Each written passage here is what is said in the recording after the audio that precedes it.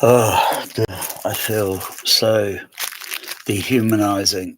Um, I think I've had enough of these. Yeah. This video not sponsored by Mini Rolls Cadbury's. Yes. Mini but mighty. Yeah, mighty on the sugar and mighty on the calories. Yeah. Okay, that's enough of those. Bloody hell. I feel a little bit melted because it's been on the microwave oven. I should have put them in the fridge. All right, that's enough of those. Oh gosh, I've had enough of the 7. I think I'll just have yeah, the 7 Up is like the burger thing, and it 7 of up. Yeah, I think I'll just have some water.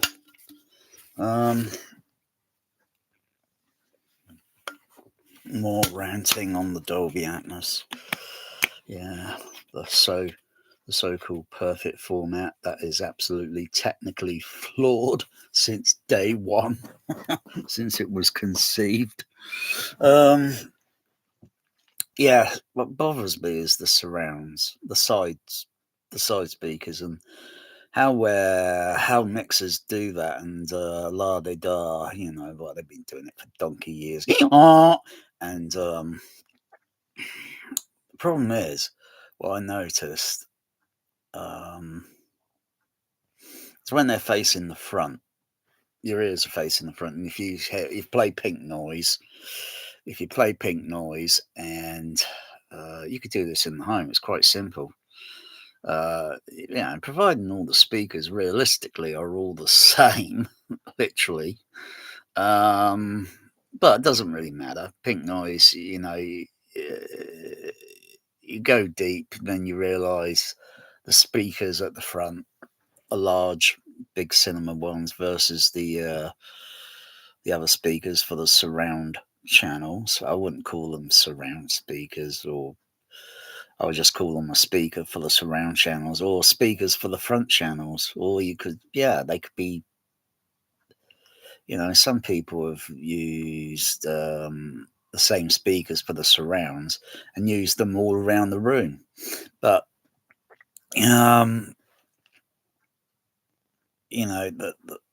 signal in the frequency response sometimes is going to be a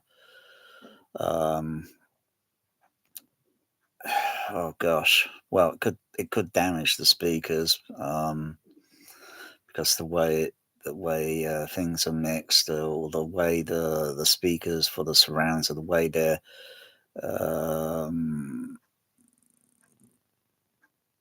I suppose elsewhere in the back of one half of the room or something, going down the side walls and then to the back.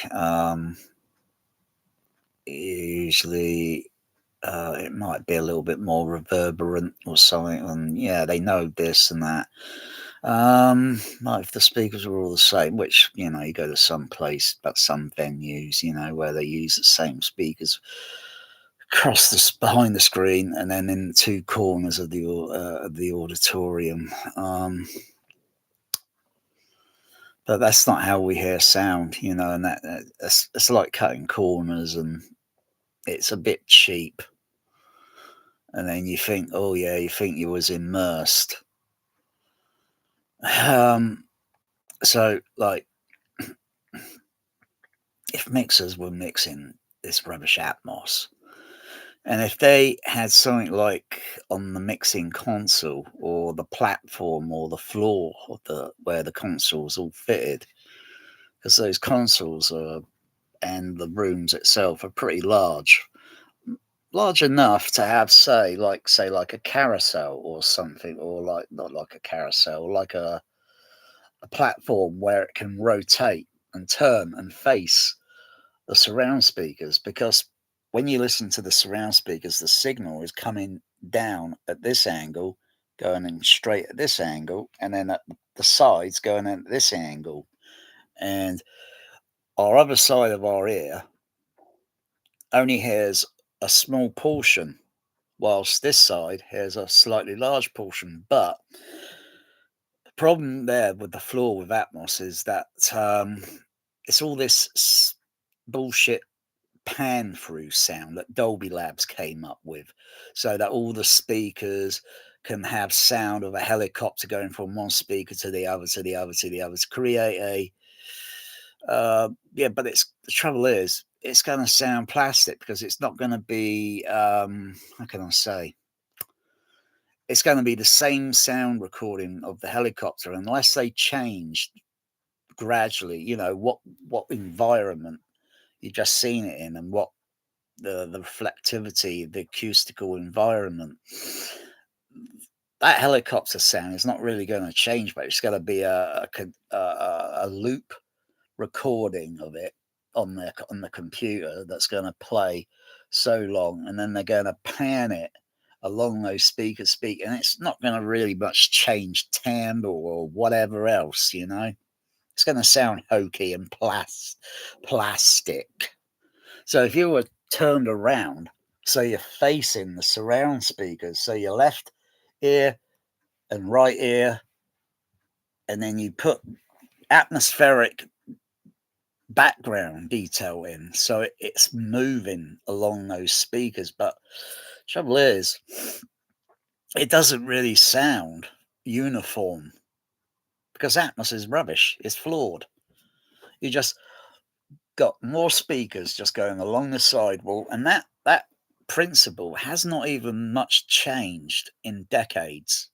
They're just adding more speakers just for the sake of, like, oh wow, this channel format's got, rather than having more speakers going down lower on the wall, you know, stepping down, and I suppose you have to draw it's a little compromise, but why?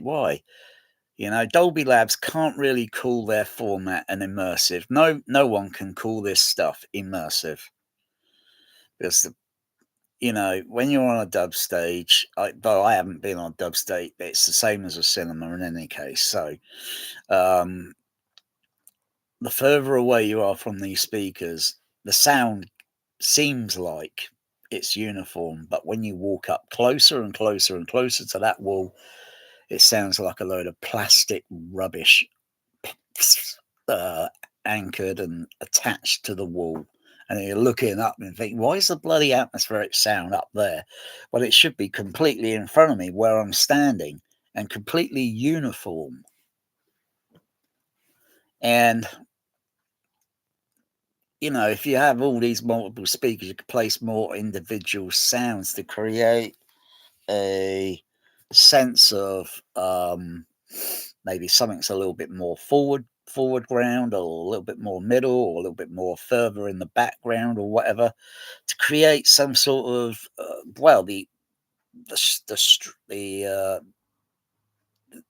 we're striving to create a something that's got to sort of give you a pinch, make you pinch yourself and think, wow, seems like I'm outside, but I know I'm inside some room, but it sounds like it's got to be like that, but it isn't. It isn't. I've heard too many rubbish Atmos mixes, including Gravity. Gravity is by no means not a perfect sounding mixing movie. Because Dolby Labs are they're not real listeners. Like I say, I've said it many times. The only thing they can hear is the cash register ringing and thinking, "Oh, they sold more products," and that's it. They don't care about, you know, the quality of what mixers should be doing. Screw the director. There should be a standard for this. And if the director is like, he shouldn't be mixing in Atmos. He should be mixing in mono. Um, because he'd be still damn lucky to get his rubbish out there in the bloody theatres to see if he makes big. Yeah, some of these, you get these movies, you always think they're going to make billions and billions and billions of stinking money at the box office. Oh, God. You sit, you pay admission to sit in an auditorium. Is that to pay to watch a a movie, or is it really that you could? What if you were well? What if you went in an auditorium but they didn't play anything? Would you still have to pay to sit in that auditorium? That's like inviting one of that's like inviting a cinema manager around your home, and you say, "Well, you're gonna come into my home, so you got to pay me fucking £20 to sit in my home." Well, you asked me to pay £20 to sit in a fucking auditorium. You see, I could get fucking queer very quickly and turn the fucking table around. Yeah. Yeah, I think that makes fucking sense. That does. You a cinema a manager or a cinema is asking you to pay £20 to sit in a fucking auditorium, and then you get cozy and all that with the bloody manager, and you say, "Oh, I like to come round and watch a movie." Yeah, you got to pay me £20. You're gonna sit in my home. You pay me fucking £20, or you give me free admission. Otherwise, I could go out and listen to the real world sound, and you know what? It makes that fucking cinema like that insignificant. I'm sick and tired of this bullshit fucking immersive bollocks. Yeah, every time you listen to sound on the on each surround channel, it just sounds like mono. It is mono. It's got no movement in this side along the wall. It's got no fucking movement. Yeah, you listen to real life and that you're hearing a lot of sound, not just at that angle, but it's spherical. It's round all this sort of way. Unless you hear an aeroplane, a little prop propellered aeroplane flying overhead during the day. Not very much at night time because that's only private airplane. Rich people that fly their little airplane during the daytime. You just catch it just when it's getting into afternoon, when it's getting dark in the winter time. You just catch one occasionally. I do round here. I'm not an idiot. Um, but yeah, it just sounds so fucking hell. And the front channels, even when you listen to the front channels, sometimes it just sounds so plastic and lifeless. It's got no fucking soul put into it. It's just a lazy sounding mix. Oh yeah, they all these mixers bragging over the years. Oh, we bust our asses and all that. We're away from our home, from our wife for bloody months on end. What am I supposed to play my little violin and feel pity for that?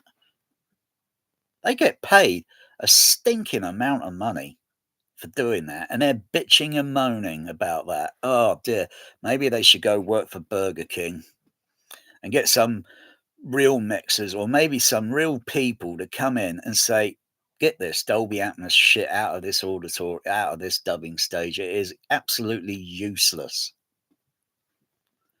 Because mixers, they are still mixing with their hands tied behind their back. They haven't got any freedom or flexibility, and yet I watched a video the other day with some mixer. He's not very he hasn't got very good IMDb credits with big movies, mostly TV stuff and a load of crappy movies that don't do real big box office. You know what I mean? And I think he works for Disney. Um, and he's bullshitting all through the video. Oh my goodness. I just can't believe it. Listening to all this bollocks today. Mind you, the video was probably about 13 years ago. And then we go from 5.1, he says, and it's like, oh, we're getting more flexible control and it's getting great and all. And then 7.1 sound. Oh, God. And then every single time trying to use the word immersive. People didn't talk like that 20 years ago. They never said the word immersive. That's something that's come from out of Dolby Labs or maybe Aura 3D or whatever. And it's like a little catchphrase. Oh dear. And you get all these Shane Lee reviewers on YouTube always bullshitting. Oh, it's immersive. Oh, I use my trim off. I use the optimizer. It makes the walls all disappear and all that bullshit. Oh dear. And you're still listening to sound along you got multiple speakers like I have in my room along the side wall. And I'll tell you, some of this Dolby pan through can be very disappointing on most movies, most Atmos movies. It is very disappointing because you would expect to hear an atmospheric sound on all the speakers that's moving. And then you get individual sounds moving around. But that's a speaker, that's like holding up my fingers like that, and they're spread apart. And there's one speaker there, and one speaker there. And the sound is hot. I call it hot jumping or something. It's hot jumping from one speaker to another. All they do is bring the fader down, it fades the sound out of the speaker, and then they pan it and fade it into the other speaker. I've done mixing on a mixing college 23 years or 4 years ago. And once I learnt that, I thought, is that it? Is that how it's done? Oh, I was not even interesting to pursue it for some sort of career. I thought it just bored the fucking hell out of me. It was depressing. But you get to something like today, and it's yeah. Who cares about Trinov and 64 channels? Who cares about that? All that's doing is adding more fucking speakers along the sidewall, and you get these home mixes. You're going to be in for a serious disappointment. And that's it. Fucking hell, the sound. What about down here, a little bit lower? If you were in a dub stage, and say someone was, you're in there, they got the scaffolding up because they don't use ladders. You'd have the scaffolding and all that, and you'd have some people very high up talking and moving around. You'd hear the sound of their footsteps on the wooden planks. You'll hear other people maybe a little bit lower down. That's how you hear sound. But do you hear that in Atmos? Absolutely not. They'll take all that sound and stuff it in this middle array going along the sidewall, and it doesn't have any height or below sound dimension to it whatsoever. It's completely plastic sounding. Very disappointing.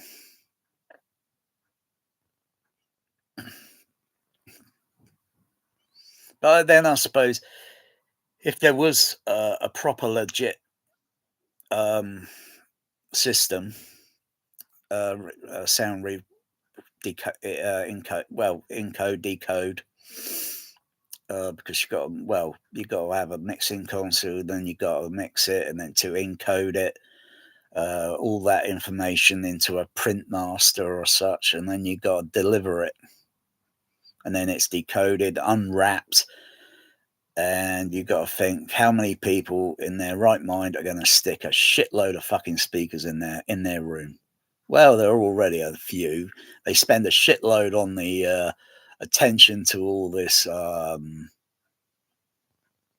aesthetics in the room and all that. But what else can it do?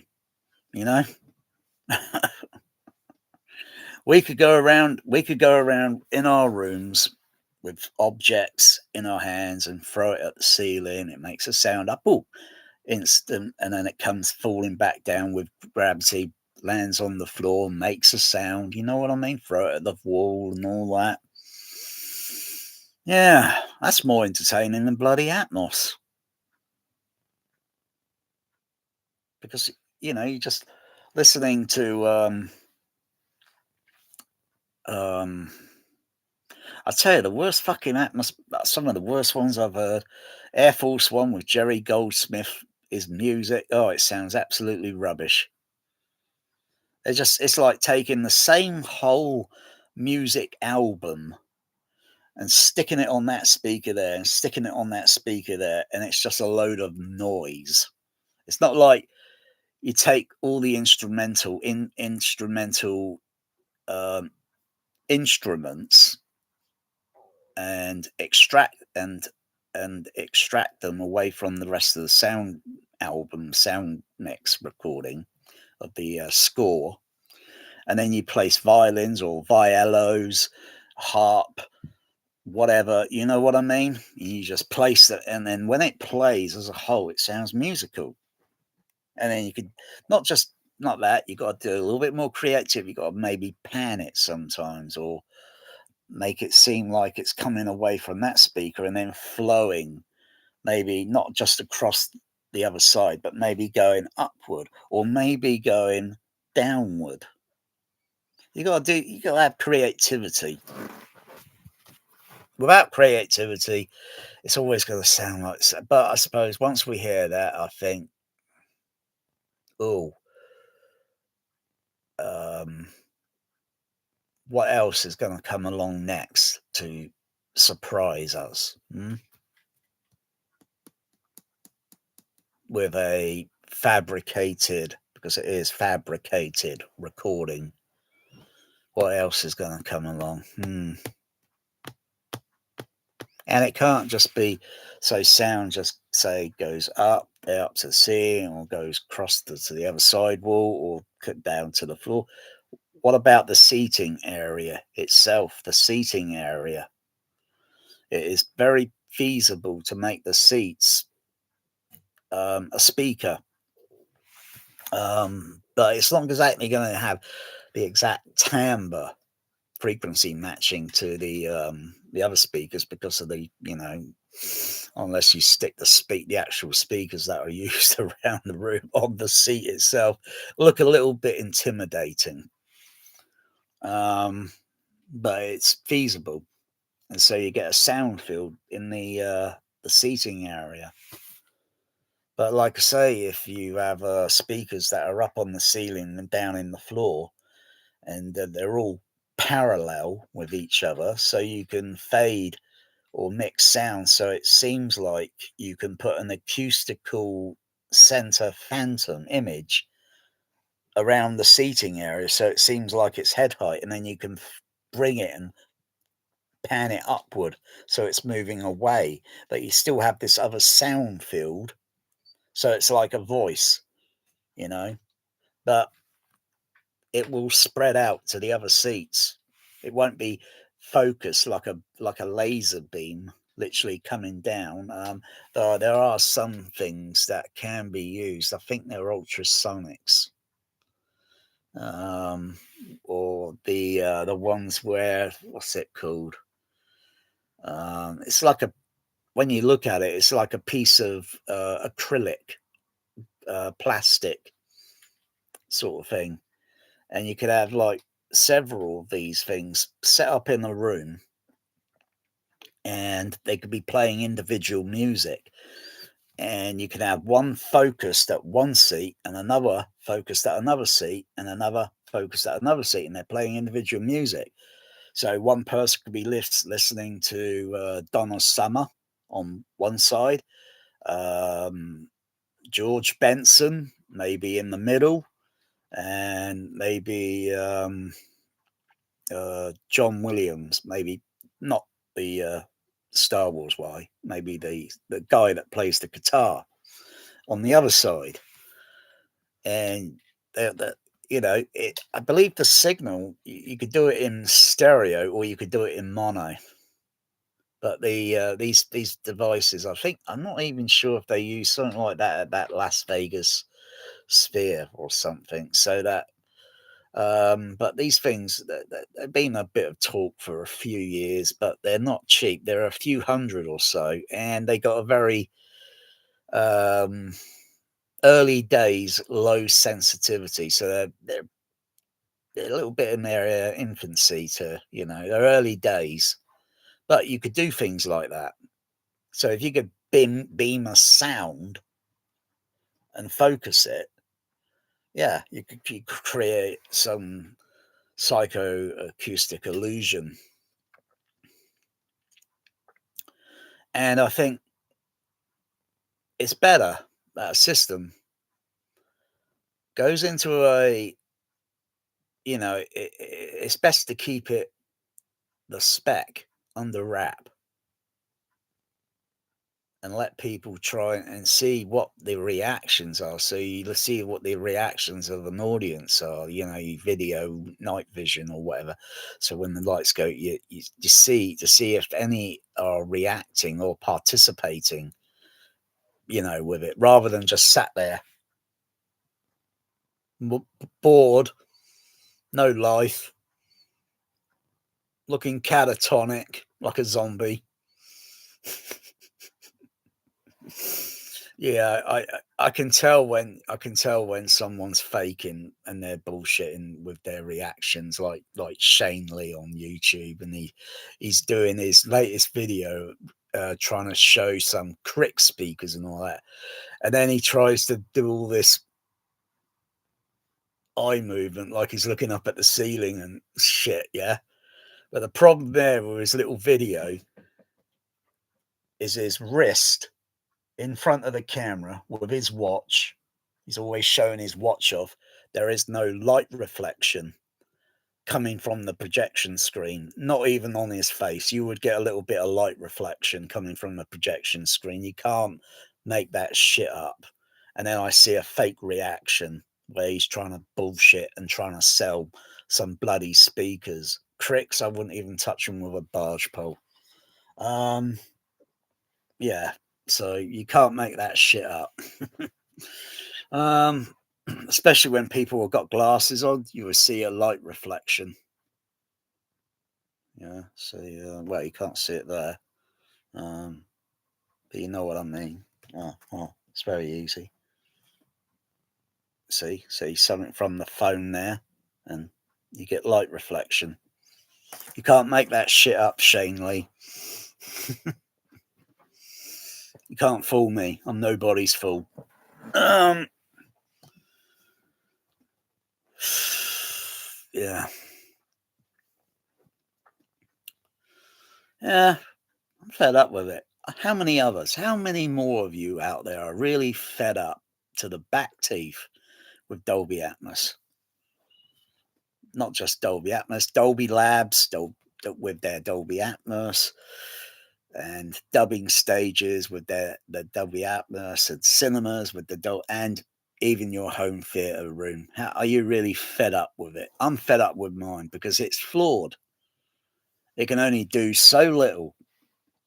Little, it's like sometimes they say less is more. How the fuck are you supposed to put, you know, it's artificial sound and you can't just stuff too much of that sound into a single speaker. It doesn't work.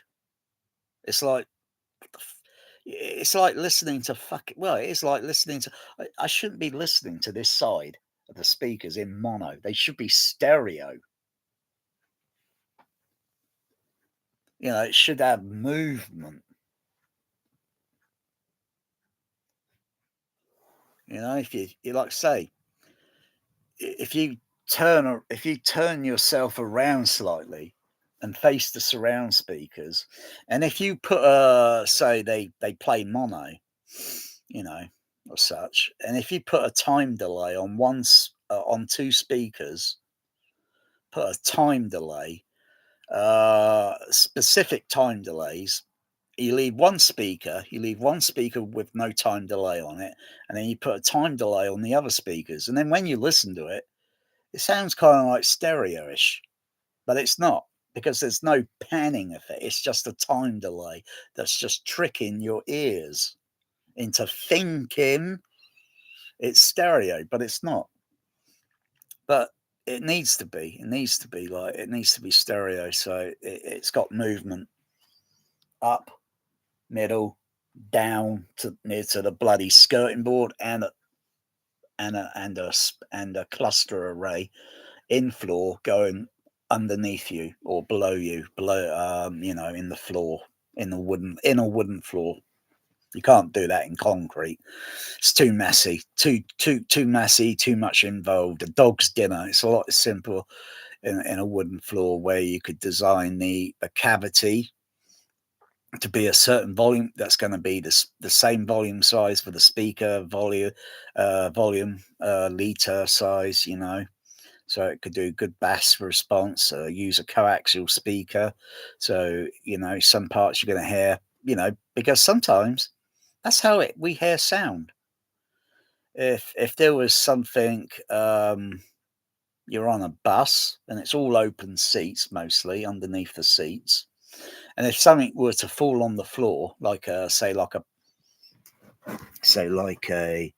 plastic bottle, or a something more like a tin can, like a Coca-Cola can, would fall on the floor and it starts rolling, that it might roll and it's going to make little tinging sounds along the floor, and it's going to hit something when it makes a ting sound, or it's going to make I know the sound it makes when because I've actually heard one landing on the floor and I look downward.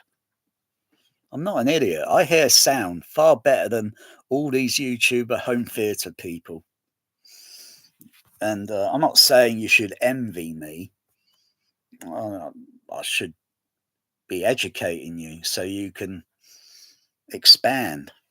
If we're all individual, we're all into sort of different things. Some people are into astronomy in a big way and probably couldn't care less much about maybe home theater, and they're into taking lots of pictures of the stars and star stacking. So you take multiple pictures and then you stack it.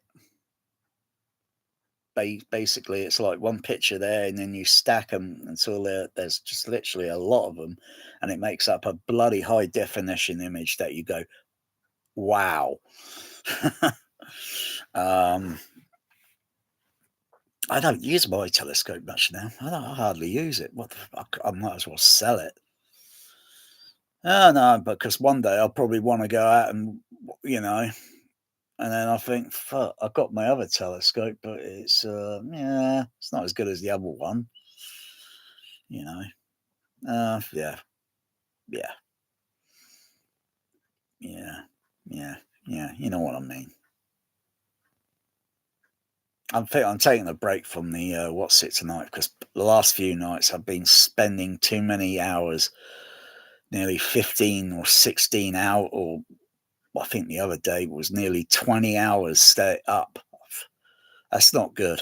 And I felt the repercussion of that, because I am not in the best of health.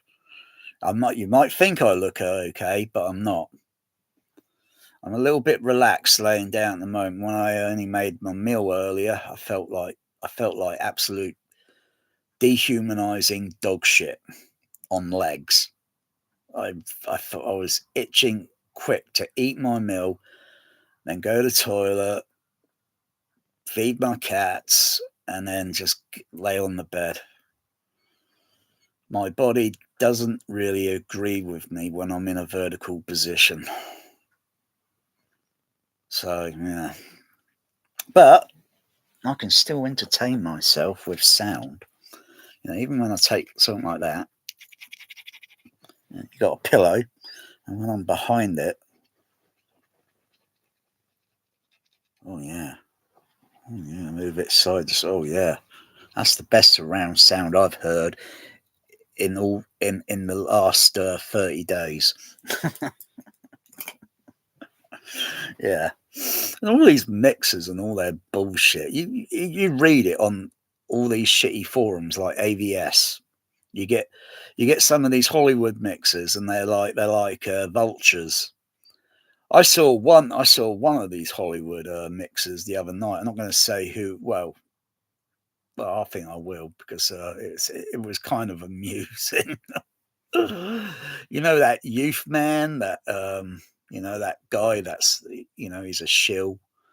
He's doing that because he I doubt youth man would want to come round to my home. He doesn't do poor people, He only does rich, stinking millionaires, and that to me is offensive. That is discrimination.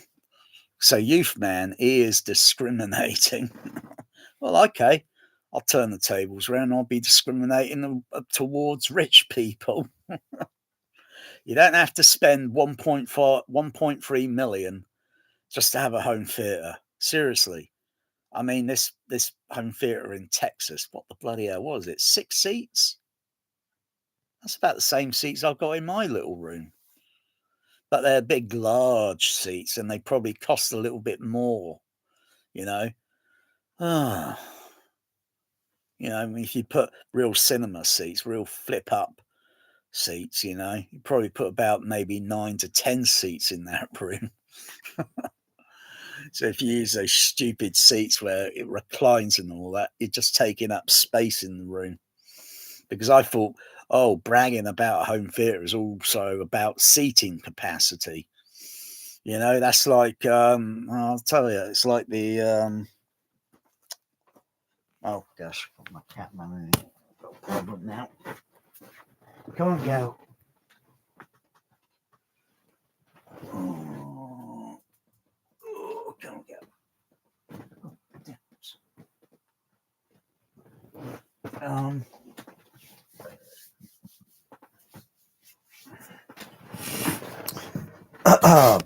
I'll just say a little story.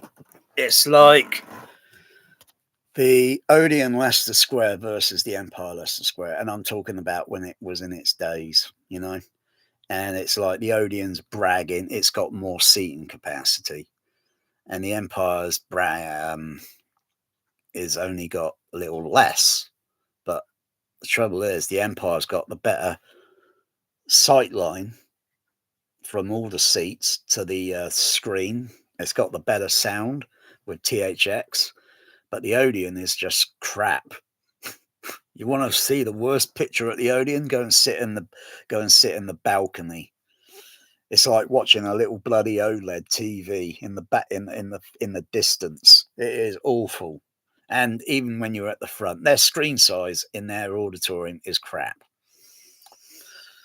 And also, you're paying a little bit more. And that's even going back that's going back some decades. You're still paying a little bit more.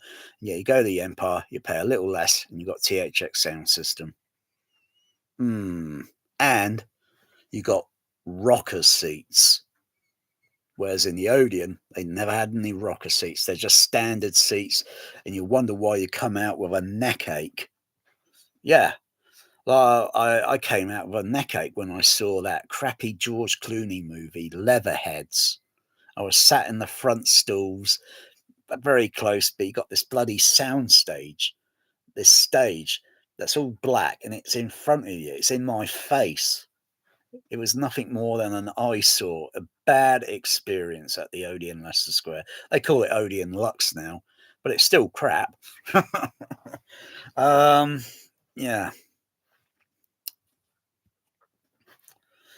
Yeah. But now you look at the poor. Well, it's not even the Empire anymore. It's a thing or something. Yeah, forget about it. Limax.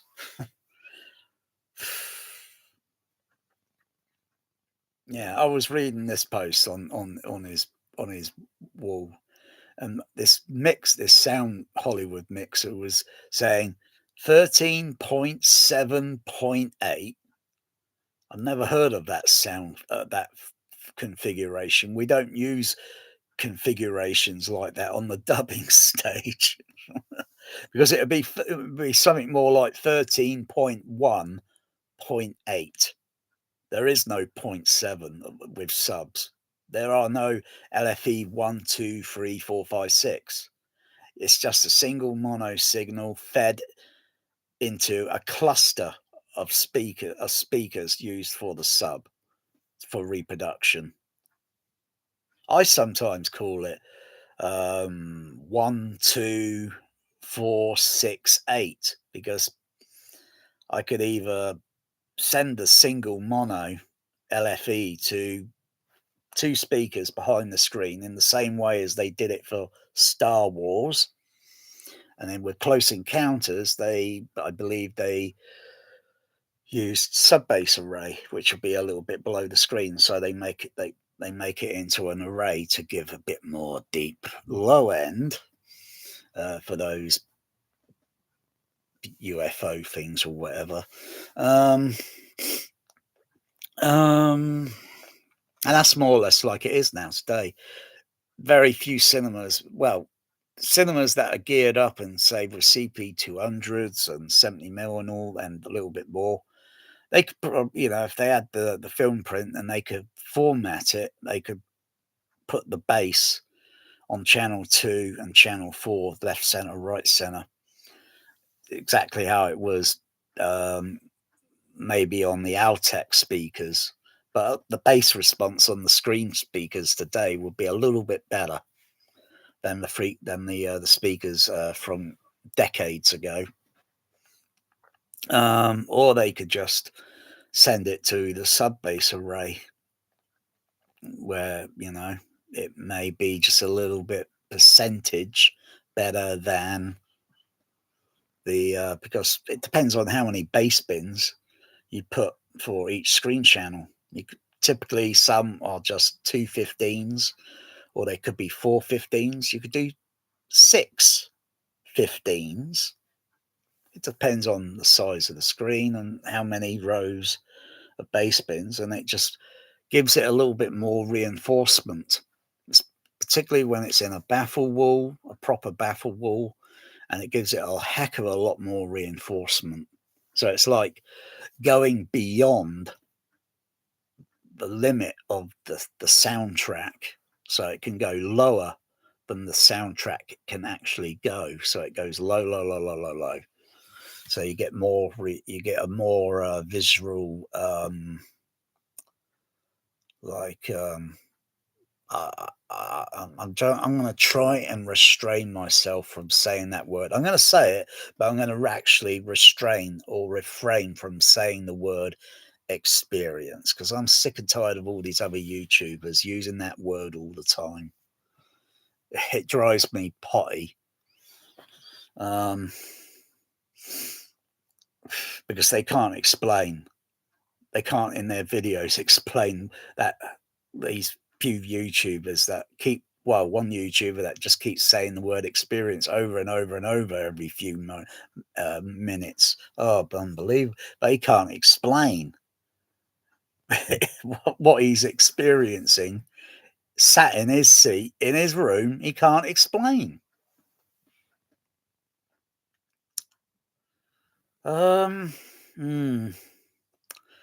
Yeah, so basically this video is going to be cut short. I'm not going to make it too long. It's just basically another roasting on Atmos to say it's flawed. I think it's just better just to use if you haven't got Atmos and you're not, you're curious about, the only thing you're going to be curious about is hearing the sound that's extracted out of a speaker, and then you can make the level louder, quieter. You can make the other speaker quieter, which I do suggest, because sometimes the mix levels on these other channels, okay, I'm not going to call it Atmos, okay, I'm going to call it other channel, is a little bit low, and I can see it clearly on the Trinov's level meters, and I'm thinking, why the bloody hell are these levels down here? The other levels are up here. How the fuck are you supposed to hear that? That's like that's like listening to some communication on the CV radio. And some signals are very low because it could be many things, but that's atmospherics. It could be their antenna, how high their antenna is up, how much power they're using, the distance, their location, and yeah, above all else, which you can't really control, is the oh gosh, the atmospheric conditions. I forgot what it's called. Is it the ionosphere? Yeah, I haven't been on CB radio for a couple of months now. I haven't turned it on. I mean, it's just the communication thing I need of the CB radio. When everything goes down and the zombies are all running around the streets, I need a CB radio because these fucking things are going to be useless. Providing, I suggest you get a CB radio and just keep it as a backup. Because when the fucking system goes down, these things will be totally useless. And you're going to need, you don't know whether you're going to be communicating with a zombie on the CB radio. Break, over and out. Roger D. Yeah. It's just like all the same. More things changed, more things remain the same.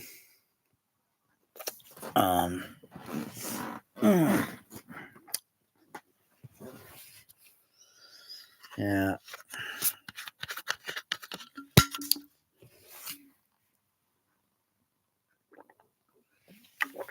Yeah, this guy was entertaining on when he was talking about it.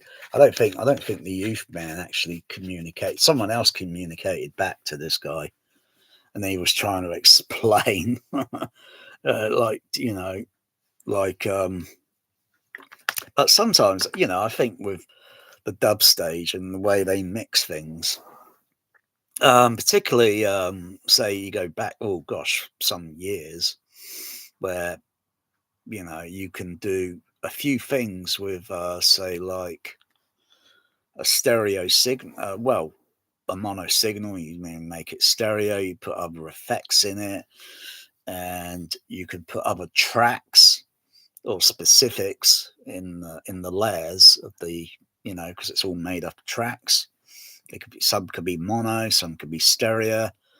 You could change polarity on the signal, make it forward plus polarity, negative polarity, and then you're going to need a decoder that can recognize. And then you've had the idea of putting, say, problem is with the center back surround is with four channels.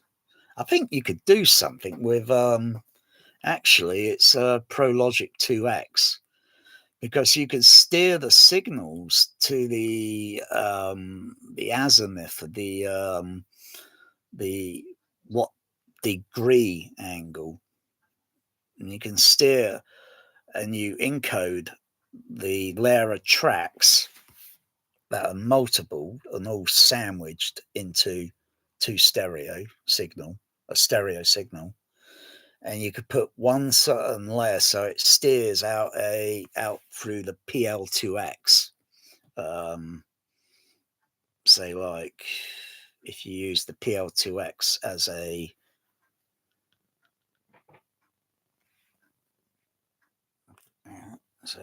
so you got to get the pan through, or the panning through the, so when it goes down the sidewall onto the back, onto the next speaker, and then back down the other sidewall, you want it to still do that.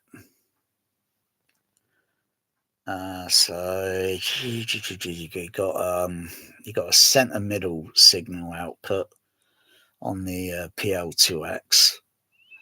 Where would that signal go to? Where would you put the speakers?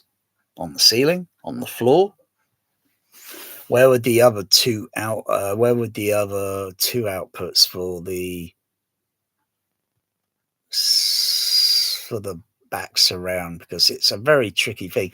I think you got to make it like take it from PL2X to a PL2 or PL3X. You got to add on an additional. So you encoding and you be able to steer the signal around so it go down the sidewall, round the back, round that, and down the side. Another one, so it's going along the floor, 1 and 2. I think, yeah, you got to really make it really clever PL something. If something like that was available, yeah. You can't piggyback two PL2X decoders onto a.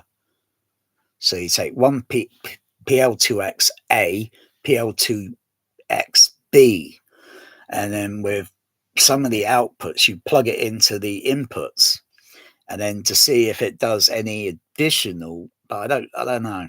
I don't know if it would do that. It's just guessing. It's in my mind. It's just theory. You got to actually test it, and then test it with some specific content to see whether it does anything or different, or if it does the same thing. But going back sort of like many years, like say like a razor, Arnold Schwarzenegger, and you got a scene in the movie where there's a scene where he breaks into the building with that girl lady, and you got the James Caan guy, and he got these barrier doors that come down. And he says, "My rules now, John. You mess with me, and I'll cut her up and mail her to you in pieces." And then he runs off, right? He runs off to get the helicopter. Get to the chopper. And then, he's like banging the door because he can't get through it. And then he looks around and he sees the water suppression sprinkler on the ceiling. Bang, bang, bang. Can you actually do that with your gun? Start shooting it.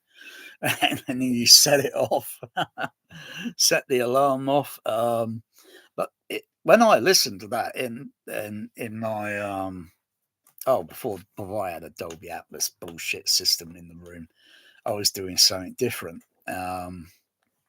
And some of the sound recording in the stereo surrounding that had a I could steer the decoder or the signal would steer and go to a specific, like the voice on the alarm. I think it's a female voice that's announcing there's a fire and all that, and it was sound in a specific direction in the room. I think I had it going overhead, and then probably something else going on the floor, and then down the side walls.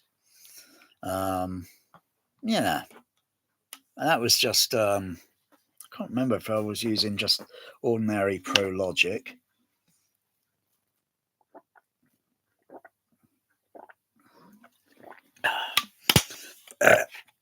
If you use the Pro Logic 2X, you could get a few more outputs, and then you just place the speakers. And you got to watch the continuity of the film, the image and sound. You got to look at the continuity to see if anything makes any sense. Although it's never always really going to make sense, because it's going to be sometimes random, because it was not intended. If it was intended, they could steer the sounds or sound effects or such to specific positions. So the decoder will see it and map it and place it in those outputs to those the speaker positions located in the room to give a better, you know, like, oh, wow, that's an improvement, rather than just listening to it in just the usual way, because it's like, fucking hell, can I do a little bit better with this? Come on, please. This is not how I hear things in reality. And then you get to Atmos and it's just like bloody boring. You know, everyone thinks it's the creme de la creme. Oh, please, trust me, it is not the creme de la creme.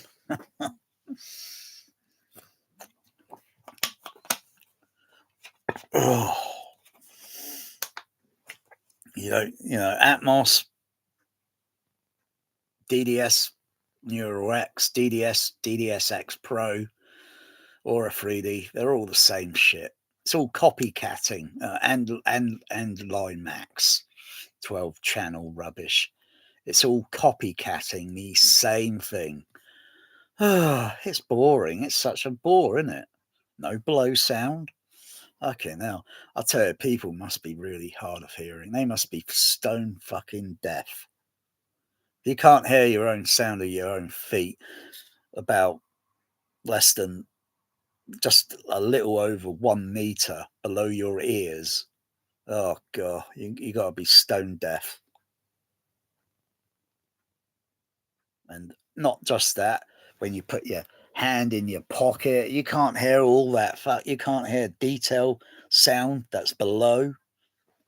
Look, there's my ears, and if I rub my shoulder, it's down at that angle. It's not up at this angle like you hear it on a fucking film mix behind the bloody screen. I hear it down at this angle. Ah, I can take this little thing, a little bit of plastic, make a go there, rub it. It gets louder. Move it away, gets distant, and I'm still rubbing it at the same. If I rub it a little harder, as I gradually move it away, it will sound like it's at the same amplitude level when it's close to my ear and I'm moving it away. Does that make any sense to any of you? If it doesn't, maybe you should try it. If it's a sound that's actually playing because it's when rubbing and then increasing to the amplitude,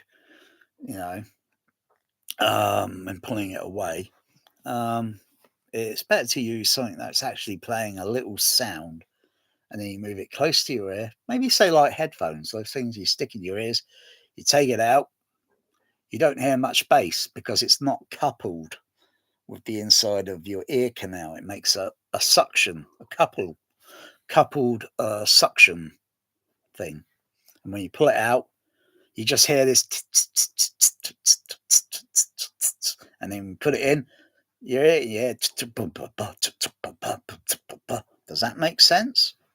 If it doesn't, then I must be doing something wrong with my little ranting here. I should have maybe pursued sound because, yeah, but then might as well just get trained chimpanzees to mess around on a mixing console today. It's disgraceful that they want to make money out of sound. It's disgraceful. That's like handling this plastic bottle and doing all this stuff with it, and then you record it and you sell it for fucking money. That seriously, it is. I think the Hollywood industry is like pedophilia shit. It's like selling. It's like child sex trafficking, selling and shit. This is free, although the water, we all know the politics of that, and the bottle.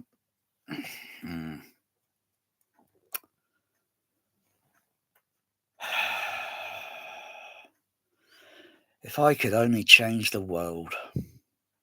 Sorry, I'll rephrase. If I could only change the social society.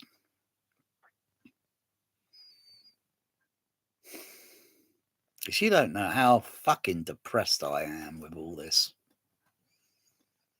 You die, and then you just fade away. You probably don't care much about all the, and it's only going to be a few things that you're going to care about before you, before you're, you know,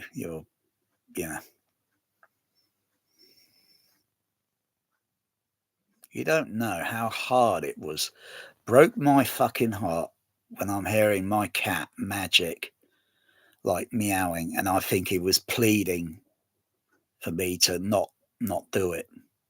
But the vet was giving me all this and that, and I don't know whether I should believe the vet or or maybe the vet's been doing it too much, and he gets a kick out of it, having to administer and then watch your pet fall away from you. You don't know how much that fucking broke and ripped my heart out because I think it's all bullshit.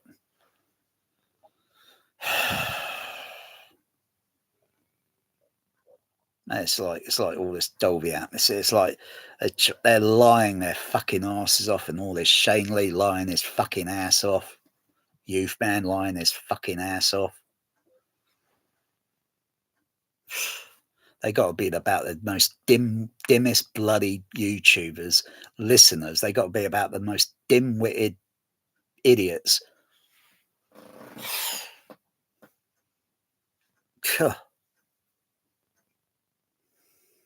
Bloody all this immersive bullshit.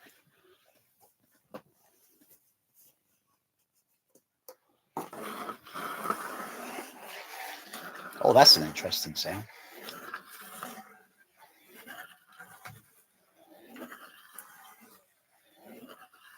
If I can only extend my hair arm a little bit higher up and then go along the ceiling. Oh yeah, I need to be that guy. Was it from the Fantastic Four, Mr. Stretch or whatever it is? But doing that,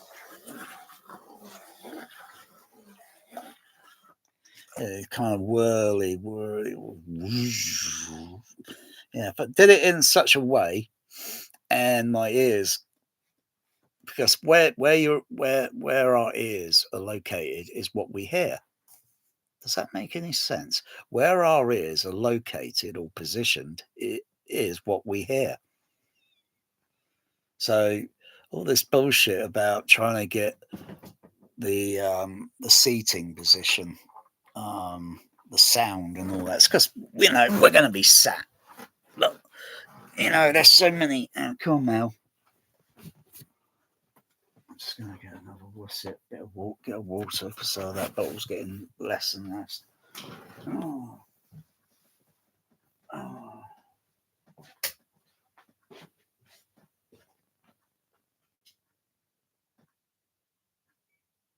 Hey, what are you doing? Stop throwing things around.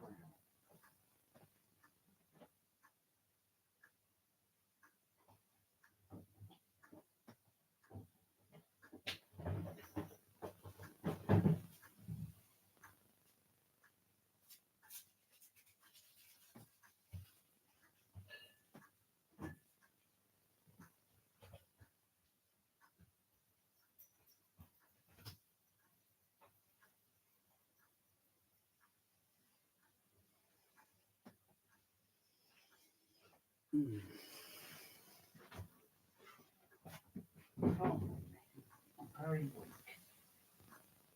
Very poorly. Very poorly. I feel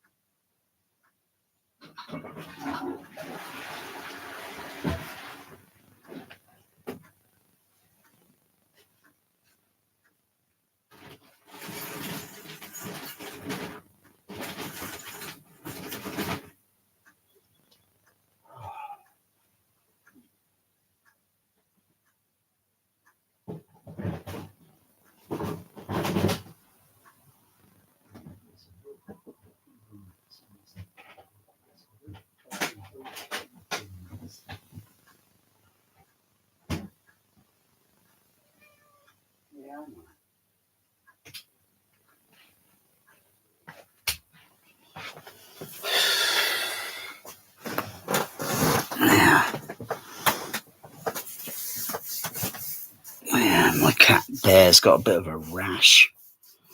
Oh, sometimes the rash comes up and it fades after maybe a few days and that. Oh, he's got some issues. You know, you look up the information, cats and all that, pets, rashes. Yeah, you could probably get some things to combat the issue. Just like we get rashes and then we get something and it combats. Um, so I'm sick and tired of asking someone to help me tell I have to get on the bus or ask someone to help. I'm sick and tired of that. You can't call a vet up today. You cannot call a fucking vet up and get straight through on the hotline. You got to go through. You got to jump through red tape and over bloody hurdles just to get your fucking call in. It's pathetic. The system today is absolutely fucking pathetic and fucking slow. It's almost dehumanizing.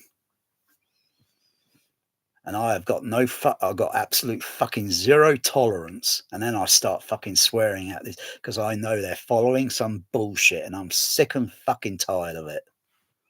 You go back before fucking COVID, you didn't have this fucking nonsense too much to get through.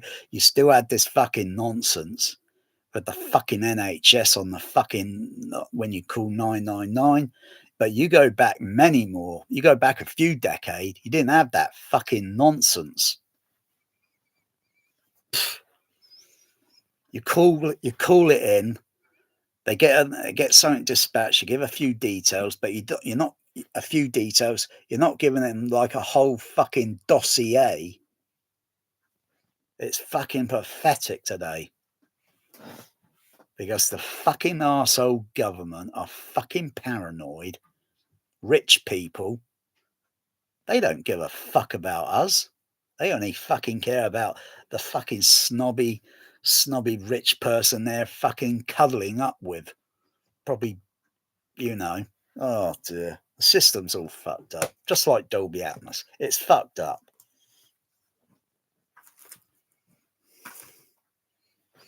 Load of bollocks. You go back so many decades and it's like, oh wow, Dolby Stereo. Oh wow.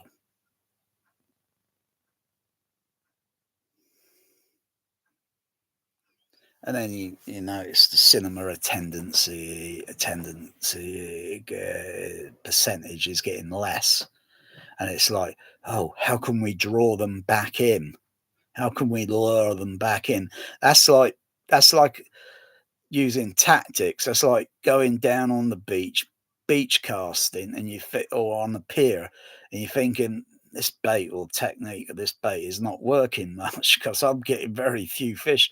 I look at this other guy, a few rows along, and he's got like bloody 20 mackerel, and I've only got bloody one. What the bloody hell? Maybe I should be in his spot, but he's going to tell me to shove off. This is my spot. You know. You got to think maybe if I put something different on the bait, try that. You look at what bait he's got.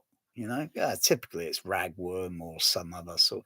You got to look at the technique, but it might be just a spot in the area under the ocean. That's propagating with mackerel, and over this side there's less propagation. Maybe a little bit further up over but another angle, there's a bit more propagation on mackerel going around. And you think, bloody hell, you need a scanner to say, oh yeah, the mackerel's over there. So I need to cast my line, whoosh, over in that direction. Yeah, I mean, what does mackerel taste like? To be honest, I don't think I've ever had mackerel on a plate. And I think, poor creature. Okay, now it's just, and you get these fucking arseholes with fucking beach casting. I'd done that fucking years ago. I liked it, I enjoyed it, but would I do it again? No, because I think it's cruel. But I go and still eat fish and chips. So it makes me a fucking hypocrite. Okay, it makes me a fucking hypocrite. But I wouldn't like to because it's fucking cruel when you fucking catch a fish and you sometimes if it's a certain fish and you know it's undersized and you got to unhook it, you think, okay, now that's got to hurt. You stick a hook through your own fucking lip, it's gonna fucking hurt. It really, it's gonna be so fucking awkward. You're gonna think, how the fuck you're gonna get it out, and you're gonna be going down the fucking hospital, and they'll say, "What brings you in today?" This. I was doing a demonstration. I thought I'd pretend to be a fish and stick a hook for it, and then I realised it's awkward, and now I have to go and get a pair of pliers and then clip it. So they take this part out here, and then take the other part out because you're not going to be thinking, I need a pair of wasset to clip it off, because there's no way because you're going to pull the fucking skin out on your bloody lip. Can you imagine how stupid that would be? Yeah, there'll be stupid people that actually do that, I would imagine. Stick a hook in your mouth. Pretend you're a fish. Oh dear. I know why there's not many comments being put here down here, because I know you're all scared of me. You think I'm gonna bite your head off. You're damn right I'll bite your head off. I take no prisoners, no mercy. No prisoners.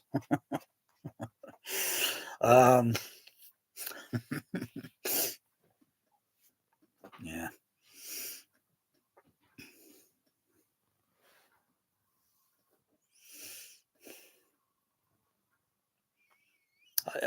I find it amusing sometimes when I see all these YouTubers and they're setting up their home theatre and they do all these fake thumbnails where they're sat in a seat, they're turning around, like looking at the camera and going like that. Like it's like, oh whoa, it's an alert. Oh yeah, we should watch this video. And you just see, fucking hell, why is this room larger than mine? And they're putting in these crappy small home theatre speakers because they're only going to give a certain output in dynamic range, and it's like, I could put out quite enough in my room, or less is more. I just put a low pass filter on the screen channel and turn it down from 0.1 dB down to 12, down to 15, about minus 15. And I can shape that low pass filter to be either a bit sharp, so it goes up to 100 hertz, or I could bring it down or such, so it will shelve off the low end, so it won't sound stupid, exaggerated, ridiculous. I could do that, and it makes the speaker. Guess what? It makes the speaker almost sound like a little Bose Cube speaker. Mind you, I'd still have to do a little bit of additional crossover. Yeah, there's a guy. I don't know why he's bothering to do that on YouTube. He's messing around with little Bose cubes, but I'm surprised, But don't think for one moment. Don't think for one moment or the output signal for these overhead speakers. It can go down into infrasonic low frequency. You don't know when it's going to bite. And if you have the levels set up incorrectly, that little bass driver could get pushed out of its position and it might bottom it out. That's it, bottom it out. Don't think for one moment. You play the wrong movie and it's goodbye to those overhead speakers.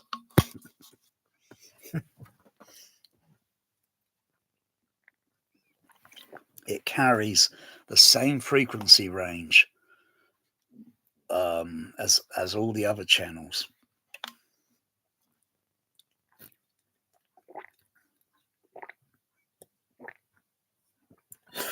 So if you've got crappy little atmos speakers like those SVSs or whatever, and they say they're atmos, I thought that was everything. Oh, yeah. Hmm. I don't think those SBS speakers are going to be handling much low end. That's why you use a separate subs. You don't dump it. You don't dump all that you don't dump all that bass into the sub that's used for the LFE. You don't do that. That's incorrect. And it's got nothing to do with each of their own. It is incorrect. That's not how they do it in a cinema. The subs in the front of the screen, behind the screen, are only for LFE signal only, and only that, or maybe bass extension if it's a Dolby Stereo 424 matrix, and they divert some some bass into it to give it a little bit more extension. The surrounds should have their own sub, and it located elsewhere in the room, not in the front, but elsewhere in the room, on the side walls, maybe up on the ceiling, or somewhere on the back wall. And there's only few that do that. I don't even do that yet. I've got plenty of sub boxes in the room where I can just I can't you can't even route it through a Trinov, because it's going to go to the point where you're trading off full range channel reproduction, if it could do that, provided the crappy home Atmos mix is capable. Otherwise, yeah, you could take it into you could take the outputs. You could still probably put a crossover slope on it, but you don't divert that signal to any of the subs for the LFE. You just put a crossover slope additional onto it. So no, that's a problem there, because then you got you got six out. You got typically, well, in my setup, I've got a little bit more.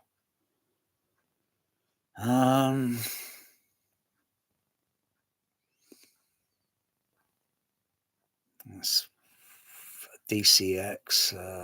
That's like, yeah, two Behringer DCXs. So that's two Behringer DCXs. And if I use the DCX, DCX-A, and I turn it around, so it's in the rack and you're looking it forward. So if I were to turn it around, so it's like looking up at the speakers on the left side. So channel A, B, and C would be like height 1, height 2, height 3. Yeah.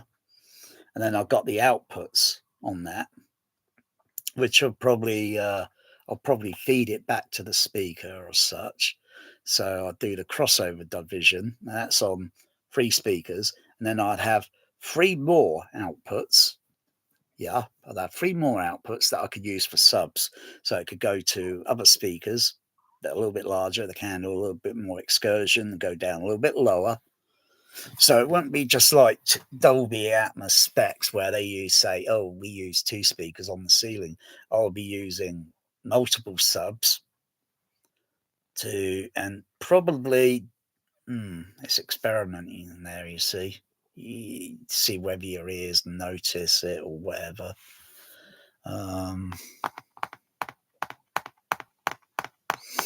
But typically, you're going to feel low end, and then I could do the same thing for the other side, That's like 2 Behringer DCXs. You get them sometimes inexpensively, and you get them cheap, secondhand.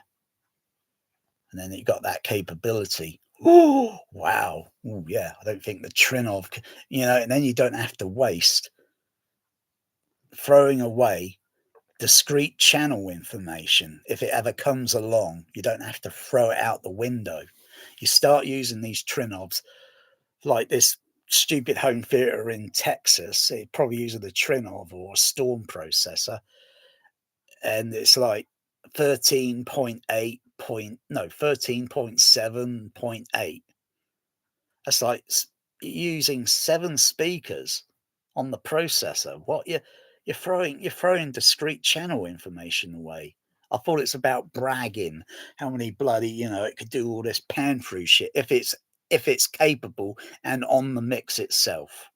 If it ain't, those speakers are dud. They're doing fuck all during 2-hour movie. The other speakers are active, but the other ones, no. Understand? Do you understand? Good. So you use a DCX and you can, yeah, yeah. You have six subs on the ceiling. Do you put them spread apart, or do you put them clustered, or it's experimenting? Because your ear is going to notice a certain pressure, a certain subtle movement. But again, it depends on what information is going to the overhead. Sometimes the bass signal may not even be strong enough. It may not even be go down infrasonic. And it's like, fucking hell, what's the fucking point of this? If they're going to mix crap on a dub stage with a crappy, overrated director, because they are all overrated. They're none of them that are underrated. They're all overrated.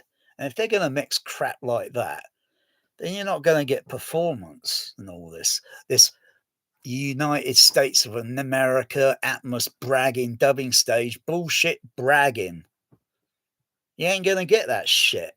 I thought they're braggers, the Americans, and they can't even mix fucking low all the time. They're mixing a little bit too high up, and my cat is throwing shit around in the kitchen.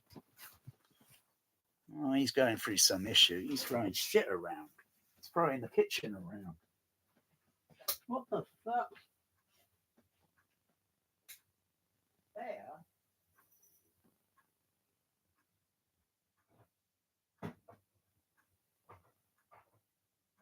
What are you doing? What? What are you doing? Okay, now. Okay, now. I'm hearing the real shit here. This is a lot entertaining than fucking shitty fucking America and its fucking atmos shit dubbing stages. I'm hearing the real shit here. My cat Bear is throwing shit around, aren't you? You're throwing shit around. I need to relax because my sugar levels, Bear, are absolutely crap. I've got to drink water. I've got to drink some fucking water. I've got to get my fucking. I've got to lay low for a couple of days. I've got to lay low for a few days. It's this fucking atmos shit in America and all this bollocks. Even the British, even the fucking British, the fucking United Kingdom. Waste of fucking time. Even fucking New Zealand and Australia.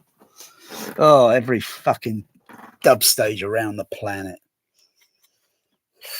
Well, every dub stage around the social society. It's really making my arse ache. Like Tron arse. It's really making it arse ache. Fed up with all this. So, yeah, you could do that shit, but yeah, I'd get subs that are pretty cheap. Not too expensive. None of this home theater shit that Shane Lee is trying to sell on YouTube. Because you might be in for a disappointment. I'll give you an example of some movies. It's a shit, crappy movie. What's it called now?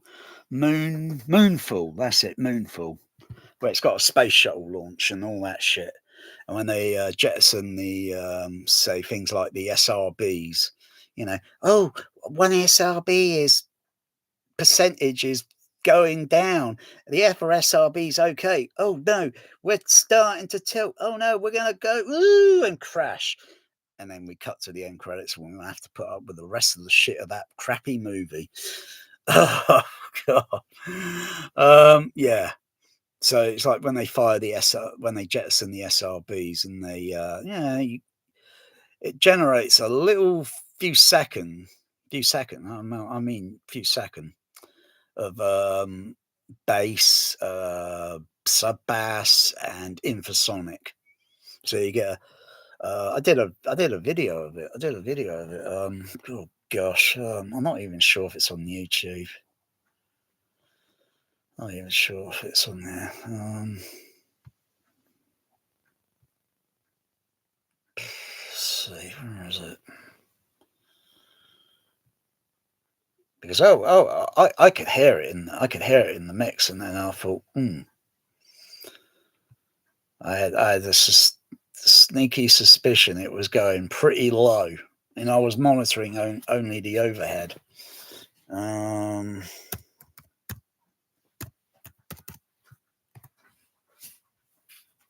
oh, what's my cat Bear doing?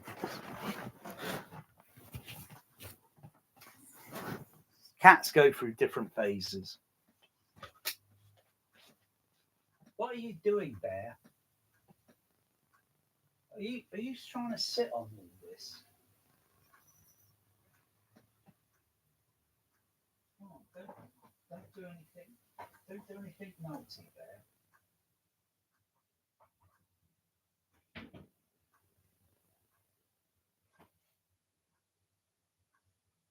Don't do anything naughty, Bear.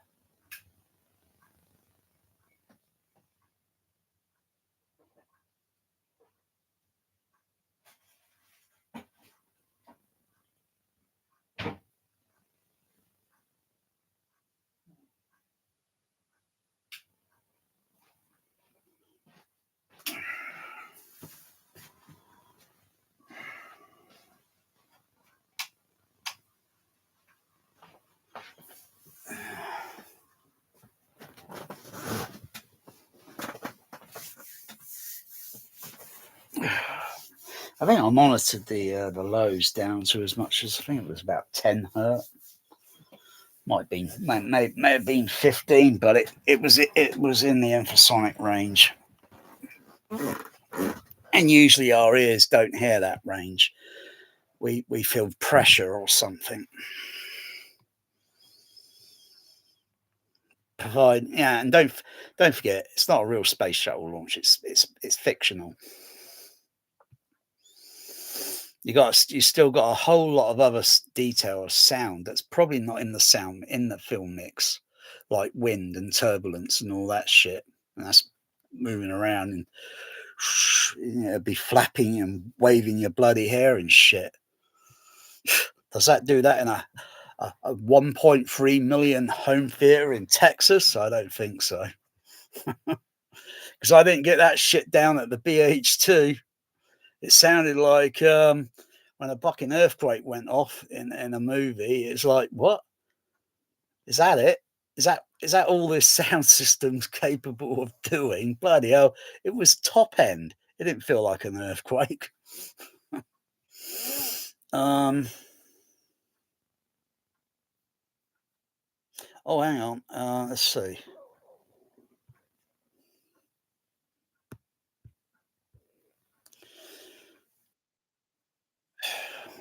Won't be able to hear this. Let's see if someone there is there. Chat. I don't know. Whenever. Whatever.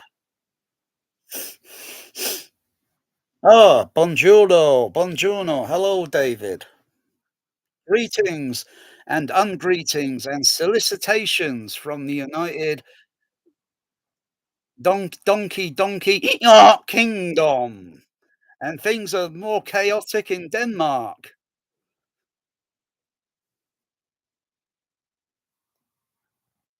Yeah, don't go too far to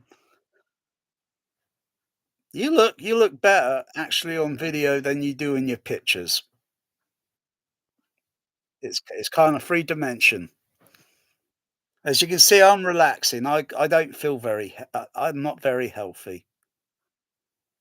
My sugar level is very high at the moment, and I've been doing naughty. I've been naughty, and this video here is sponsored by Mini Roll,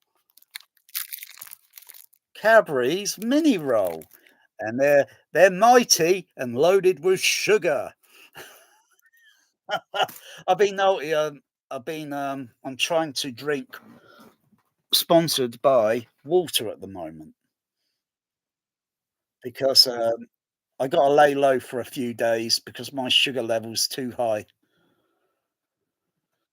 All your glucose, and it makes you feel like you've done some drugs. Yeah, it's not good. It's not good. It doesn't feel good. It's not good. So you feel relaxed. You feel very tense there.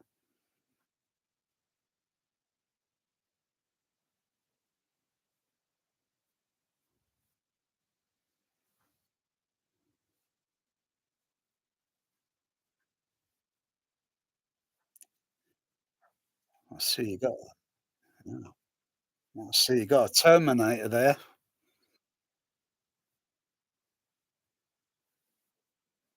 You got an enter skeleton T800.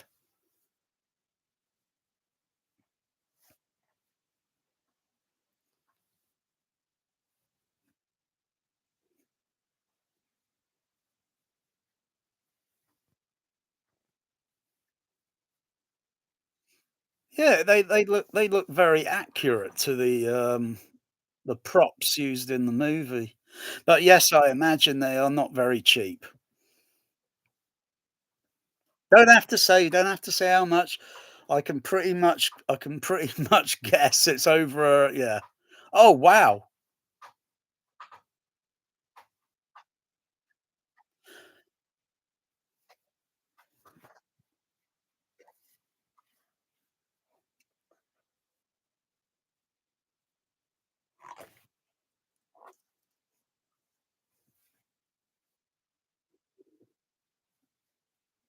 They should they should have put a little servo motors inside, so when you turn it on, the hand moves to make it a little bit more creepy. They could do that. That looks cool. I'm not into collecting things like that. I'm not into that collection, but, they look neat. It's like having your little own Hollywood, what they call it? Hollywood, oh gosh, what was that place? Hollywood.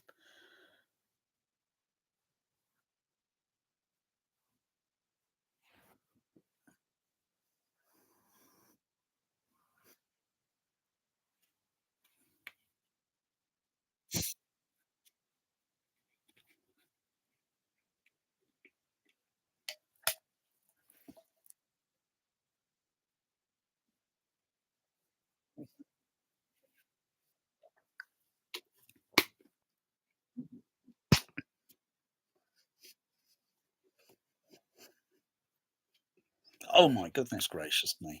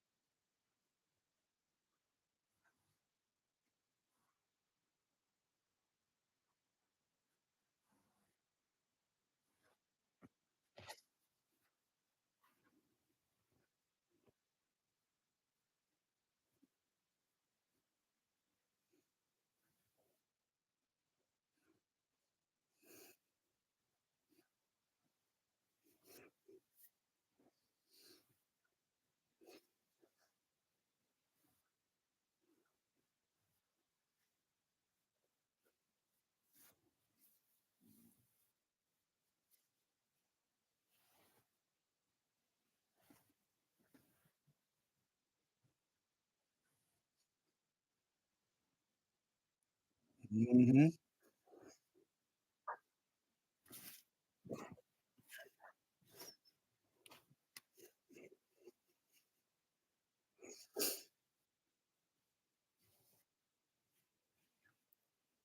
You don't get much isolated scores on when they first came around. They started on a little bit on Laserdisc, but not as, a stereo or even a 5.1 because it was only limited to what you could fit on the disc.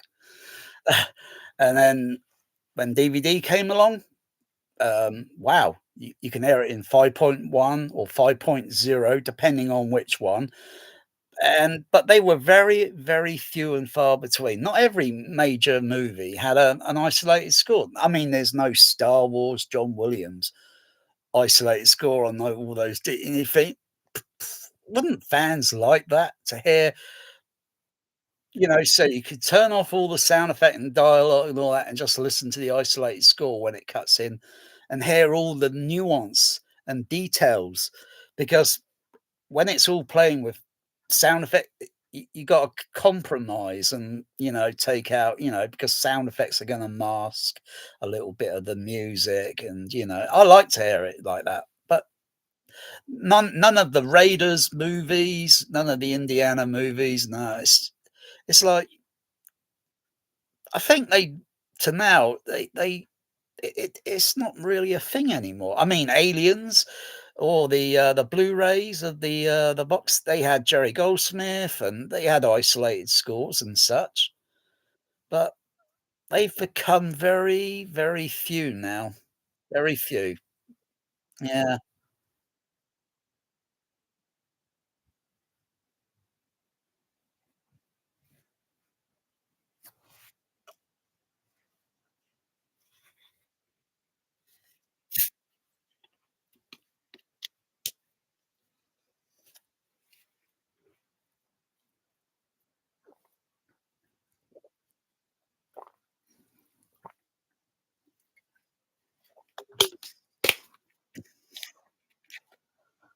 Those are just mono isolated scores, aren't they? Yeah, because you'd have one side that might have an audio commentary on the analog and then one side with isolated music.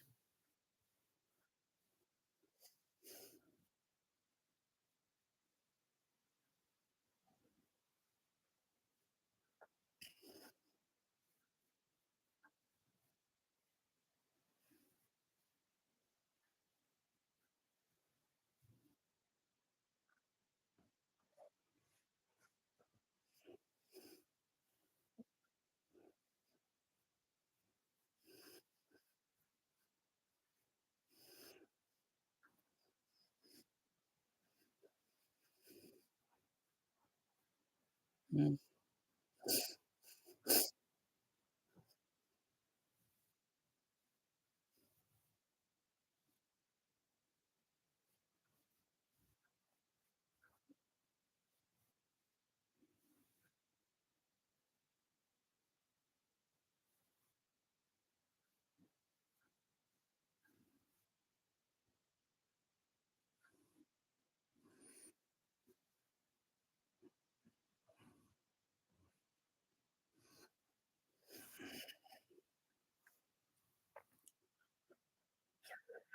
mm.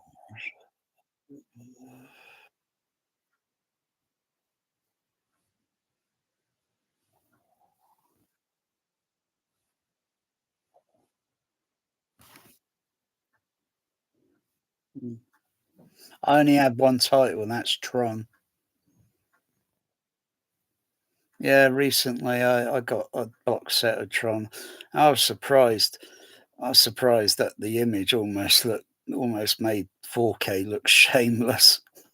I mean, I've seen some bad rubbish laserdisc transfers sometimes, but I was pretty surprised with it that, oh wow. But yeah, it does have a few little issues on that Tron. It's got a little bit of a humming sound in the background. Probably from the magnetic soundtrack or something. It's got a little humming sound when it goes quiet.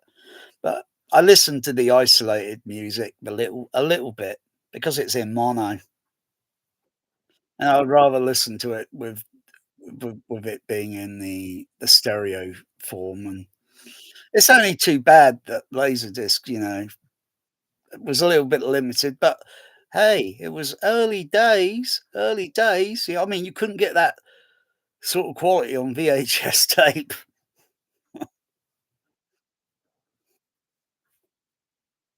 Well, actually, that's not true. You could get that quality on VHS.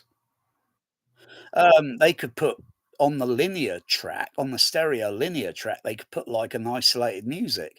On the hi-fi track, they could put the dialogue, music, and effects. But you need a VHS player that can play linear stereo and hi-fi stereo, and then you just switch between the two. Yeah, that's feasible.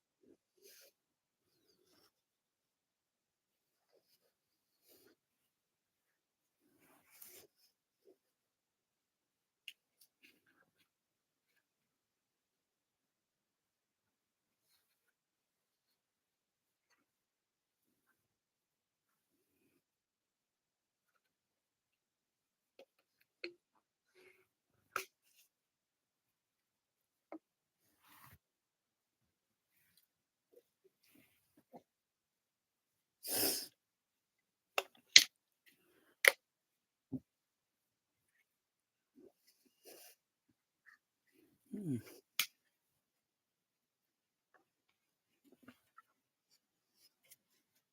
You're more like what I would be if this were maybe 28 years or so ago. I'm a little different now. I'm a little bit more cynical, but I would be into cataloging things, but I'm not into that anymore. Politics with films and everything else, it's changed me. It's just sadly I've changed. But yeah, I'm interested. I'm interested of your cataloging there.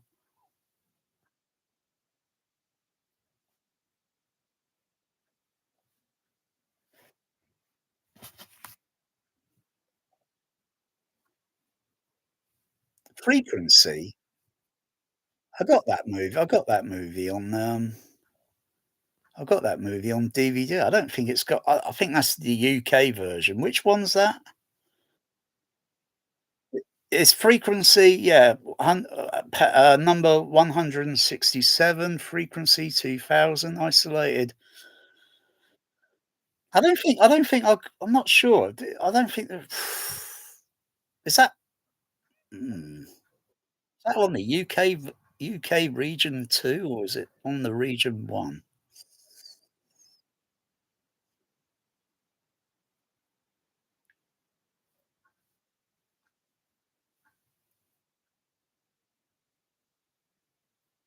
Yeah, yeah, yeah, region 1.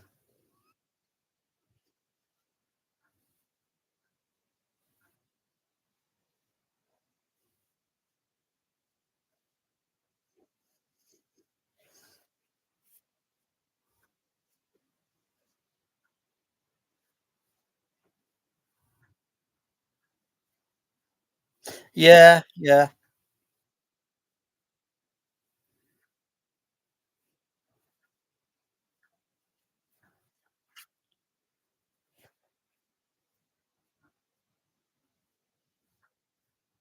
Yeah, it's even worse on Japanese Laserdisc. You get a Japanese Laserdisc, and if they show anything like, hairy beavers or pussy or anything like that in Blue Thunder, the movie, you know what? They put a blotch over the image and they're hiding it, and you think, "You gotta be kidding me. What is this?" You gotta buy the NTSC USA version. Oh, where they censor things or they cut something out of it. Oh my goodness.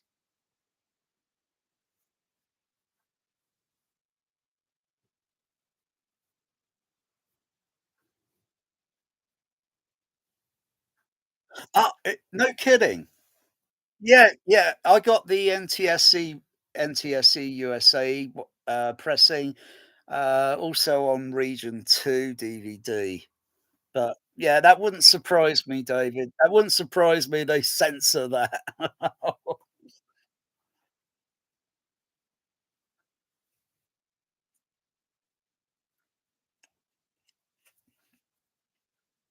Oh, a little bit open matte, a little bit open matte. Oh, yeah.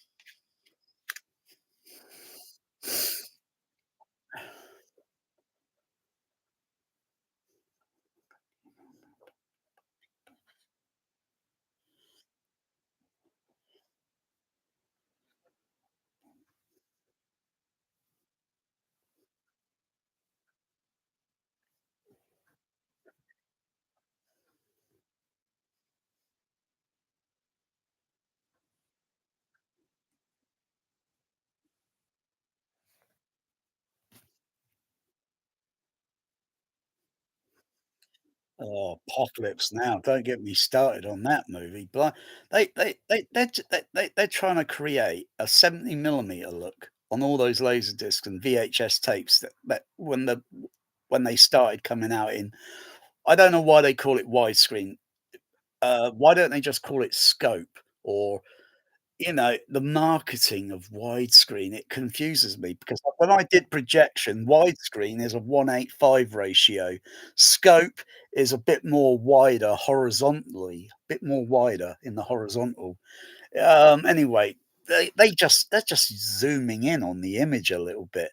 And oh, yeah, it goes from VHS laserdisc, DVD, the son of the DVD, and then Blu-ray, and then when it came out on Blu-ray, they show the whole width of you see those helicopters, da da da da da da da da da, and you see the whole width a little bit. I've seen the movie 35 millimeter projected at a late night show back in the 1990s, and it was like, wow, look at that width of that image. But, when you look at it on the VHS or the later that you had at home, it was a little bit cropped off.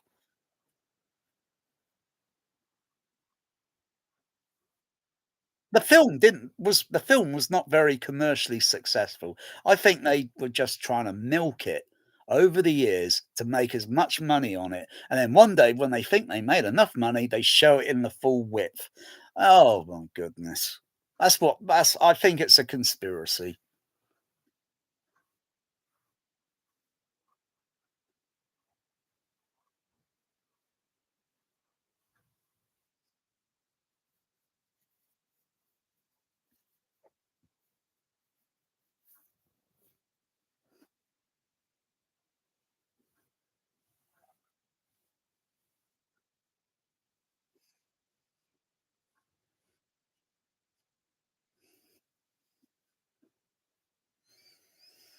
Yeah, they don't do much of that now.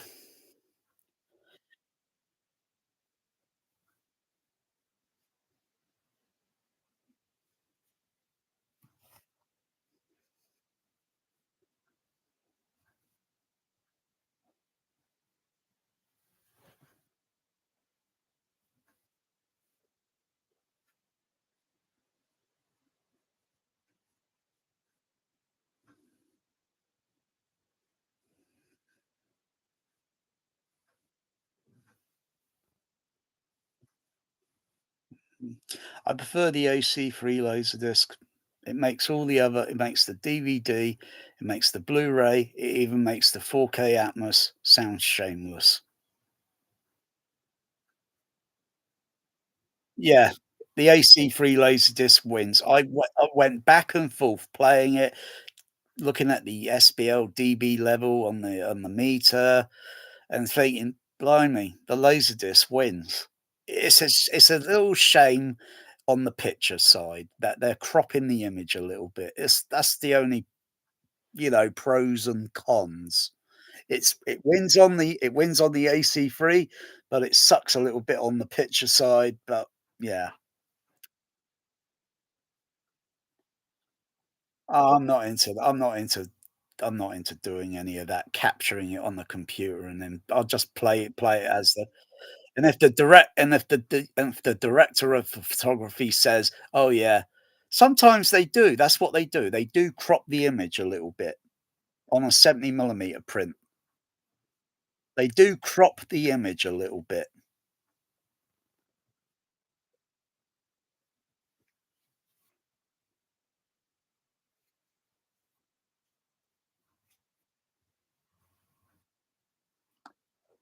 Oh my god, Deep Star 6 there. Oh, please. I got Deep Star 6 on Laserdisc. It's got laser rot all over it. Oh, dear. Yeah. Terrible. Oh, that movie is god awful.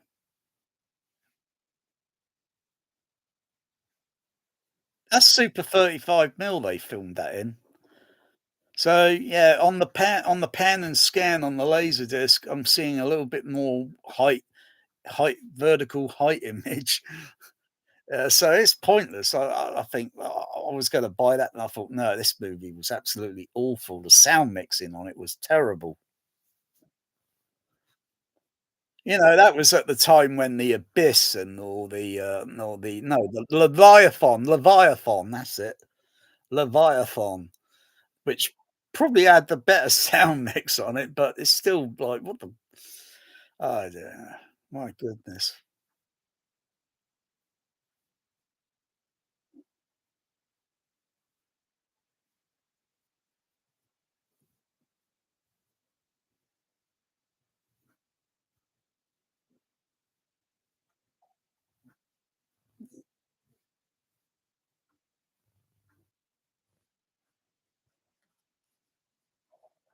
Yeah. We should have sat down and did say, like, a video interview with them.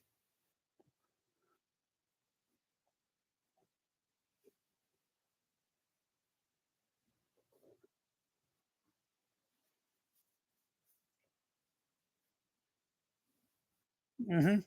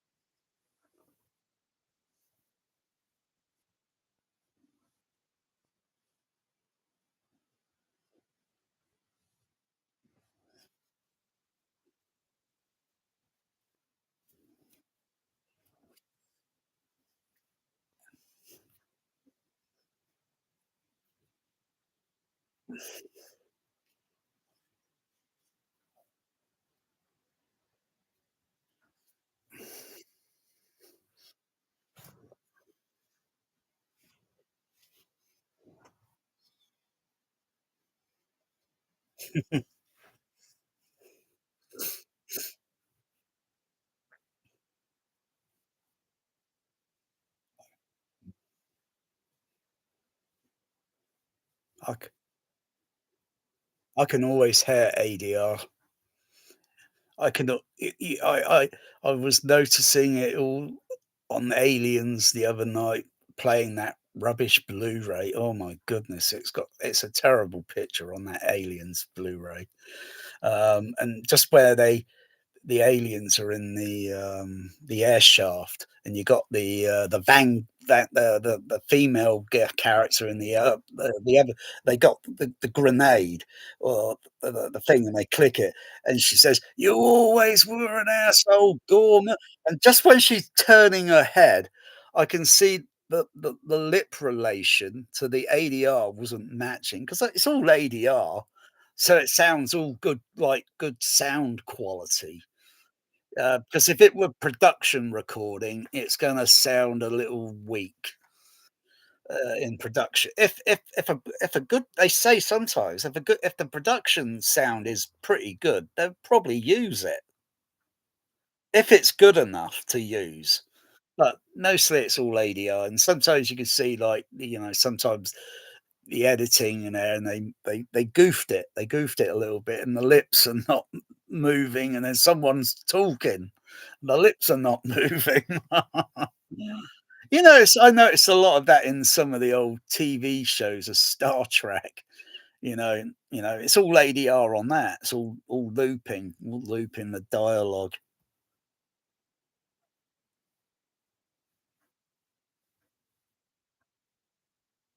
Mm.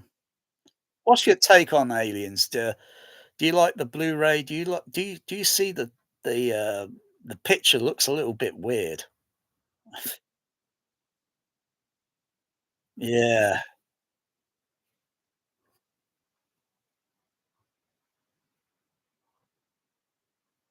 Yeah, they tart the image up. They tart it all up, and it just looks ghastly. I've seen someone, I don't know who it was, but they took a camera scan of a 35 mil. It was posted on YouTube, and when I watched it, it was like having a flashback. That's like the sort of image color quality I would have saw at the cinema when projected. Almost. It's not entirely because it's not transparent, but it was a decent transfer that wow. Yeah. Someone did a Yeah, but it was posted on YouTube, but YouTube, oh, they're dicks, they are. They take the video down, don't they? Yeah, all this copyright, it gives me all this copyright nonsense, it gives me the shits, it does. It's just people just showing, like, and yeah, it's like the studios are scared. They're scared. They don't want people to see that, and they take it down. Oh, dear.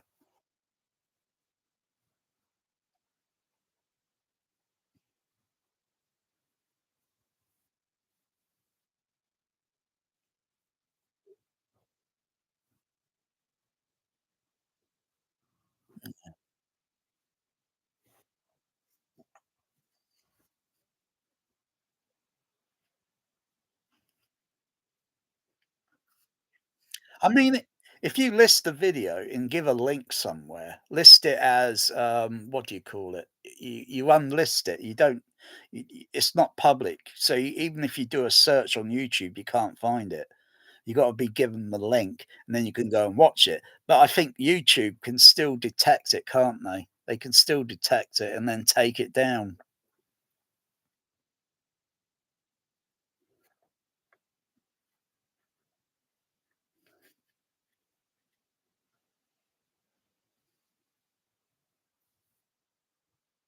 Yeah, that's the same disc I got. That's the same one I got.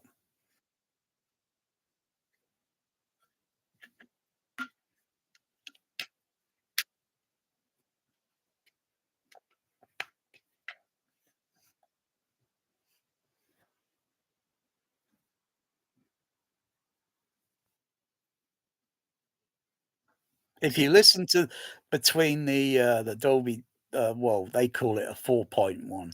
If you listen between that and the DTS, all they're doing is turning the level up on the DTS. If you listen to the other one, and then you got to turn your volume down to match.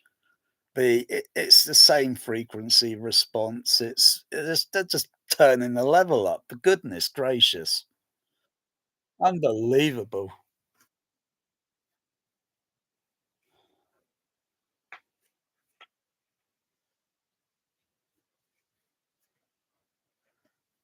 AQ count, worst, best selling, let's do, hang on, hang on, let's see if you got which ones there. CBS, PanScan. Those would be the NTSC ones. I got the PAL version, a PAL version, which looks better than the THX Laserdisc. What video technology they were using? Yeah, where Ripley, when Ripley is standing on a metal grid, a metal floor, and the light's coming up through the floor, she's looking at the alien, she's looking at the Queen. The Queen's looking down on her. You notice a flickering effect going on in the image. But on the PAL version, there's no flickering. It's like, wow, what technology did they? It's an okay picture. It's not brilliant, you know. It's got a little. It's analog audio only. It's got a little laser rot on one of the side of the discs. I think it's side number two. I got laser rot. Minor. It's tiny, minor little laser rot where you hear a kind of sound sometimes because of the analog audio. Yeah, this little when you get analog laser rot, you get a little sound. But I can watch the movie, and I have watched the shit out of that PAL Laserdisc because I'm surprised of how good it looked. But when you go a few years forward, and it's like the THX Laserdisc, why am I seeing this flickering noise in the image?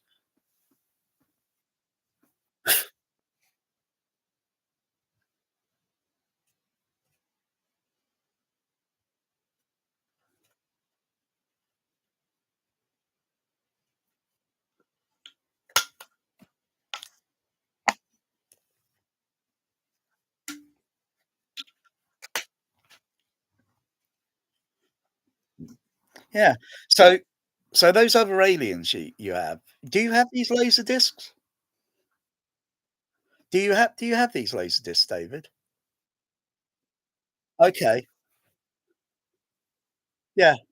But the PAL version I got is an open mat. Sometimes you can see round the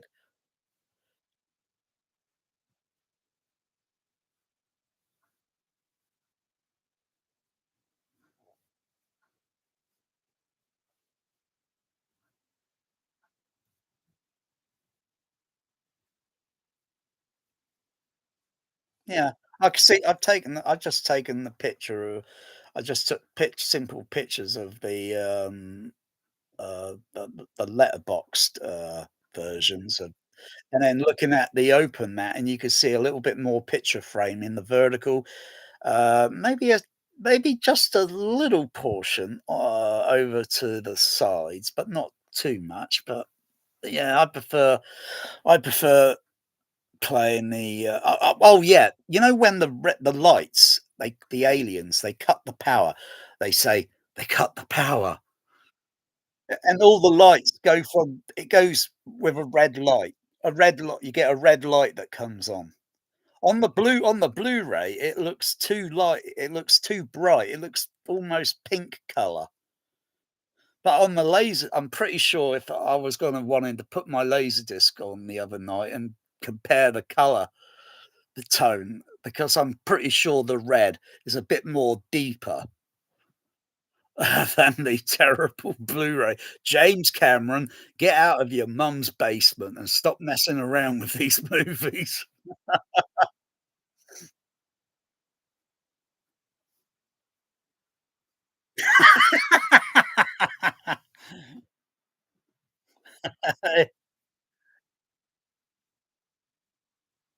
Yeah, yeah, yeah, I know exactly.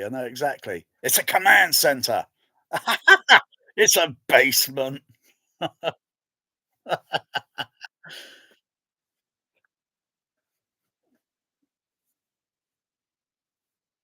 Yeah, it's a little noisy, granted, it's a little noisy, but it's the color.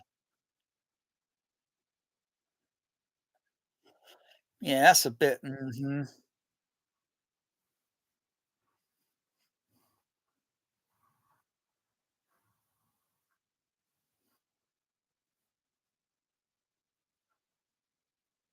So what do you think is more the true image? The true color? Because I don't think we would see that color happening in the natural world unless they got lighting around that image that's illuminating.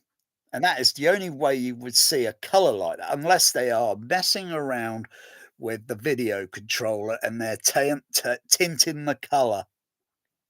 They're tinting it into another. It's like watercolor. Watercolor paintings. You've got two colors. Um, I think no, hang on. You know, water painting when you mix a color with another color, you turn it into a third color with water. That's what they're doing. They're turning it and fudging the color into something like. Have you ever heard of the what do they call it? The Mandela effect. Yeah, yeah, yeah. And it's like, was that the color we saw in the cinema, or are they bullshitting us?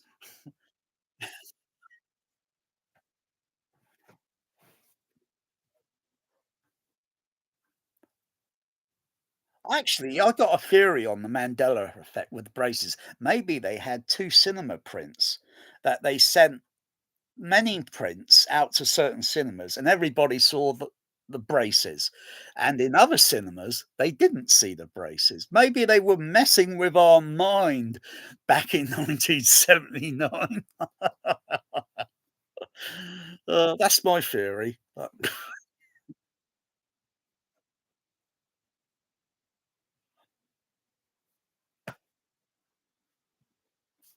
Mm. So I think my PAL Laserdisc looks like that color there. Yeah. Oh, yeah, I've got to zoom this image up there. I can see it now. Yeah, UK. Yeah, I can see it. I've got to put my fingers on the computer and zoom it up so I can see the little print. And that one there is, US. Mm.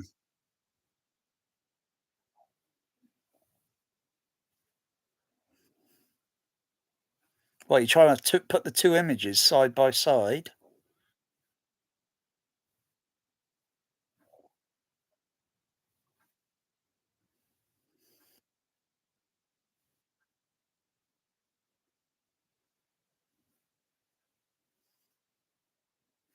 Yeah.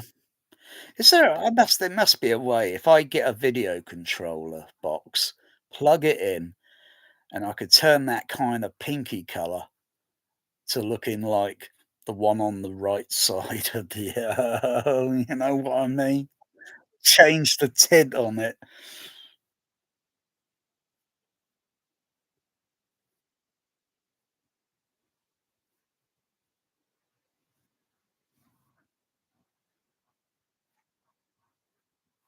Mm, mm.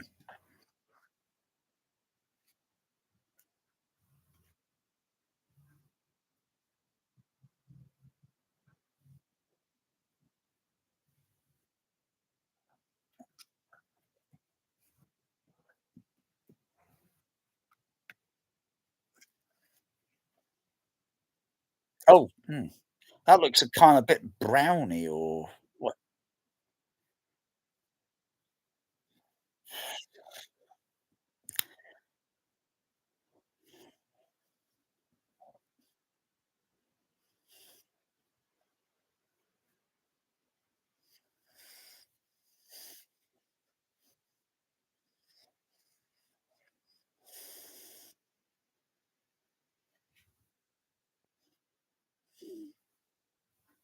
Well, there's only so much they can film onto the negative of the film, and, that is it. You can't add anything more to it. When that film is exposed to the light, that is it.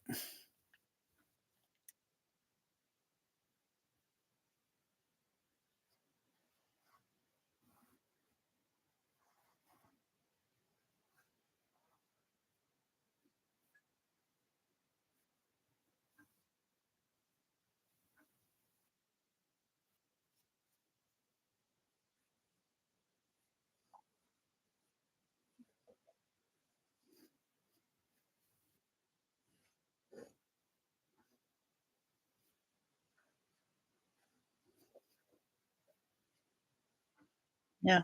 I understand what you're saying. Beefier. You see, you wouldn't have be you see, we could do a little bit more here with audio video than just typing.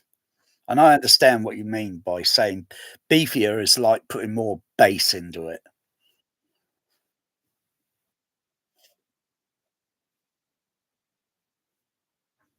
Mm.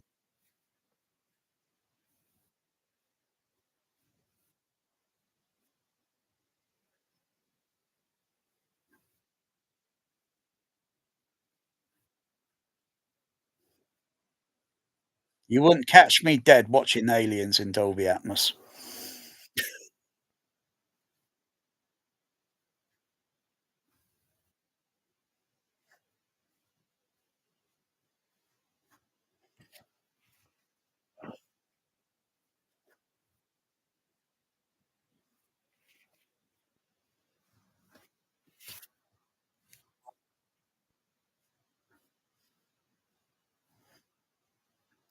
If the overhead makes any sense, that is. Yeah. Does it look when you look at the image and the picture, the sound continuity, does it make any sense, or is it just a random sound effect just thrown up there just to sell an old, outdated movie? I mean, there's many ways that you could do an immersive sound and have it literally going all around the room. That's if you want to spend that amount of money on inexpensive speakers, but the price soon adds up, and you think you have a floor surround, and then the side walls, the ceiling, and you just play the mono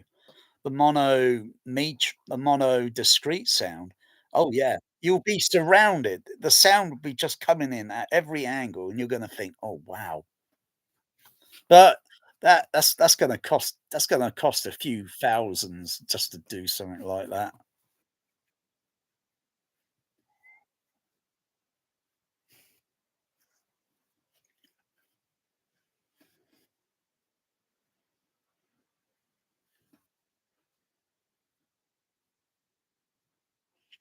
Mm.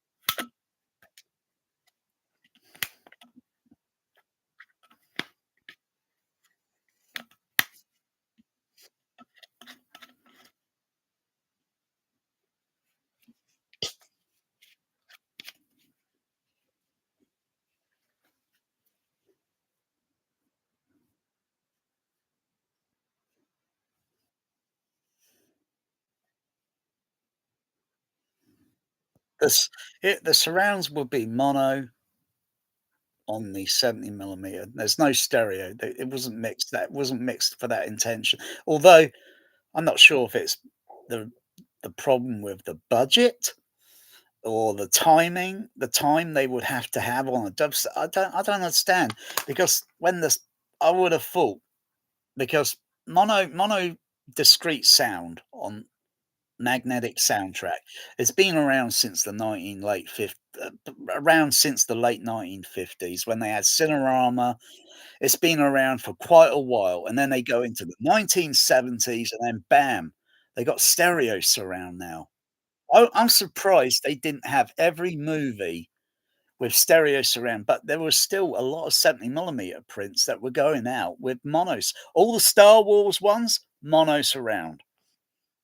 And, all the, Star Trek movies, well, you got mono you allegedly, they got a 70 millimeter print of Star Trek: The Motion Picture, but that was only shown for a premiere, and then all the 35 millimeter prints that went out, mono matrix around, and then all the Star Trek 2 up to Star Trek 5 was mono surrounds, and then Star Trek 6, stereo surround.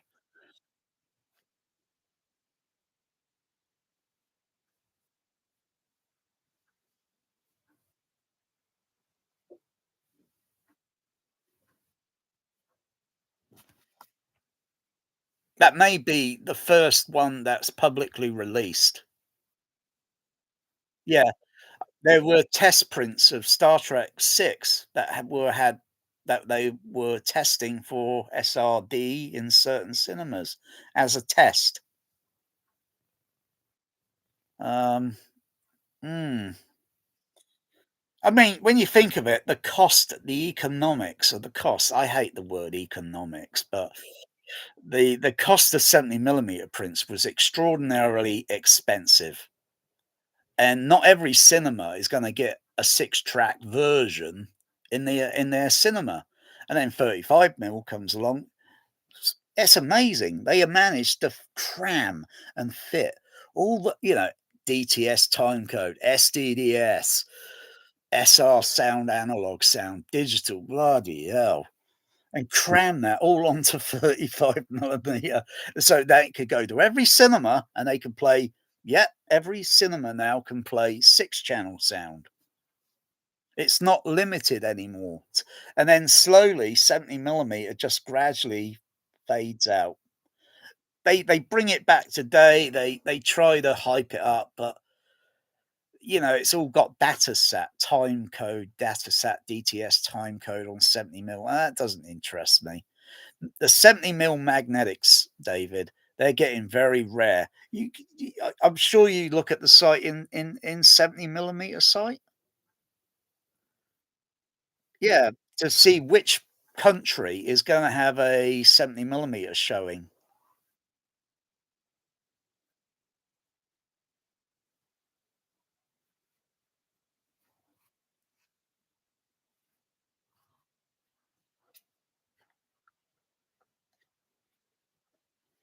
Yep.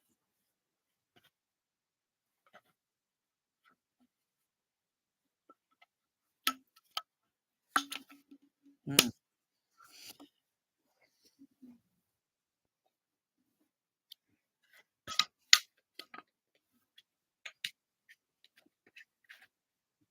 Mm.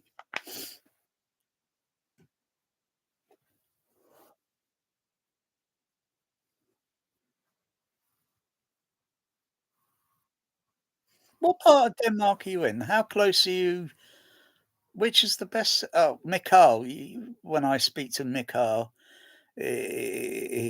yeah, Michael. He says, I forget which cinema in Denmark because I've seen they have a picture of it on the in 70 millimeter site. It's a very large cinema.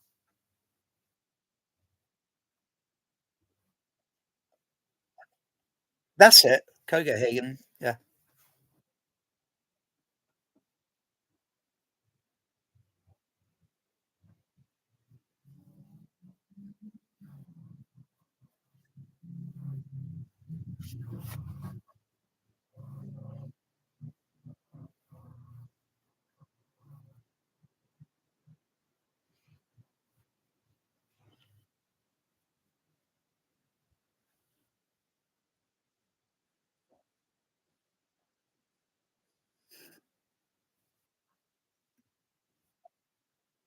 Oh, that's a very big one. Is that a very big auditorium or is it the small one?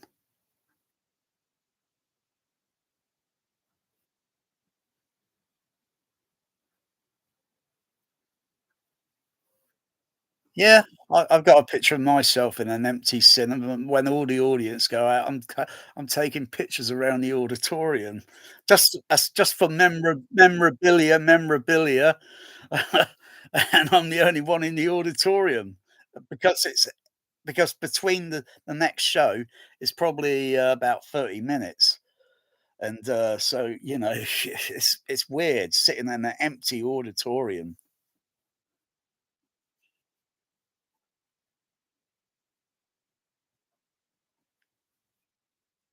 Mm, mm.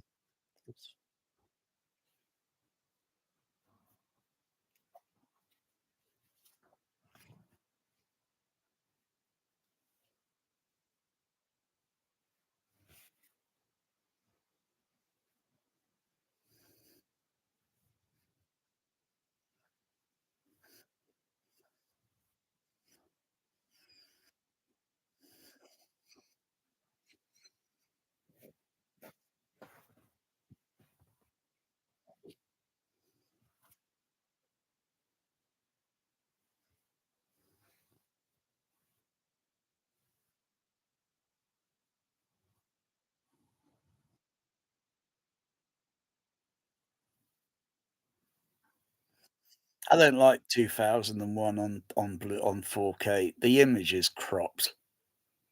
They crop in the bloody image. The only time I've seen that picture of that film was when they had it televised back in it's on the BBC. Yeah, we all know about the BBC. Anyway, it was on the in letterbox, and it was absolutely full frame. But they were also testing in certain regions in the UK in NICAM stereo, except for my region at the time. But it was just looking at that wide shot where you see the spacecraft, where it shows a very wide shot of the spacecraft, and it was really letterboxed, on the pictures, to bring the frame in. I don't have the VHS because I think I recorded it, but I think it got erased many years ago. Yeah, I just don't, these other versions, they're cropping the image off.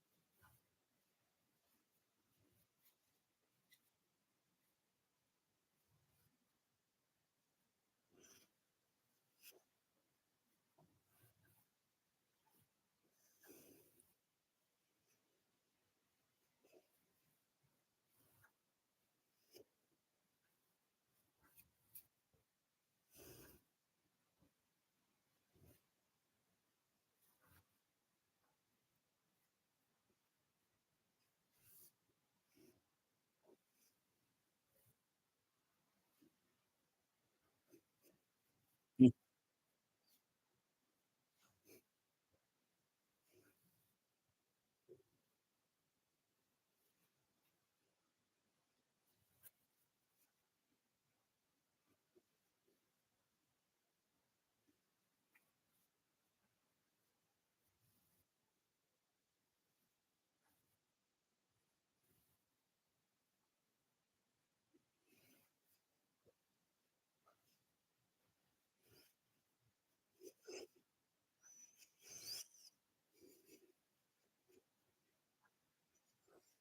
Oh gosh,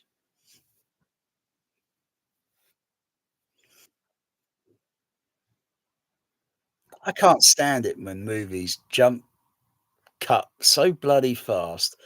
You think you got some interesting sound there that wants to put me in the movie or something, and it just jumped bloody hell. Might as well be a trailer I'm watching. Oh my goodness.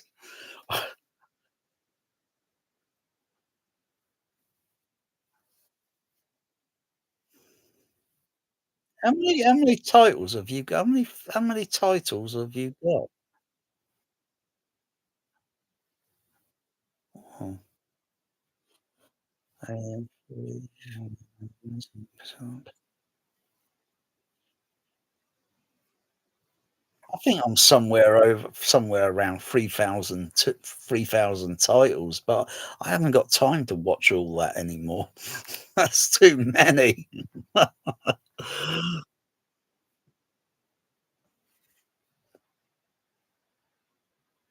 Oh, no, it looks very, stimulatingly entertaining and refreshing, to see, yeah, because if I was cataloging like that, yeah, I would be cataloging like that, but I've changed, David, I've changed now, I'm a little different. Um, I used to look at the frequency response to see what the frequency resp yeah, yeah, I suppose next year cataloging again to see whether or not the frequency response is, because it would only go down to a certain limit on certain film at the time, and you can tell when something's been redone or something, and they've extended the free that's like the Star Wars, what do you call those, fan made ones, the, you know, the frequency response on that is totally wrong because they've taken it from the DVD or the whatever else. It wouldn't go down into infrasonic frequency. It would be a lot shorter than the frequency response.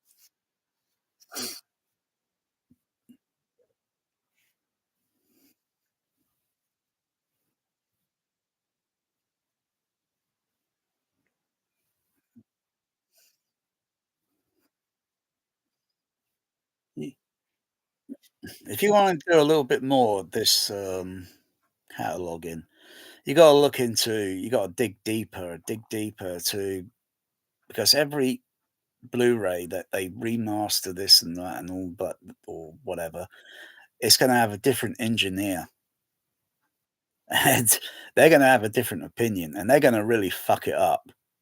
So make it even worse, you know? And you gotta look at the catalog history of, like, because that print or whatever they got, it goes back in a vault or somewhere, um, and then, when the studio is not hasn't got enough petrol money to put in their car so they can room up and down Hollywood Boulevard, they gotta do it again, if they could do the transfer so the picture looks immaculate, transparent to the film itself, and do the soundtrack without molestering with it, and just do it as it is, that that film would only go out once. You wouldn't see it again for maybe 40 years until the disc format changes. There will be no need to bring out another version. They just keep duplicating the same version. It's perfect. But every time they messing around with it, and it's like driving everybody crazy. Are we having a Mandela effect here?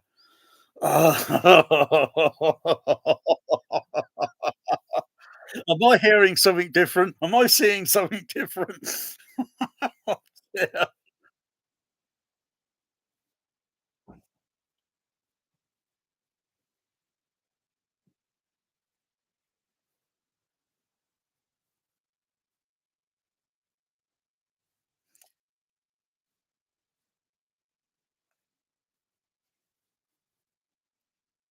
I've only got The Great Escape on, I think, DVD.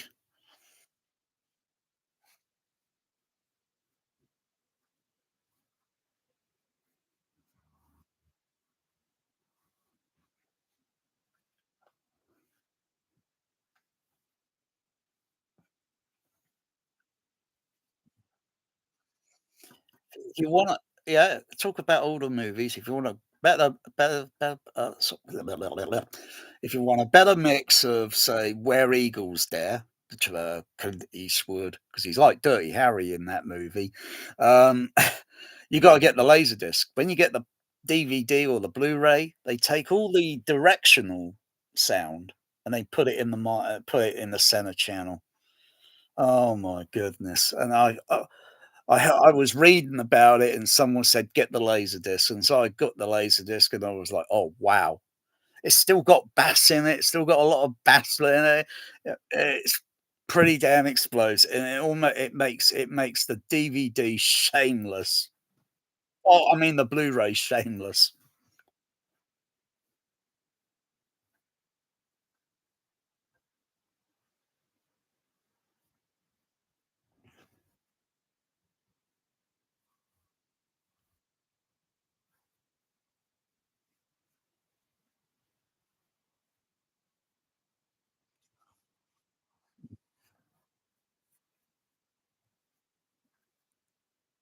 Oh,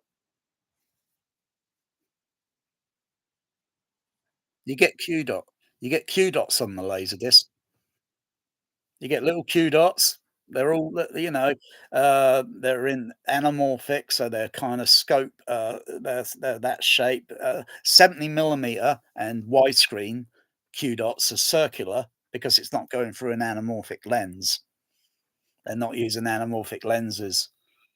Yeah, I like it. I like cataloging some laser discs where you see Q dots. Um, or sometimes you hear the quality or the gritty sound of the maybe like the optical soundtrack or something. Yeah, uh,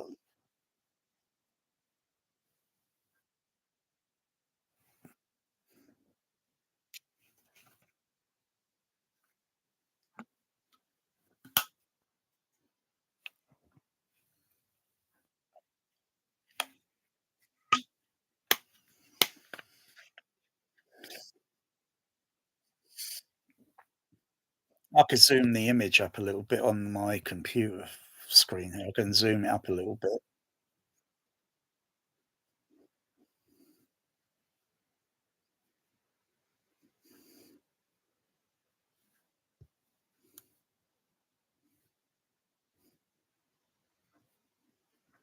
Mm,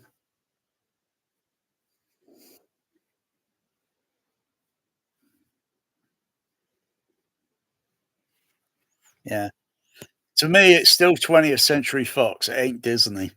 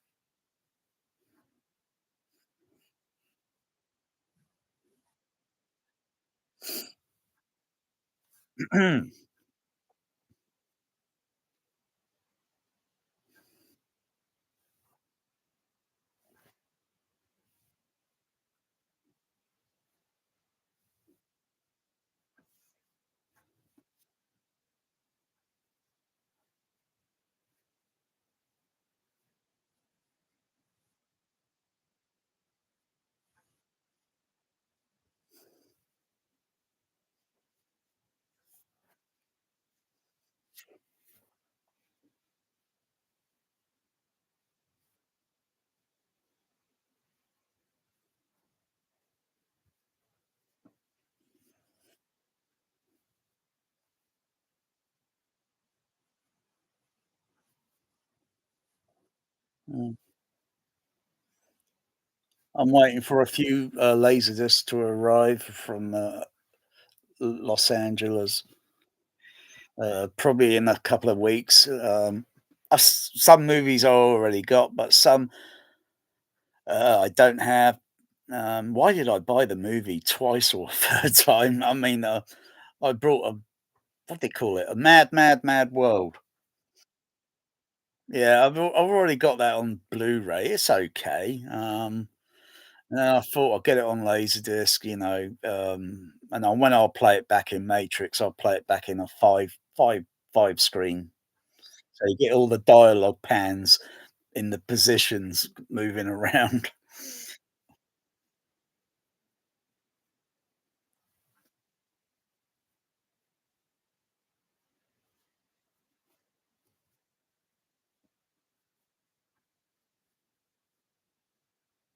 Ah, yes.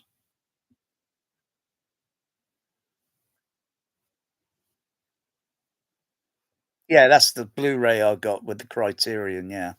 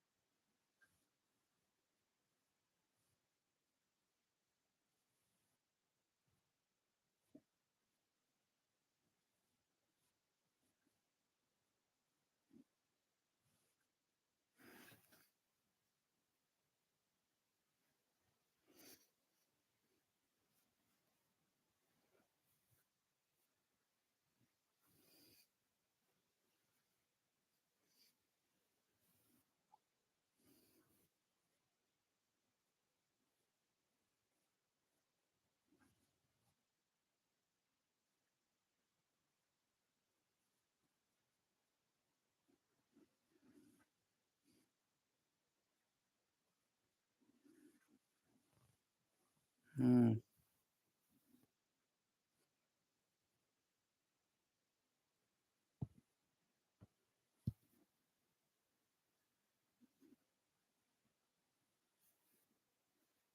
Mhm.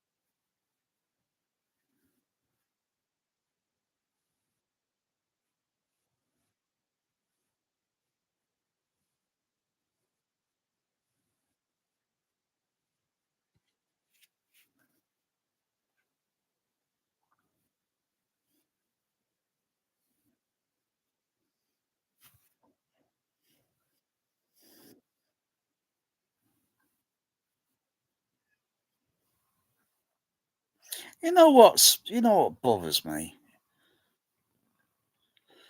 Is every time they sell these bloody video projectors on the market, they don't sell it with a bloody anamorphic lens, for goodness sakes.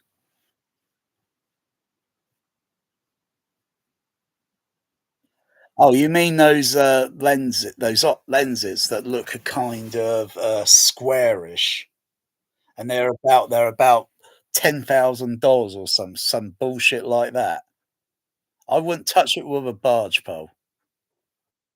You could go on eBay, look for anamorphic lenses, right, and strip it down and take the optic out. You don't need the whole bloody lens, for goodness sakes. You only need the optic, the little bit of the optic. I got a anamorphic lens in the kitchen. It's from Russia. If I strip it down, I can take the optic out. But wait, how I got to make an appar I've got to make something that I could fit it and then slide it in and out, when I need it to change, so I'll get the image on the video vertically stretched and then slip the lens in and then bam, bingo. I've got no black bars and all that, but I don't know.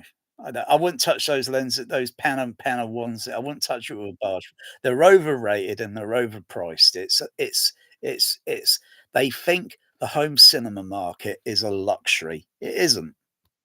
You can go on eBay and buy a cheap and then get the optic. There's also DIY versions that show you how to use, I think, even plastic acrylic. or something, and it's angled at a certain angle. You got to get it correct, and you can make a DIY lens for less for like about $100. It's absurd what they're trying to sell on the market for home theater. It's just look for an anamorphic lens, and if you're very good with woodwork or anything, you can make your own version.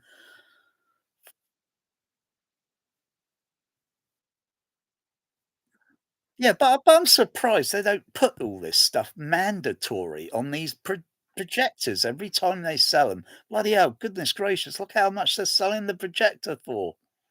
Why don't they provide it with a, you know?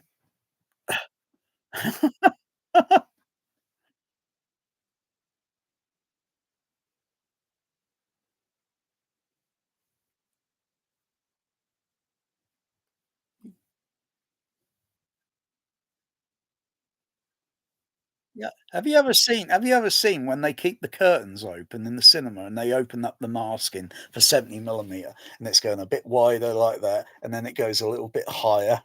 Oh wow, that looks cool. That rarely happens sometimes. They botch up sometimes and they have the curtains open and they're opening up the masking. It looks neat.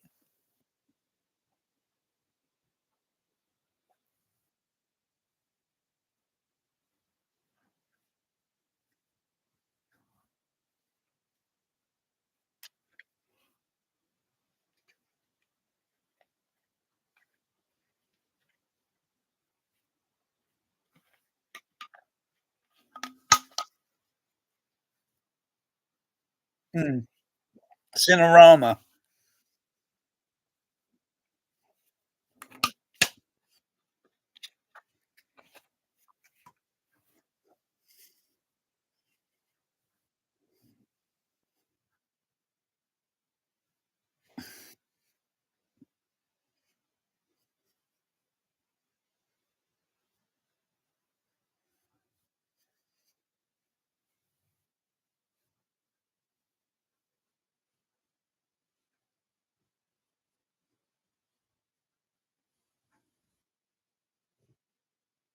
Yeah.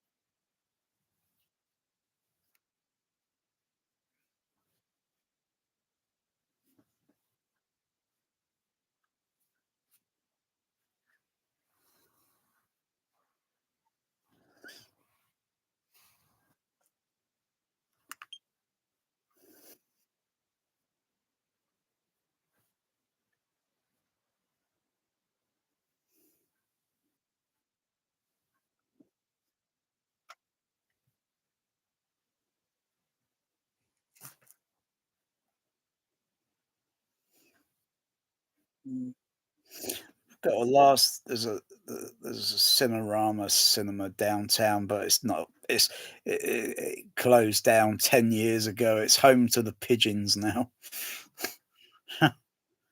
But Cinerama didn't last long. When they converted the cinema years ago, back in 1969, Ice Station, Zebra, Cinerama only lasted up till 1970, and then bam, it's obsolete. Cinerama is discontinued. It's kaput.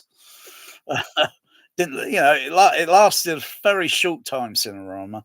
Oh yeah, I've seen that on a Laserdisc bidding show the other couple of days ago. So everybody's bidding on. I've never seen the movie, but stereo Dolby surround, da da da. Is that CAV box set or a CLV?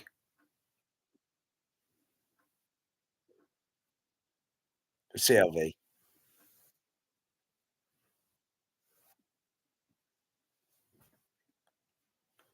Go on, show me your Laserdisc collection. Is that all the Laserdiscs you got? Okie dokie. Doo doo doo doo. Yeah.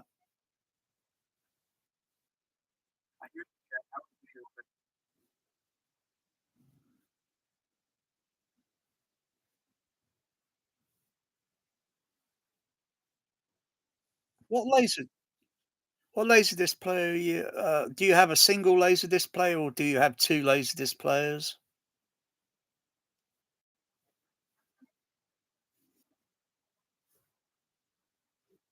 Oh, okay. I got several, so, if one player doesn't work, I've got a backup. It's not gonna last indefinitely, Laserdisc. You gotta rely on getting spare parts like spindle motors or lasers.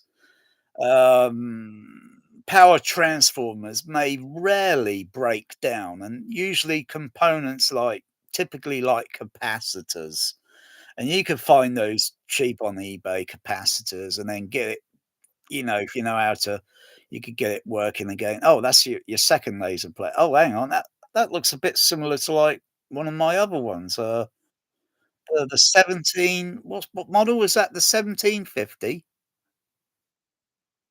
Is it NTSC and PAL?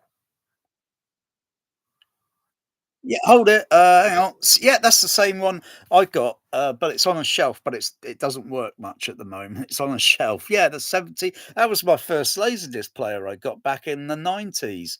I was wow. Yeah, careful with it. Careful. That's a grail. That's a grail. That Laserdisc player. Yeah. Otherwise, spare parts. You're looking around for spare parts. Um. Oh, oh, oh, oh, yeah.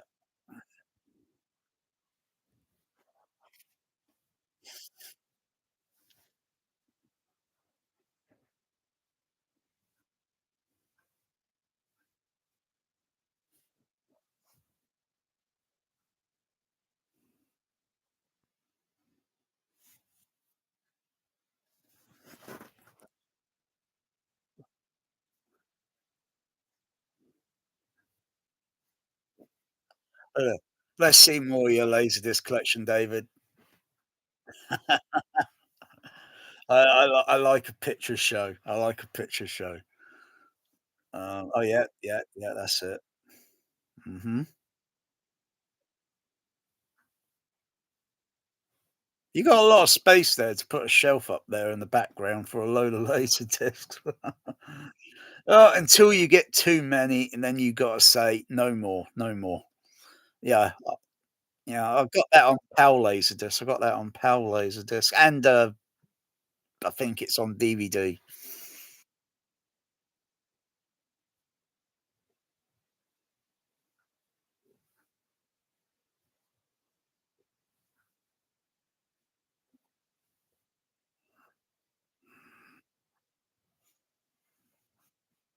Yeah, I know, I know, I know.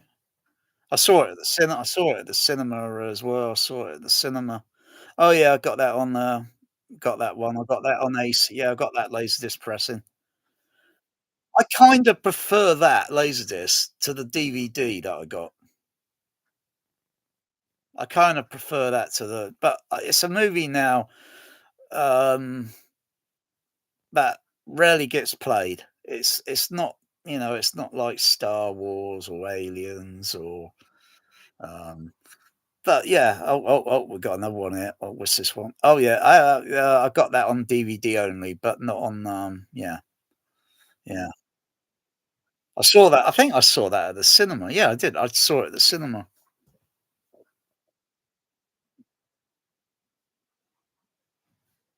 I thought it was pretty well, there might be a cliche to the film and all that, and such like, round up all the usual suspects, Casablanca. Um, no, it was a pretty oh, yeah, I got that on AC3 Laserdisc, yeah, and I actually do prefer that to the DVD, um, 'cause you're not using any of this near field mixing, and, it's just a little bit better sounding. um and it makes me cry. It makes me cry. The movie makes me cry. It's not just about violence, it's about the love story, and it makes me cry. Oh, yeah, yeah, I used to have that on standard laserdisc. That was my first standard laserdisc I got, and then I sold that laserdisc years ago, and then I got the signature one, and then, the DTS one, and then the AC3 laserdisc, yes, doesn't have any edge enhancement on it. That's got edge enhancement on the image. Yeah, they got edge enhancement on that image, but if you go for the AC3 Laserdisc, it doesn't have any edge enhancement. Yeah. Uh, oh, yeah, cool. Yeah, yeah, I think I used to have that on standard Laserdisc, but I've only got it now. I'm not too sure if it's on DTS. I think it's on DTS Laserdisc, so I've got that pressing. And you get the panning around of the dragon and all that blah. I saw it at the cinema in, optical Dolby stereo, and, the dragons panning around the image, panning around the auditorium. Oh, dear. Yeah. Yeah. Yeah, that's, oh,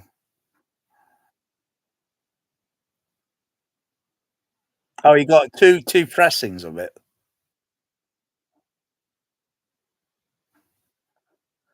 I don't think it's got laser rot on it.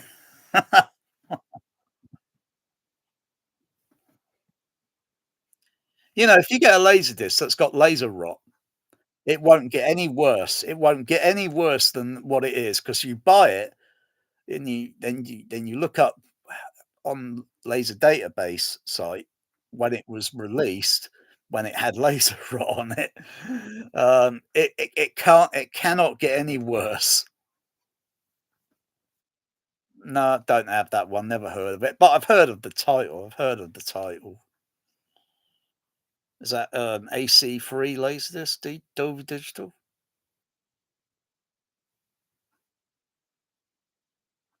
Alright, it's just, yeah.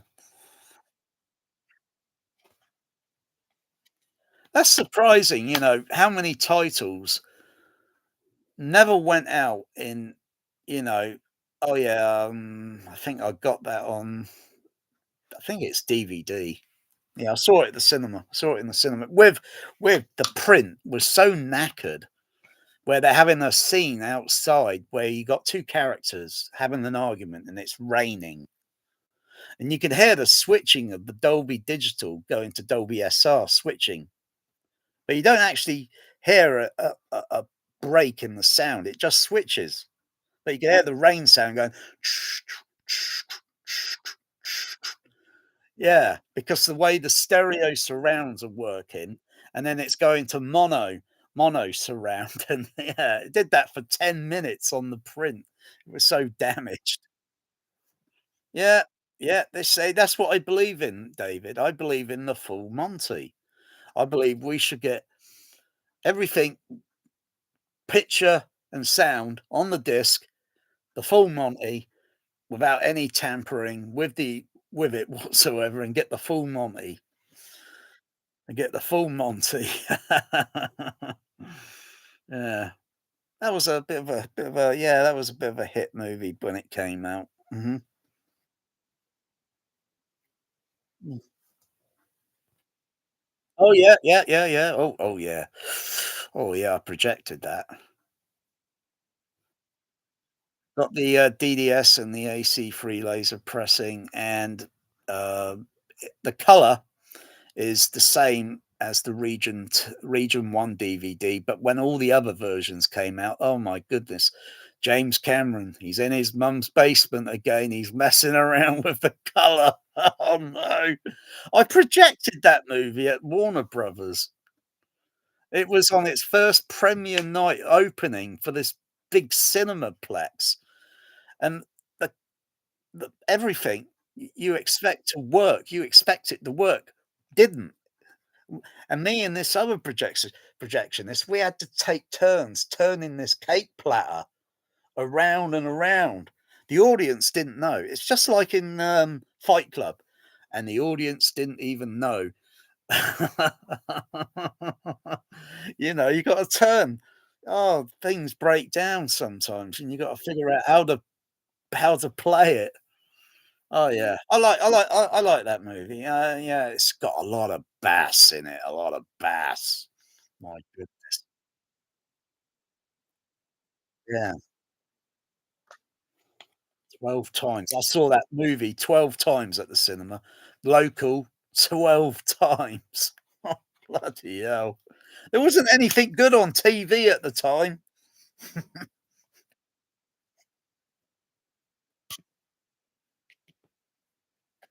Yeah, yeah, yeah, yeah. Yeah, so, yeah, that's it.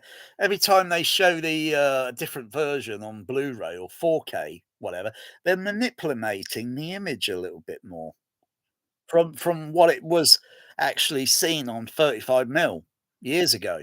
And they're just manipulating it. Oh, it's a teaser. Why don't they just show it open open that version?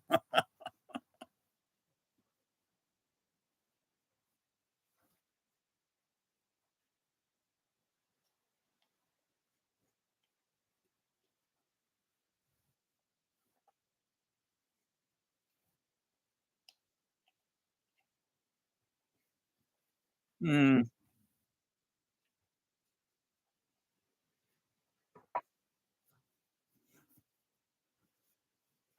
yeah, I think IMAX is a bit of when they show the aspect ratio switching vertically on the you can't call that IMAX in the home. It's Limax. I don't see a screen that's 80 feet wide by 60 feet high. I'm looking at a 65-inch OLED. Or maybe on the video projector, it's even worse because you got to adjust the zoom on the otherwise if your black bar or the black bar of the image goes too high or whatever, you don't see the rest of the image. I find it distracting. Um, there's only a few movies where it's like they're copycatting from Douglas Trumbull's movie Brainstorm, and there's only a few versions on Laserdisc or on Blu-ray where the image is framed more or less in the middle and then it widens out.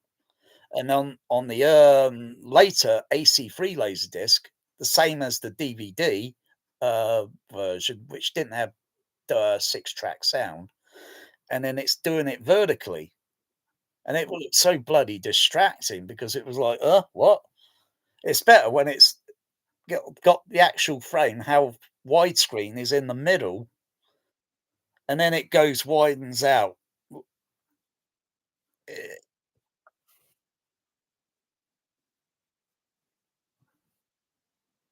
you did?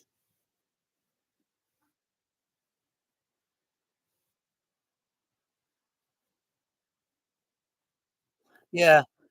When that movie showed local, I never s I didn't see it. I could I may have had trouble getting in to see it because it was what they call a double A certificate, meaning it's like 15 rated, 15 certificate. You gotta be 15. I wasn't even old enough to see it then because it's got some sexual scenes in the movie and so forth, and so, if it didn't have anything like that, it would have had an A certificate or a PG rating, or such, but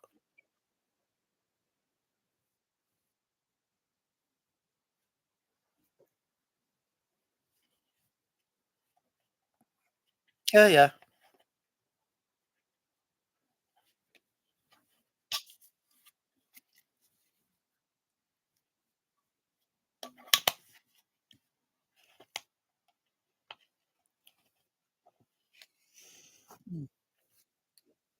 It's a little bit the sound is a little bit faulty on Blu-ray.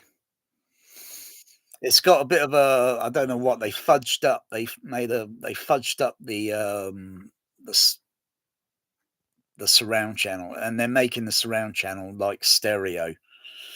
Whereas I think on the AC3 Laserdisc, it's mono. It's mono discrete sound, and, yeah, they yeah. But it's distracting to watch the image going vertical. It's a little distracting. But I got the standard the standard Laserdisc recently, and that sounds okay, just in Dolby Stereo, and the picture quality, I'm surprised the transfer looks pretty decent, not bad. Um, yeah, it's finding these little grails, David. It's finding these little grails that are like, yeah.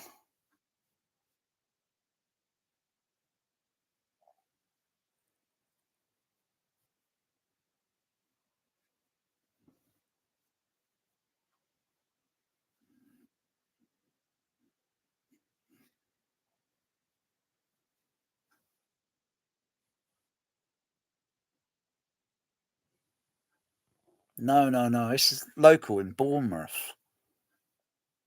It's on the south coast of the United Kingdom.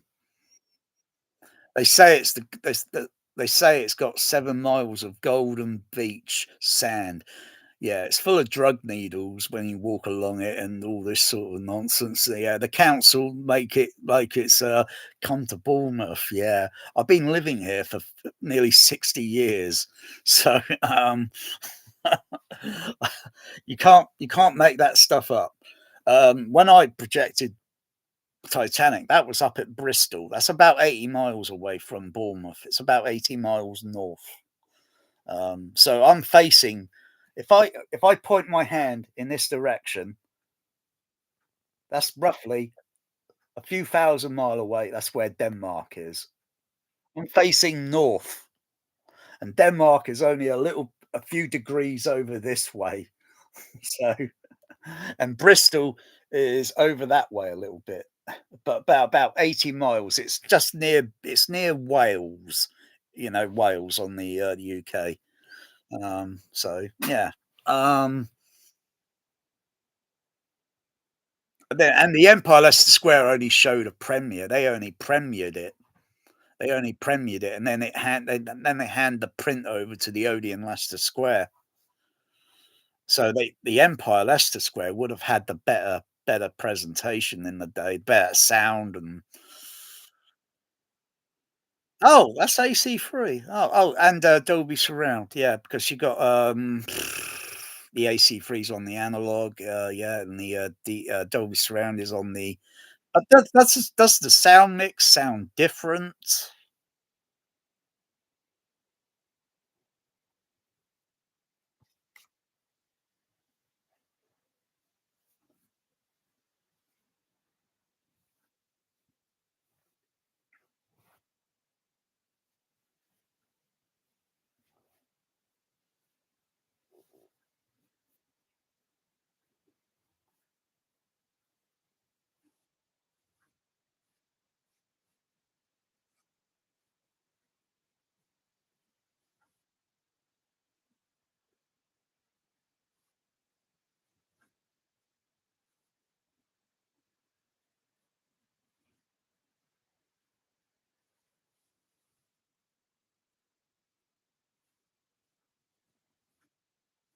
Uh-huh.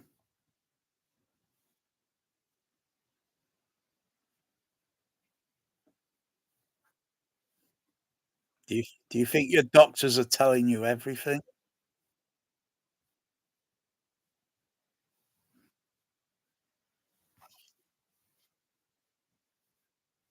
Yeah. I have rare communication with my doctor or whatever, for, what do you call it? Diabetes. Mm, yeah,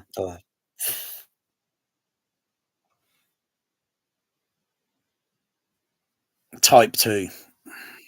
So I'm T2. I'm T2. Hasta la vista, baby. It sucks. It sucks. I've had type 2 diabetes now for 2 years, and I can't stand it. It drives me potty. My hands feel my arms, they feel my fingers, they feel like they're, pumped up with drugs. It my hand, it doesn't feel right. It's the muscles or something. I don't get answers from, like, but my apparently my glucose level is pretty high and it needs to be lowered down. And then I'll probably start feeling normal. Our memory recall will say, I'm not feeling this, whatever, this tight tension in my fingers or my feet. I'm not feeling that anymore. I'm feeling more like, oh, wow, I feel like I go for a walk. But if I try going for a long walk, I got to turn back and come back and lay on the bed. Or I got to lay down on a pavement.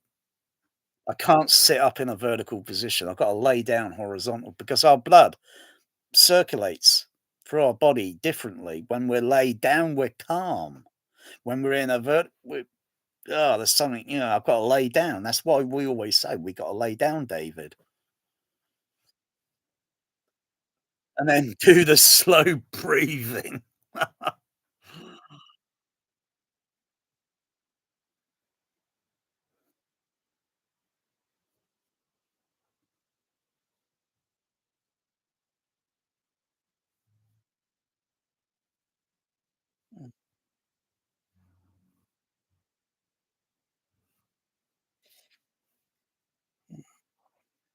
How much medication do you take a day?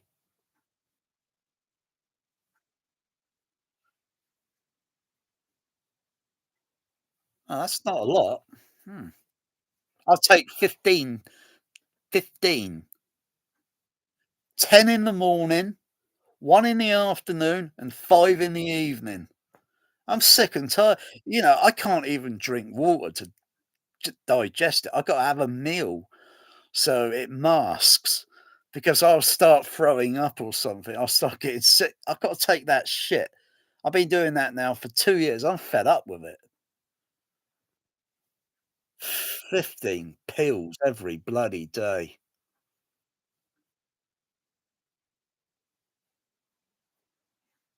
Yeah, let's go back. Yeah. Uh, um, Hang on. Did I get that on DVD? No, I don't. Did I get that on DVD? No, I think it was 101 Dalmatians.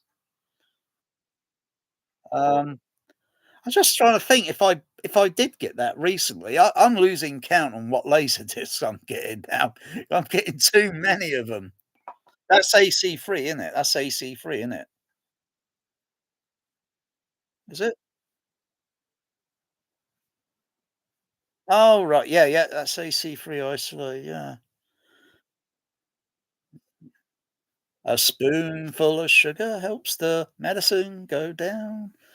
Yeah, although I shouldn't be doing sugar with my diabetes. Oh, no. What's that one? Oh, yeah, no, I never heard of that titles. Oh, yeah, you got the 70 thing up there with the OB. Um,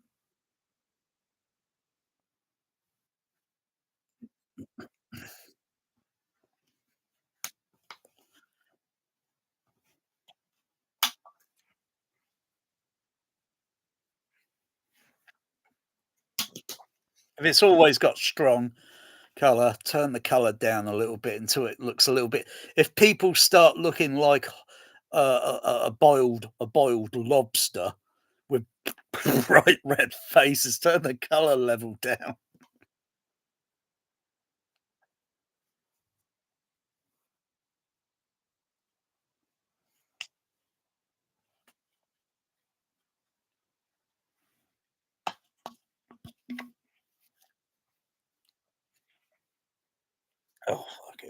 put in the water. Let's put in more. Soap water. No extra cleaning.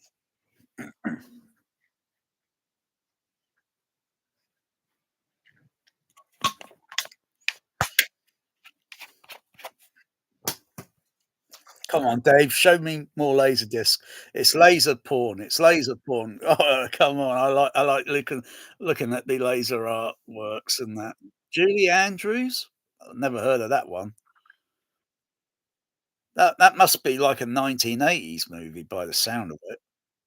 Oh, alright, 1968, okay.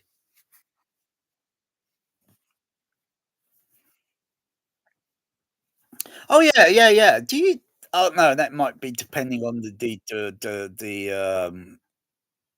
but oh, no, it might be the director. C do you see any of those, what they call a slit lens diopter? Yeah, I've got a lens that you can put on a camera, and it's like an extra lens, but it's only half of the lens. And when you see in these movies, you see the background is in focus and the foreground image is in focus. If they use just a standard lens, you got to focus. You could the background will be always out of focus and such. I'm just curious because it's a Robert Wise movie. He's used it I've seen like Star Trek: The Motion Picture, the Andromeda Strain. I don't think he used the slit lens diopter in West Side Story, but you see the lens used in Jaws. I'm just curious if you notice any of these. You typically see it in Brian De Palma movies where like say the background is in focus and the foreground image is in focus and you see this little kind of looks like a smear going down the middle of the image. You might be aware of it but that's it's called slit lens diopter effect. um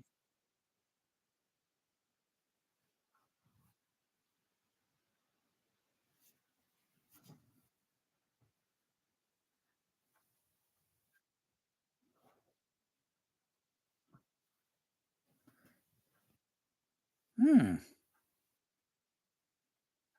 yeah.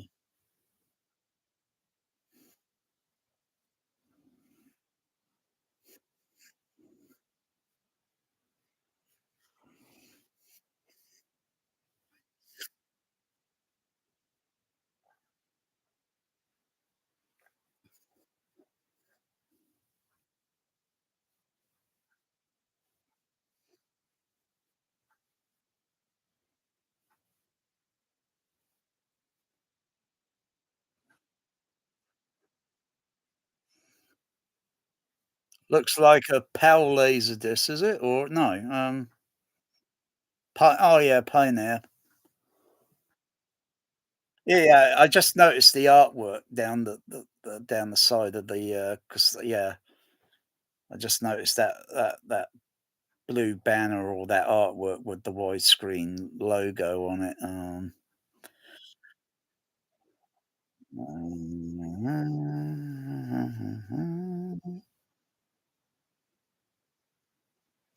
No, it sounds like a brand name for a beer. 1776 beer.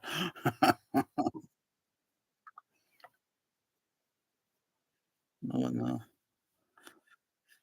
1770 what is 1770? Is that something to do with America? Is that the signing of Declaration of Independence or something?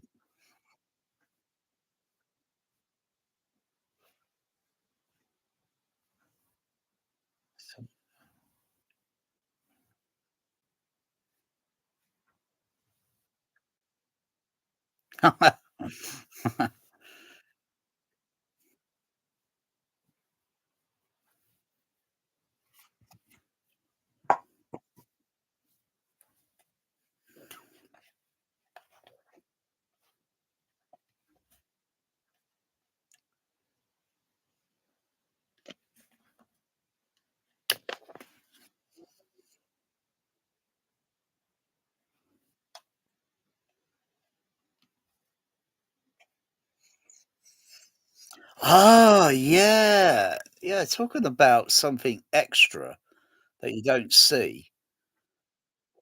I think it was on Laserdisc, but I cannot even remember what title it was, and I was noticing something extra playing at the end of the end credits that you don't get on the DVD or the Blu-ray. I just can't remember what movie it was. It was only a couple of months ago.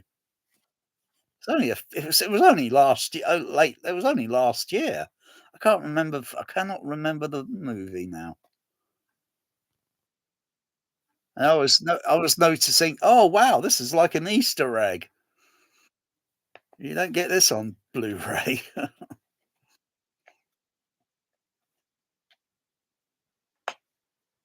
I think the movie was maybe in the 1980s. Um, maybe in the 1980s. I'm not too sure if it's the 90s, but it was. Yeah, I don't know. I don't know where the movie is now. It's either on the shelf behind me, or it's in the kitchen because my laserdisc collection is getting so accumulated. I got no space for it now. I'm living in a I'm living here, with well, I tell you, you got David, you got at a certain point here, you got to draw a line where you got to say no more collection because otherwise you're gonna look like my bedroom, and I don't like it. I'm sick and tired of this mess in my room. I've got audio equipment over there, laser discs, Blu-rays, DVDs, HDVD that doesn't even play anymore over there. It's piling up on my cinema seats in my room. I've got a cinema seat that's just piled up with DVDs and Blu-rays. I'm, l- I'm li- if my dad was to see this, he'll say, "Son, clean this mess up." Oh yeah, I got yeah. Funny enough, I was only playing that only a few days ago. I was thinking I was having a Vandella effect with the DVD, and I thought, "Wait a sec, I'm gonna put the AC-free laser disc on," because I thought I was having a listening listening to the end credits, when it goes from, the, goes on, the LCR channels, the airplane pans and the afterburners, and it goes over to the left, and then the dun dun dun dun dun dun, and then the music and all the vocals go to the left and right channel, and you got I think it sounds like a little bit stereo surrounding the surround, but when you listen to the surround, it sounds like they put in the mix like something like 20 or 30 millisecond time delay, and it sounds really distracting. So I thought, oh, how can I get rid of this distracting sound? Oh, right, I'll add some time delay on the front channels, so I equalize the time delay, so it doesn't sound like it sounded very trippy, with yeah. The hang on, the new LT created the original six track master. Um, I probably didn't look at the small print like that, sometimes on the but it does sound pretty. That movie makes Top Gun Maverick sound shameless. It's just got a better sound mix on that. I mean, I don't know. And Top Gun Maverick, the color looks. Oh, you show off. Um, I like to get that on AC free Laserdisc, but yeah, it's a little bit hard to come by. I could have brought that pressing years ago when they sold Laserdiscs in the United Kingdom, but after a while, the BBFC, the British Board Film Classification, they got queer with, stores that were selling NTSC Laserdiscs, and they clamped down and stopped it and banned it, and it really pissed me off, because you gotta go through a distributor somewhere in the UK to get NTSC Laserdiscs mailed to your door. You couldn't just go down the shop and buy these anymore. Oh, but yeah, oh yeah, that looks, oh yeah, saw that at the cinema. I liked it, but it was depressing. They kill off the other characters, and oh crikey, what are they doing? But I liked it as a. It was scary. It scared me in the movie in the cinema. It scared me. Oh yeah, I got that. Have I got that box set? No, I don't think I have. I think I've only got that DTS. DTS. Yeah, I haven't got the box set. Someone loaned me that box set many years ago. They loaned it to me for a couple of days, and yeah, yeah, it looked pretty good. And there's no, you know, much. There's no much. Sorry, what am I trying to say? There's no shame in listening to a Dolby stereo versus something that's 5.1. There's no shame because sometimes you hear it more or less the same way as you may have heard it in the cinema, and um, yeah, yeah. Those typically sell very cheap now, David. They don't sell for stupid money on oh yeah, I got that, I got that. I had to get 2 pressings. I had to get 2 pressings because the first one was sent to me in a brown paper bag and it was cracked. The disc was cracked in half. I thought, "Oh no, a brown paper bag. Are you kidding me?" I had to get a second pressing of that, and I like the gunfight, shoot at the OK Corral. Wow, the bass was just diabolical. Pow, pow, pow.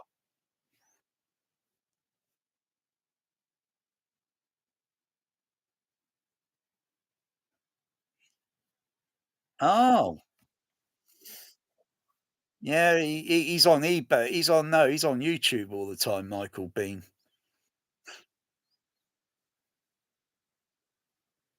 Yeah, he's always doing rant videos and whatever on YouTube.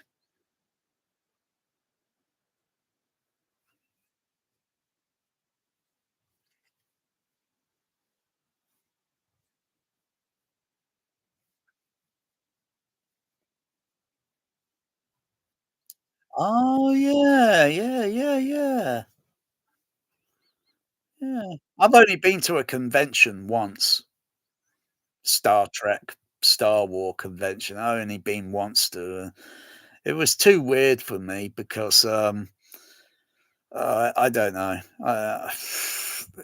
It was so surreal seeing these actors, and they're very calm and polite, and you know they don't tell you to bugger off and leave me alone or something. I'm just here just because someone paid me to be here, or you know I tell you, some of those Star Trek cast.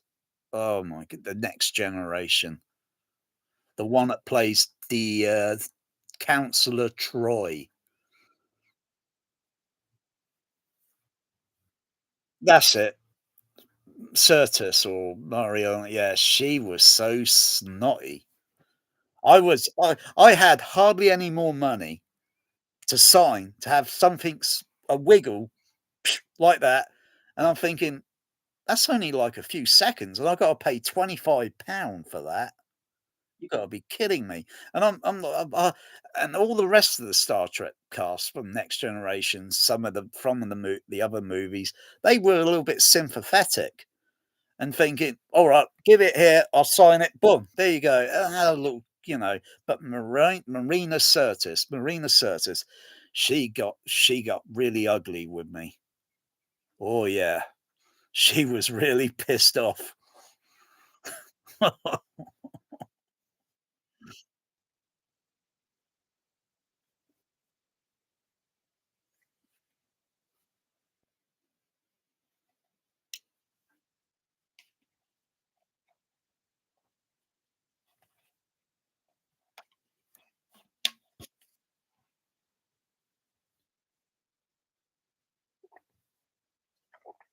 Mm,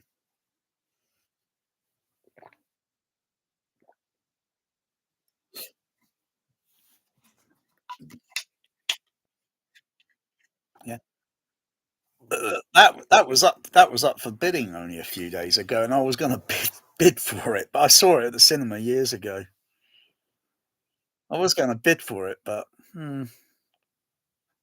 that's just Dolby Stereo, yeah.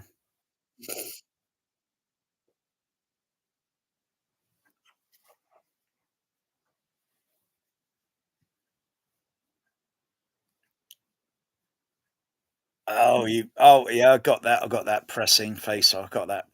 Yeah, I actually witnessed people. I went for a cinema interview years ago. It was at UCI Lee Valley. It's on the outside of London. I didn't get the job there at Lee Valley because I was probably a little bit too far out of, you know, I was a little bit too far away, and it would be a bit of, they want someone local, and anyway. But I saw that in a small, medium-sized auditorium, SRD. Wasn't full, but it was fucking deafening in the auditorium. It was deafening. I was putting my fingers in my ears most time, and I could see four four Asian people, a few rows sat in front of me, and I could see them getting very irritated. On the second reel, I think it was on the second reel change on the movie, they were getting just about pissed off, and I knew they were going to stand up and walk out because it was deafening in the auditorium. It was unnecessary. It was just deafening. Yeah, the policy of the cinema. It was the policy of the cinema, and they were just playing at a stupid deafening level. If I play that in the home, I get all the bass. Yeah, and it's less deafening. It's less deafening. Um, mm, you don't want to play that movie where it's all at bloody 90 plus dBA in your bloody ear canal. You think, does that really sound like that in reality? Yeah, I've only got the DTS version of that. I've only got That's the AC free version. That's the AC free version, isn't it? Yeah. Actually, I think the AC free version would be better than the DTS because they make the LFE signal a little bit louder because they're trying to sell it like it's a superior format. The level, yeah, readjust it.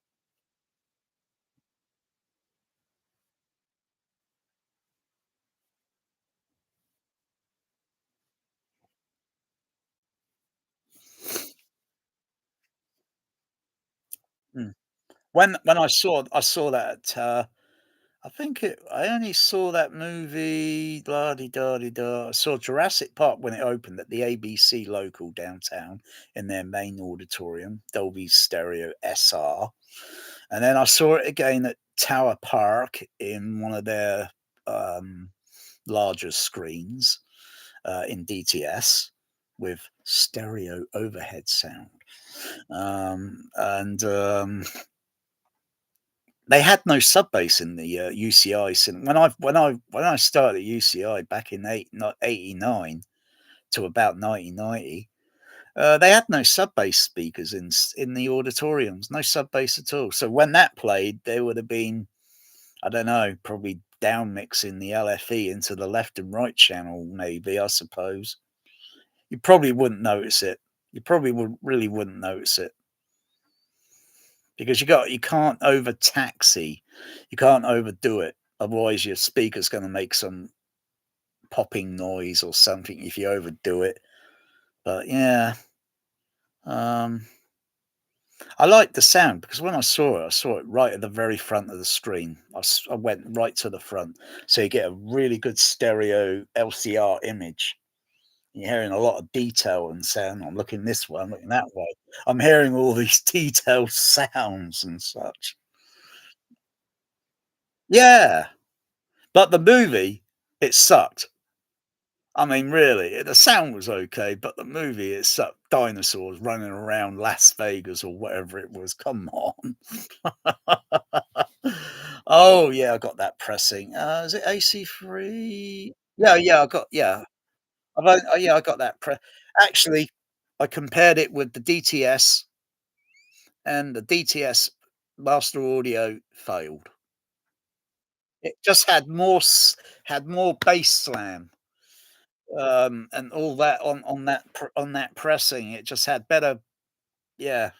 And I saw that at Lee Valley, after my little interview in the day. I saw that in one of the large auditoriums.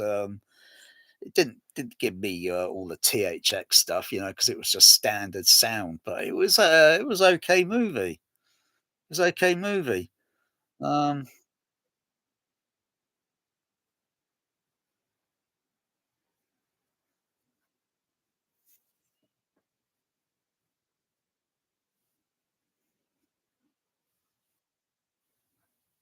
mm. But all the typical characters, they're all getting bumped off like flies, left, right, and center. Oh yeah, got that. Yeah, you'd think that's a late laserdisc pressing. That's a late laserdisc pressing. You'd think it would sell at stupid money on eBay, but it cheap. Sells cheap, and is it? I compare it maybe say to the early DVD edition. It's almost identical. The sound is almost identical. There is there is a difference with a little bit of sound between if you get the DVD that's got the DTS and the Dolby Digital, there is a little difference in the frequency of the sound. There is a little they're tinkering and trying to create a Mandela effect on our mind. Um, Personally, when that film probably went this when it was playing around cinemas, I saw it local in Dolby Digital, downtown, but it was probably nearly all the cinemas would be playing that in Dolby Digital and very little in DTS. I'm not sure if I got that on Laserdisc or Rush Hour. I've got a couple of Chucky Chan movies, Laserdiscs, but not too sure if I got that one. Not too sure. That's a Dolby Digital, isn't it? Yeah. You see, I got Laserdiscs that I got years ago, and I haven't even played them yet. Maybe I'll get around to it. Oh yeah, it's Image Entertainment. They usually do good pressings on their laser discs. Image Entertainment.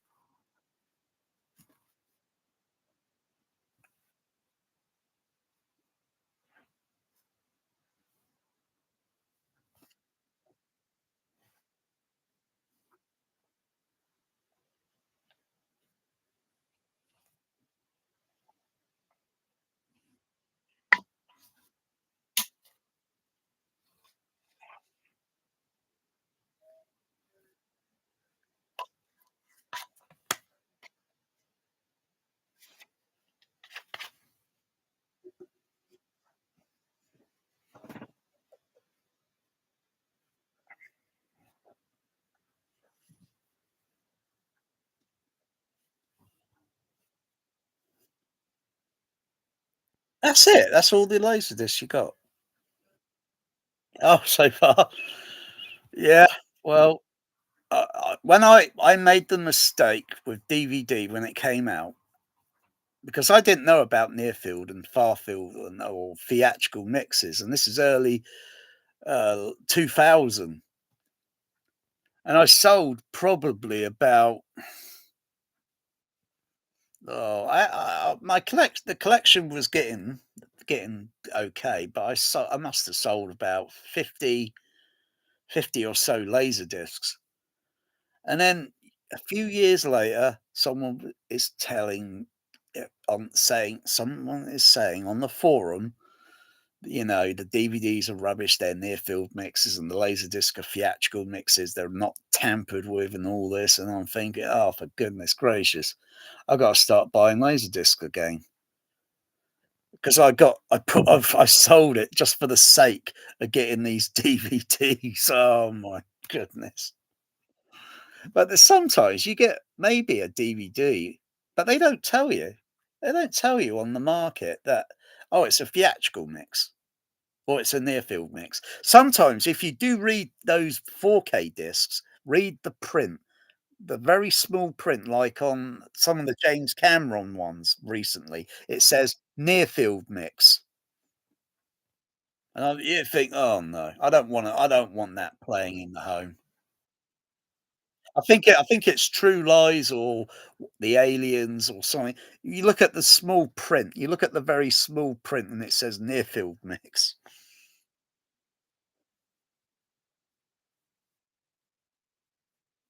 No, no, no, no, you look on the back cover of the, yeah, you can see it on Blu-ray.com and you look at the cover, the artwork at the front, and then you look at the back cover, the technical detail, and it says near field mix. Oh, that's, you know, oh, well, at least the studio's being honest. Because nearly all the time. Oh no, I would prefer a mix that's not tampered with, and just it's it's down to how you got to control the sound in the home. But it's bullshit. It's bullshit, David, when they say they got to make a home version mix. It's bullshit. There are a lot of collectors that got 35 millimeter film that are playing theatrical mixes in very small rooms. Oh yeah, it works, it works. It's the same at cinema. They go from different size auditoriums down to something that's very small, that's only got maybe 40 seats in the room, from something that's got 1,000 seats. It still works. It's bullshit. It is total politics, and these re-recording mixers, they will make up every excuse under the sun to try and say, "Oh, yeah, blah, blah, blah." It is not necessary. There should be a rebellion that say, "No more near field mixes. I am not buying any more of these Blu-ray discs if it's gonna be a near field. I'm out of it."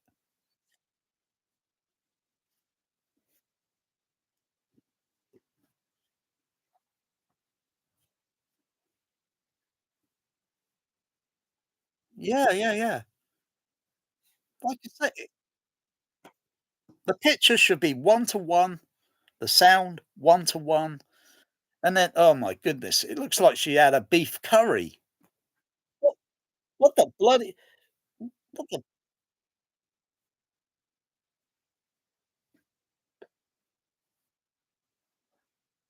Yeah, yeah, yeah.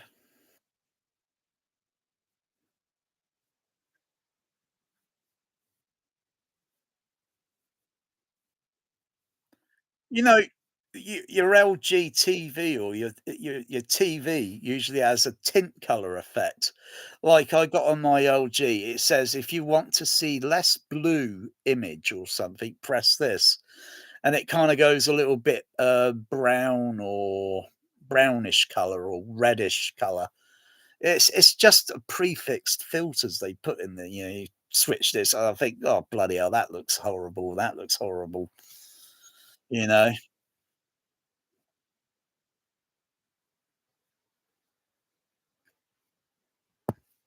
yeah.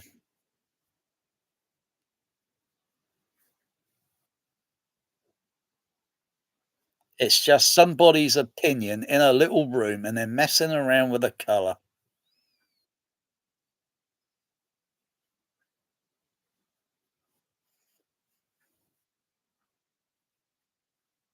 The damage, yeah, and you can't undo it.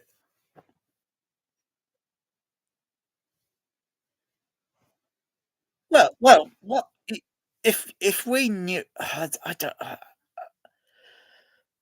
You know, this whole market is a complete shamble.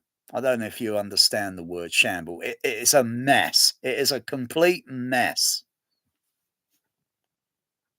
and they're the architects. They're the architects that have created this mess. And they say they're filmmakers, they're professionals. What the fuck are they doing? Messing around with it. Aren't they satisfied with what they've done? Oh my, it almost makes me feel shameless sometimes to take a picture with my DSLR camera, and I feel so ashamed.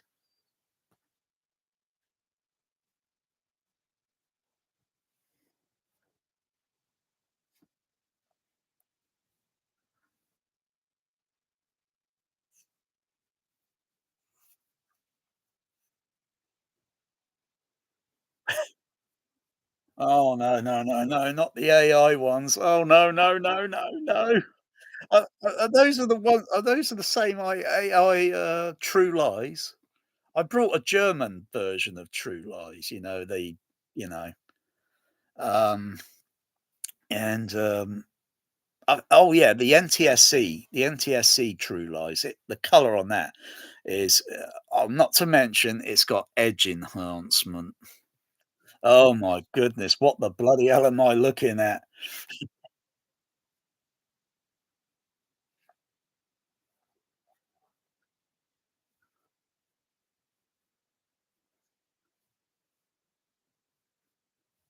Yeah, I got True Lies Region 2. It's also edited because of all the violence and all that. That's not violence. You look at the 9 o'clock news and you're thinking, "What the bloody hell am I looking at?" They say, "Viewer discretion." I mean, come on, that's soft porn, that's soft violence that I'm looking at. I mean, come on.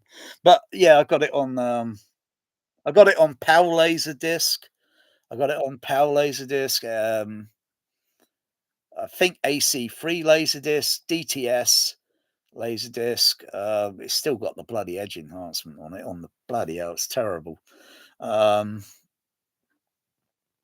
yeah, everybody's been saying, "Oh, I've been waiting for bloody years for True Lies. I've been waiting for years." Oh, for goodness gracious me!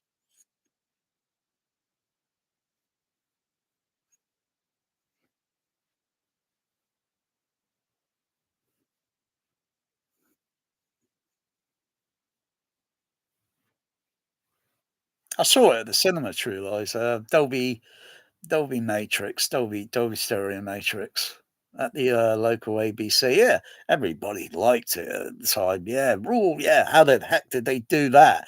You know, an aircraft carrier hovering around and then some guy jumping on top of it. What the fuck?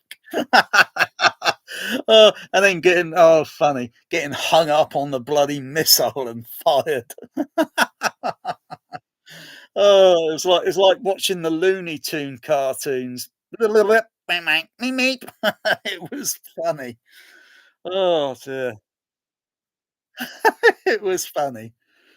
It was clever how they did all the effects, and they looked almost like you don't notice it. The execution and editing and everything into that. It looked pretty damn neat.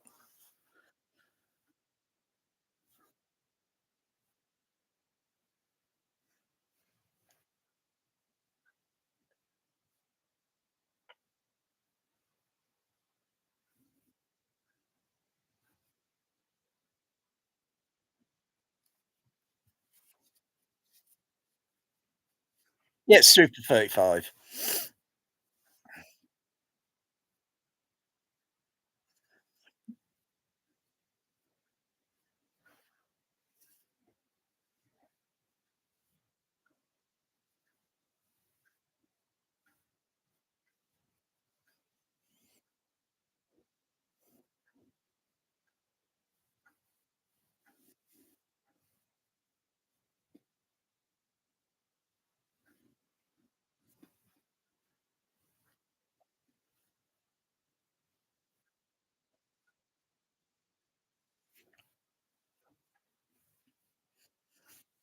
It was also they also made 70 millimeter prints of, True Lies. 6 track mag.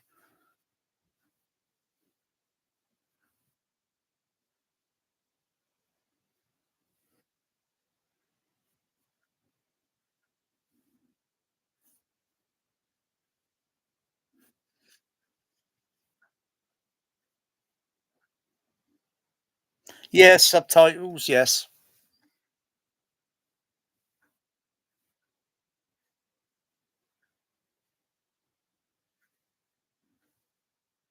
Yeah, yeah, Madame Tussauds. Madame Tussauds. Let's go down to the wax museum. James Cameron's wax basement.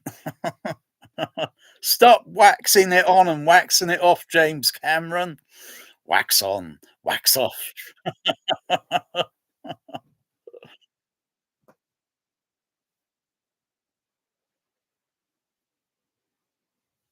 Oh my goodness.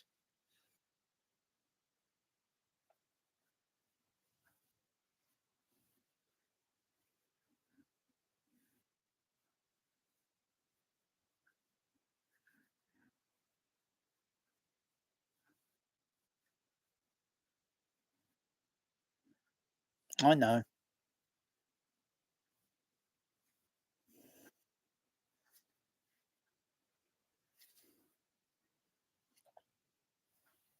Ah, yeah, yeah. What is all that noise? It's terrible. Oh no. Oh no, don't zoom in. Oh no, the horror,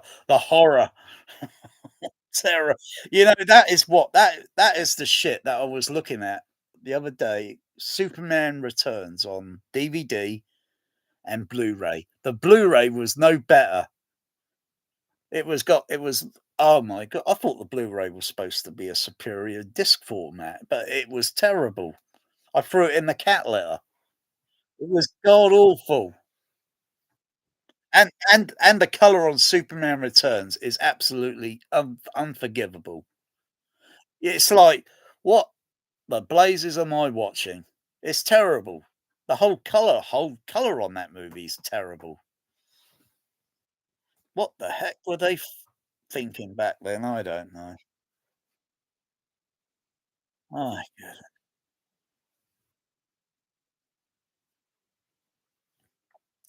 You know, often sometimes, you know, if something looks dark, you know, the brightness, and you turn the brightness up on the what's it on the TV or or whatever, then you start noticing something that doesn't look right.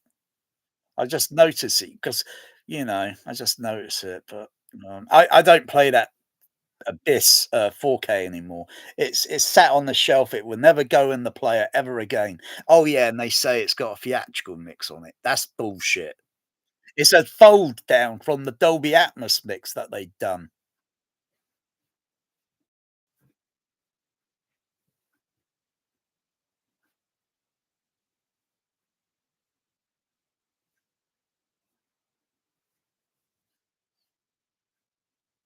The better sound I prefer on the Abyss is even though it looks a little bit, it looks a little bit terrible, but the Region 1 DVD. Or if I have a second alternative, it would be the, theatrical mix, the theatrical version on Laserdisc, and there'll be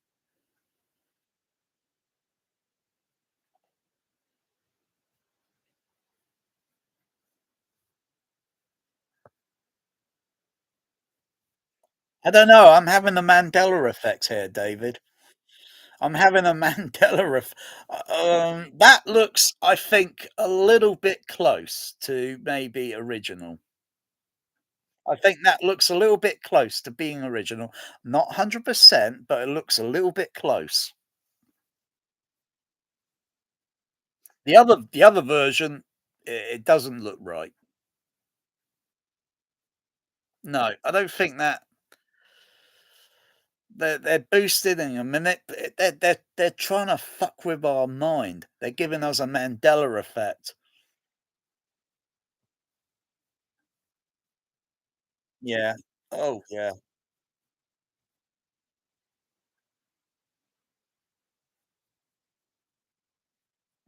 Oh, don't spoil the movie for me. Oh, no. You just spoiled the ending. Oh, no.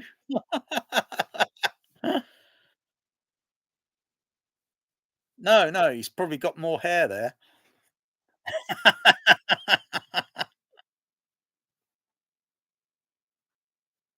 Hang on, let me zoom up. Which one's you zooming in at?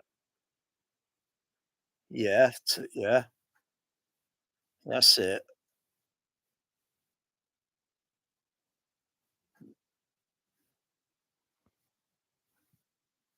Where did you get that picture from? Oh, so did you take a picture in the auditorium? Who gives a fuck? Who gives a fuck? Take a picture because if you don't take a picture, it never happened.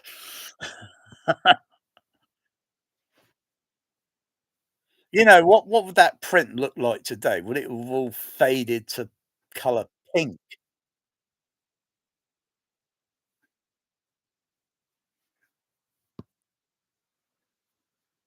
Hmm.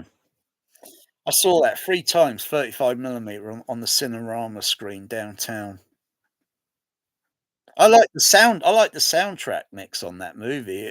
It was, it was like giving me a flashback to Star Wars on the opening of the movie, all that sound effects and stuff. I was getting a flashback.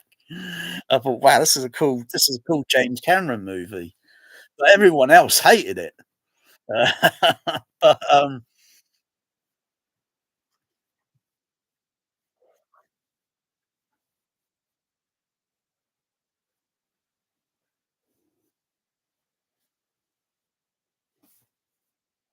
hmm. Yeah, thanks for showing that, David. Thanks for showing that.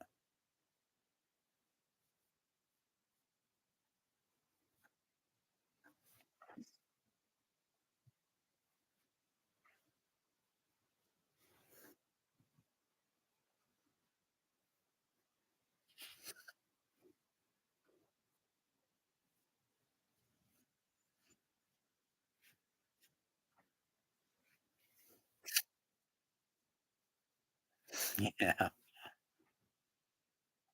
Yeah. How many CDs are you collecting? Yeah. Yeah. I don't collect as many as I used to. I only have a small collection of, compact cassette. Have you got a tape player for that? Have you got a tape player? Hmm.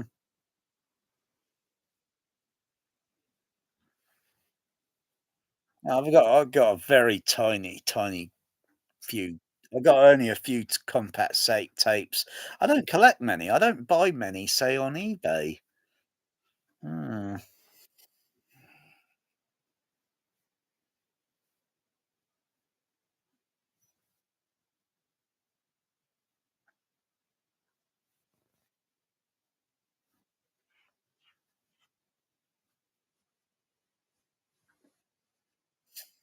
Mhm.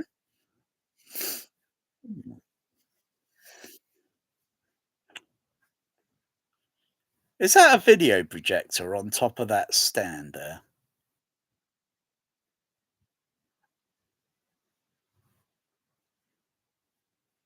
Yeah, I got an Optima projector. I got an Optima. I got a little, well, no, it's a laser one. It's a laser Optima projector.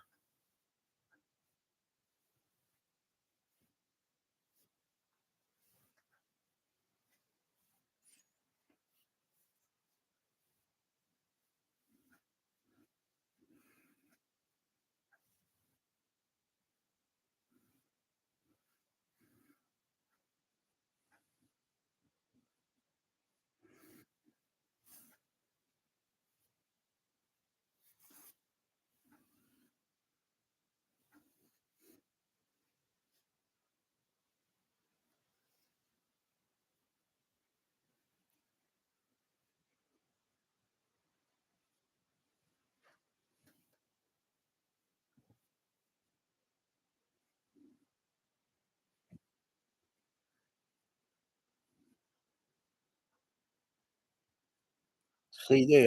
For a moment, I thought it was a Laserdisc box set. Yeah. You see, that's quality, when they package things like that. But when you get rubbish 4K things, oh my goodness, they go so cheap on it. I mean, wow, look at that. That's a lot. That's a lot there. Oh yeah, oh yeah. Handle it with care because it looks like it could break. You just got to handle it with care. Yeah. Oh wow, one, two, three, four, five. Wow.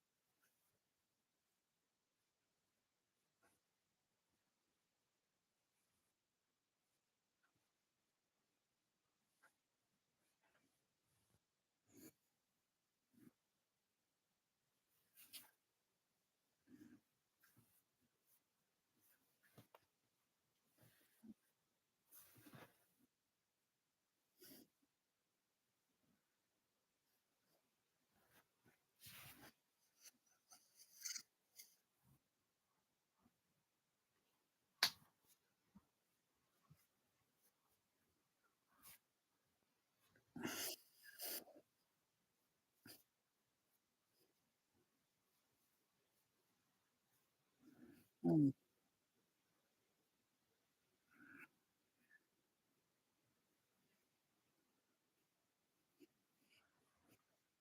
I don't like the DVD of a Sound of Music that I got on because I got it on an early pressing. It's got bloody edge enhancement on it. For goodness gracious. The audio quality is, well, it's got all the directional sound and all. I think it's okay, but it's got stereo surrounds and an LFE and an LFE. They didn't have LFE back in the 1960s. No, it's the very first DVD release. It's the very first DVD release on it. And they used the same version that they sent out to the UK region 2 and that.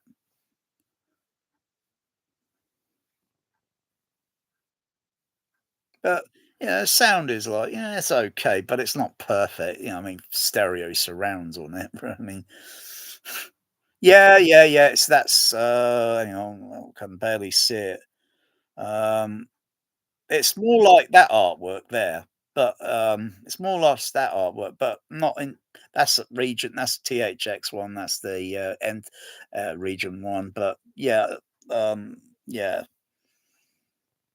it'd be more or less yeah, in the menu, yeah, the menu there is almost the same as, the region 2 DVD. I can see it on the back there, they show you a little caption on the menu.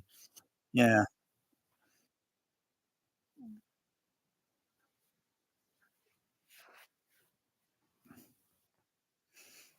But when they started doing Sound and Music 7.1 sound and blimmin' atmos, I thought, "Oh, no, I'm not interested."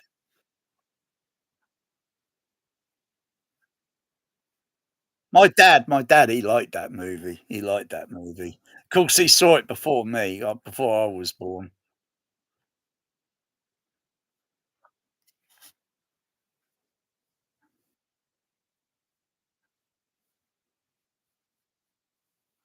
Yeah, that's the thing, you wait over the years until and everybody has still got 4:3 ratio TVs and such, and then when the laserdisc market was doing letterbox editions, and then slowly it goes into VHS.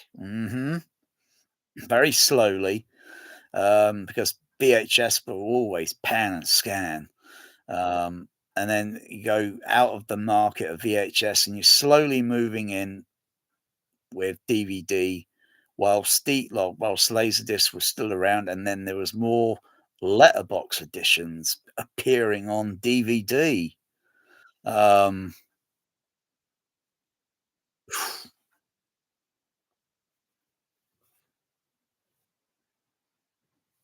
hmm.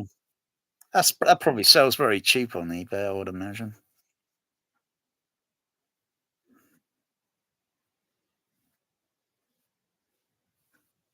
Mm, mm, mm. I would expect that box set to come with Swiss chocolate or something. Oh, here's a bar of Swiss chocolate. You'll feel like you're in the Alps. In the hills are alive with your Swiss chocolate. Nom, nom, nom, nom. I would expect it to come with that. Oh, yeah. Is that the 7.1 mix? Oh, goodness gracious. What the bloody hell does it sound like? You think about it, David, right? They could have recreate a 5 screen sound using 7.1, and all you have to do is you put the left center, right center on the extra back surround channel, and all you have to do is rewire it so it goes to 5 speakers in front. But, there's other things you could do now. There's other things, but I can only dread what they're using for the back surrounds. They probably only use the back surround for music now and then. Oh,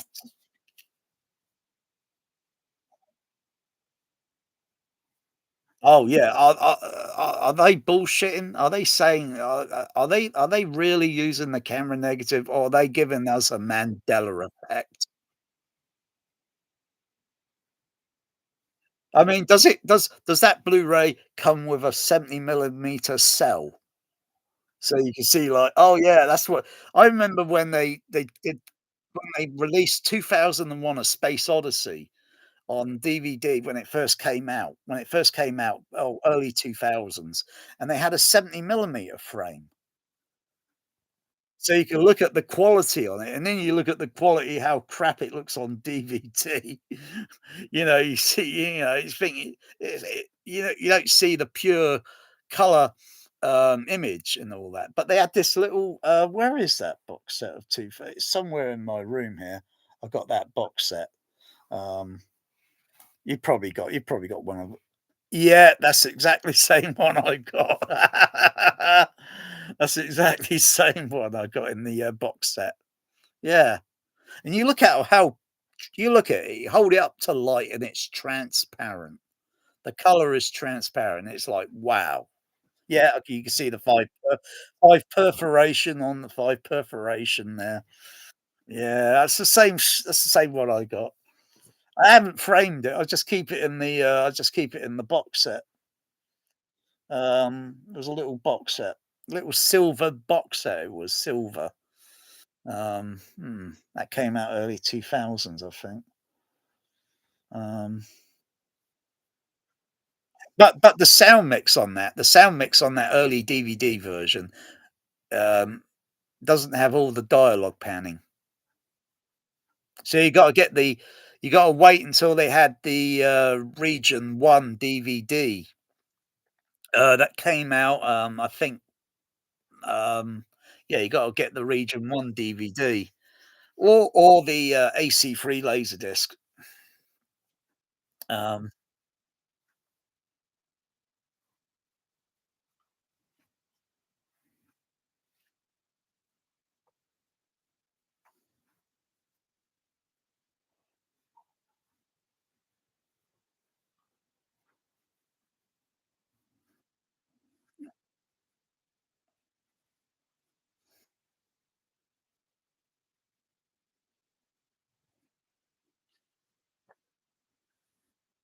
mhm.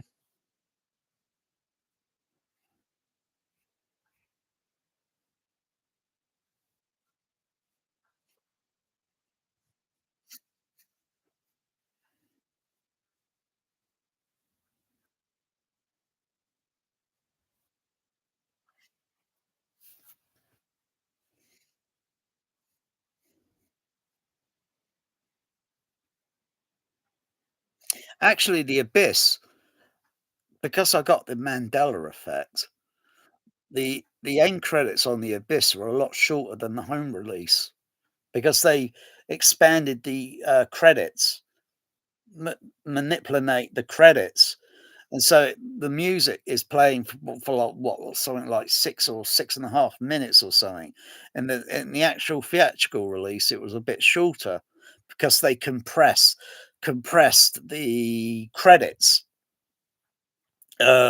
So yeah. So we still haven't got a proper version of The Abyss as it was theatrically shown. Um, there's only one video on YouTube that shows the actual end credits.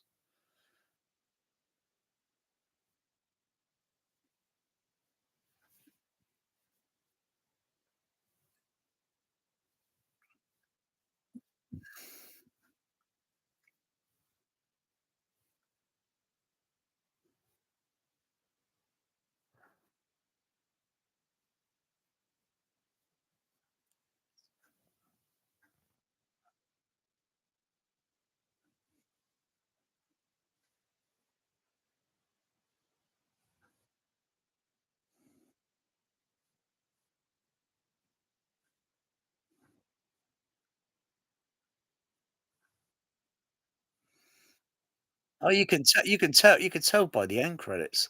They're completely different. They're arranged completely different.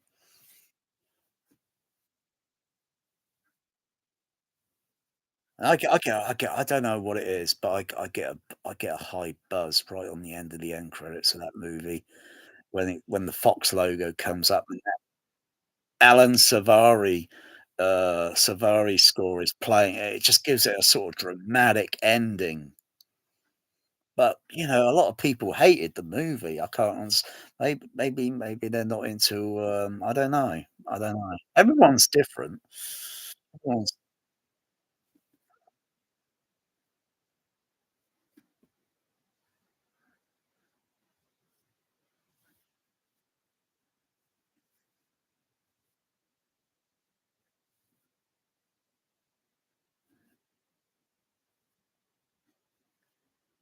Yeah, yeah, that's yes.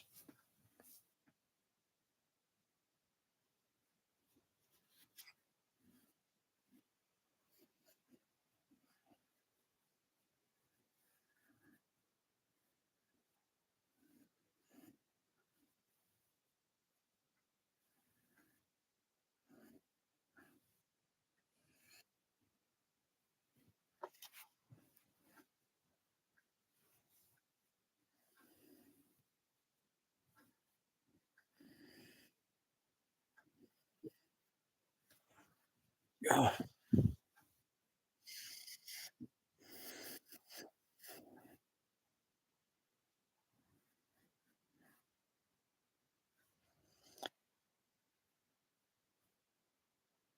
that's the same DVD box set thing I got. Yeah, that's the same, region 1 I got. I got sick of the region 2, so I got the region 1.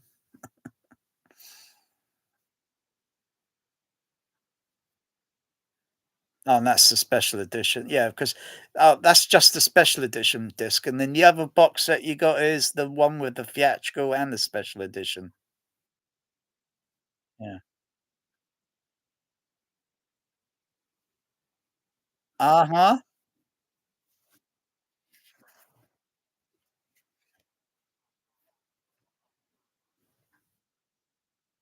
Yeah. Yeah, yeah, what a disappointment the 4K was. Yeah, all the hype and James Cameron's in his basement.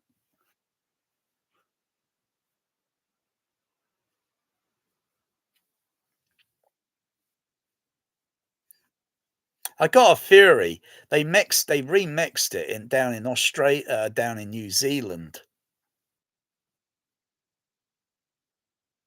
Yeah, they remixed it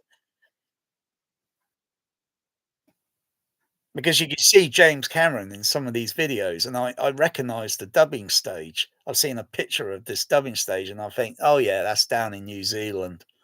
where they did, Lord of the Rings, sound mixing and all that stuff.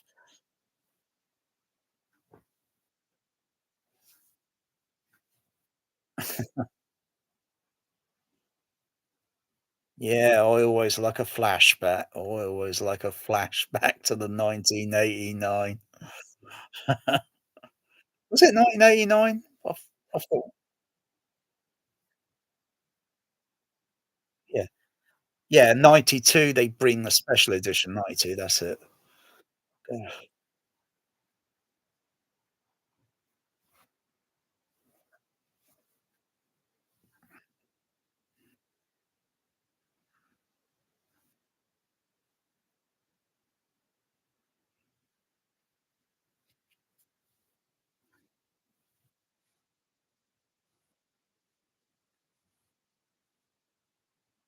The colour looks a bit different.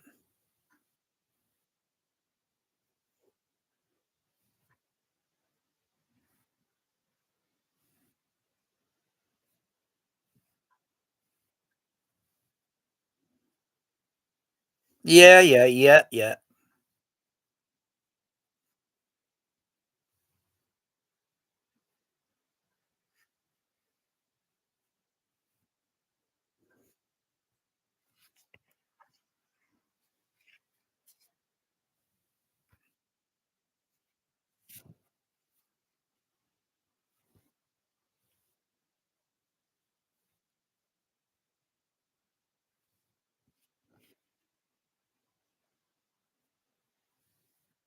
Mhm.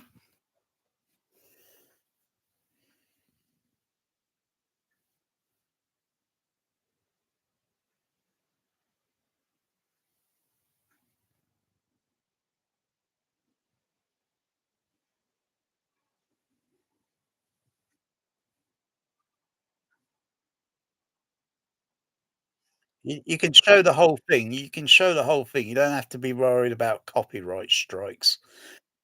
I think we're pretty secured here.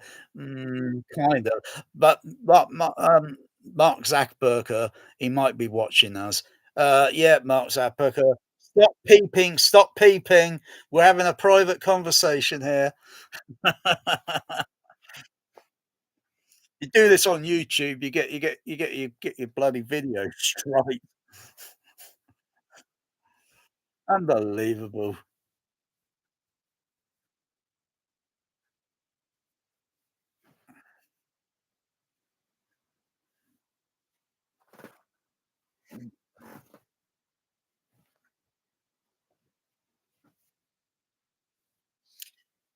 Yeah, hang on.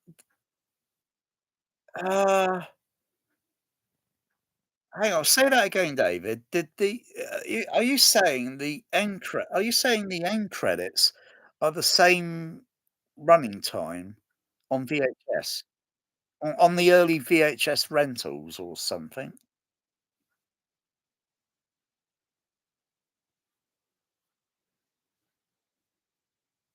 'Cause it's been a bloody long time since I watched the VHS pan and scan or the, whatever, rental. It's been a lot. I don't even have a VHS rental. It's been a long time since I've seen one.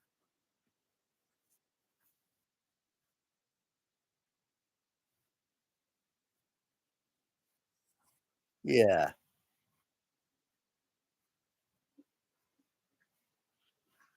The VHS rental came out, I'm pretty sure it came out about 1990.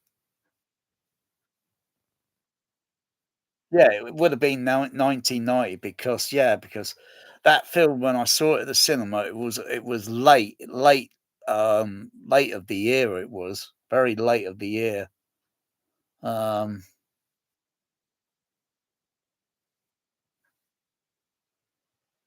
hmm, I might look for a VHS rental. Hmm.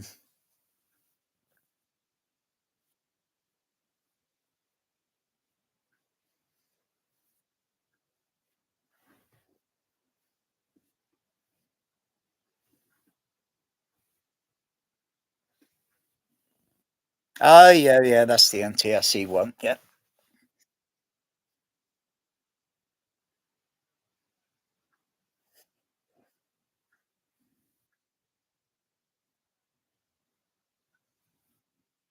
Yeah, because the NTSC Laserdisc, it doesn't use it. It's extend the end credits are extended, longer music. Mm,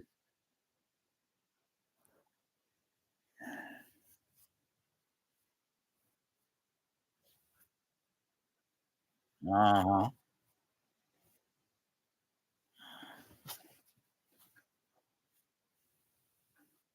When was the last time I had my VHS player up and running?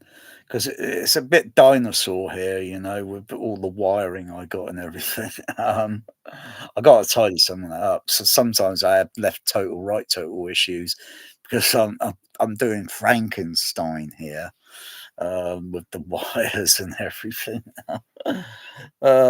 Yeah, I think it should work, unless my cat has got behind the rack and messed around with the cables. Oh, she's a little bitch, she is. God.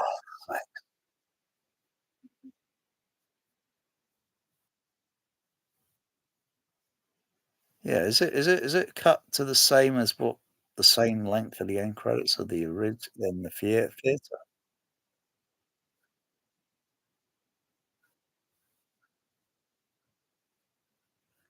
Aha, yeah, yeah. You can never make that stuff up, but yeah, you just look at the running time. Yeah, you just look at the running time, yeah.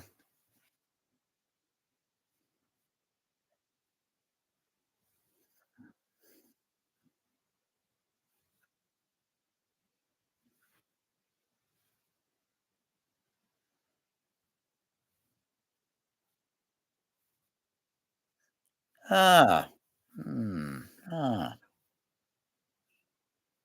Is that coming off are you playing a VHS tape at the moment?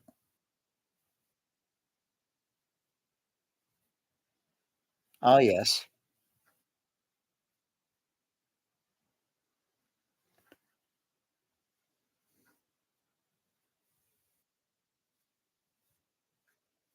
Oh, oh, bugger.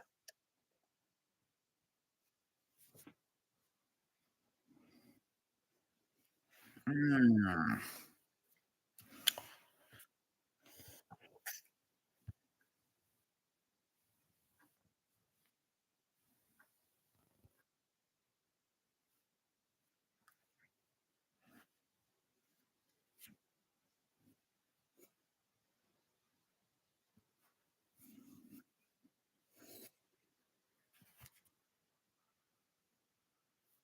Mhm. Oh, yeah, oh, we got here, we got self full 35, always 70, blow up, yeah.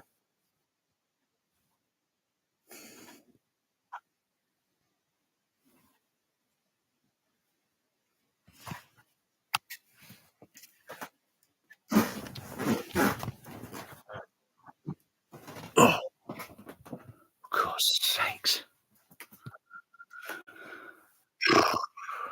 Can I say, do you have a thermostat in your room? Do you have any of these in your room?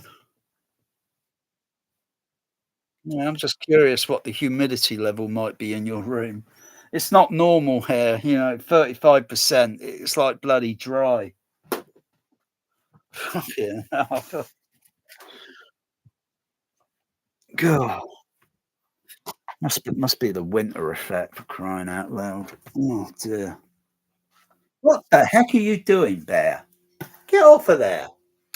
Bear, I thought you were sitting on these. What the blazes you doing sitting on the blinning tin cans for? Goodness gracious. Look, first you sit over here on the sink, and then now you're sitting on the bloody what the blazes. And you're knocking it all over, you're throwing it all around. You're throwing the tomato soup around. Crying out loud. Bloody hell, you're going to put fur all over that bear. Come on. Come on, be reasonable. Oh, speak of the devil. I got to go back to bed. I've got to get some water and go back. Bloody hell, I feel terrible. Oh, wow. Bloody hell.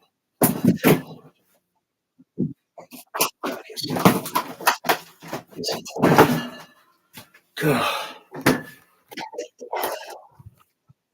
Be a good cat. Stop being naughty. And you stop being a bitch. Yeah, she may look nice, but she's madam is yeah. You want her because she's trying to rewire my home. I'm going back to bed. They're okay. They're okay. They're okay. They're okay. Oh,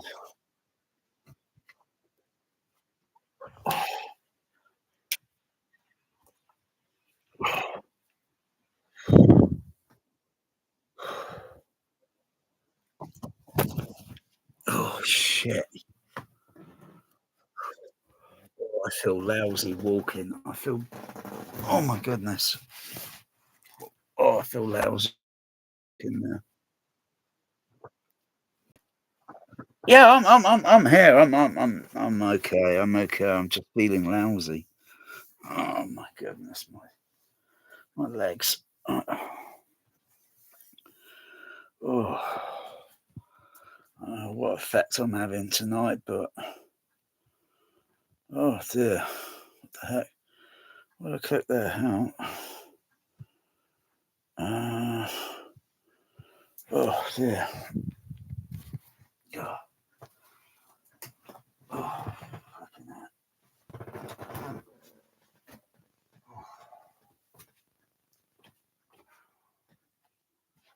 Oh, dizzy.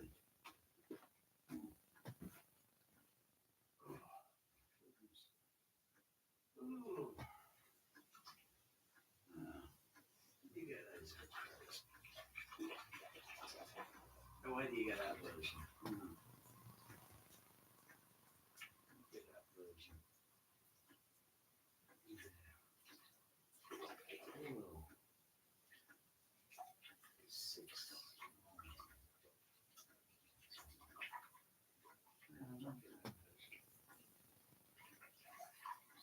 Just the I don't want the extended version.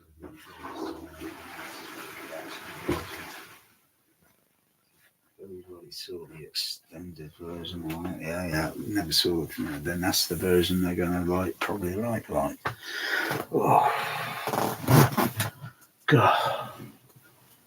Oh, sake. God.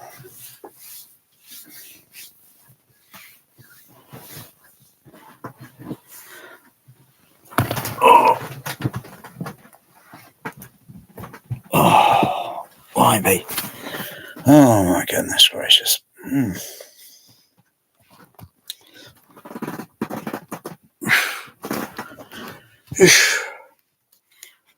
um, oh, oh, what am I doing over there?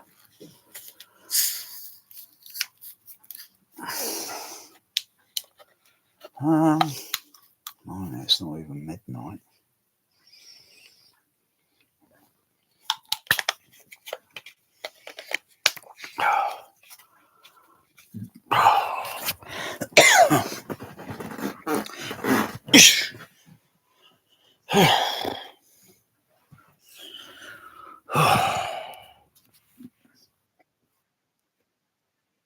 Oh, where? I can't see anything. Hang on. Oh, there. Yeah, I see video now. I see video.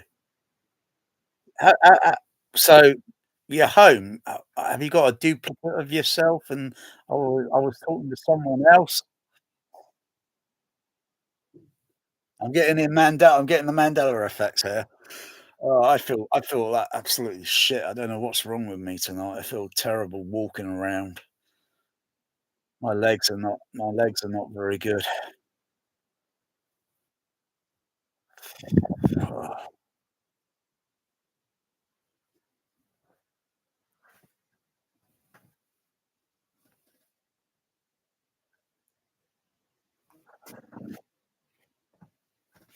Ice tone, is that what they call it? And, when they change the colour to it, they call it ice tone.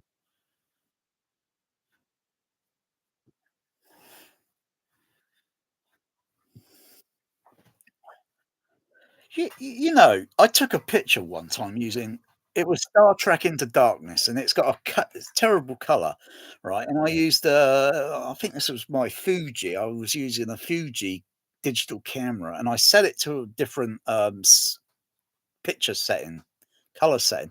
Took a picture, the same, image on the screen, and it looked a lot better than the actual film itself. It just magically changed the color.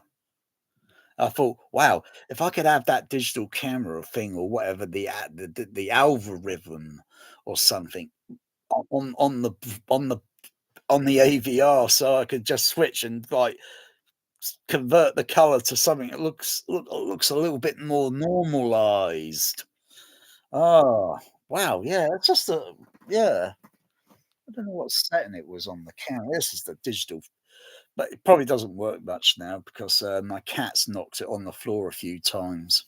Yeah, that's not an expensive camera, but that's an expensive camera because it's a DSLR Canon, yeah, so, you change the lenses and all that, but,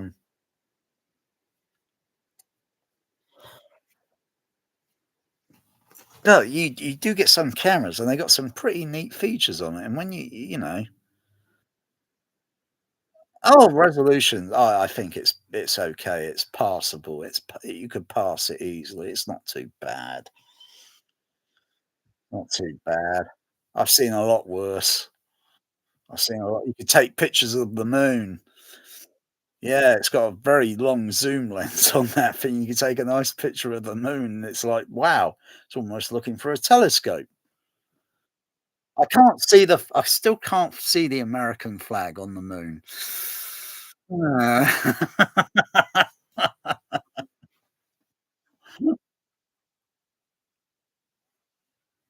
Yeah, that's a bit paler, that blue. That's a bit paler, the blue there. When you look at do you notice all the little dots or the image looking dotty when it's on the theatrical version on the DVD? I'm not too sure. I think it's also on the Laserdisc. It looks dotty. It looks like it's got loads of dots all over the bloody image on yeah, you can see it in the text, the text of the credits and when you look at the special edition, you don't see that effect. You don't see that it looks more purer. You don't see all these like dots effects all over the oh.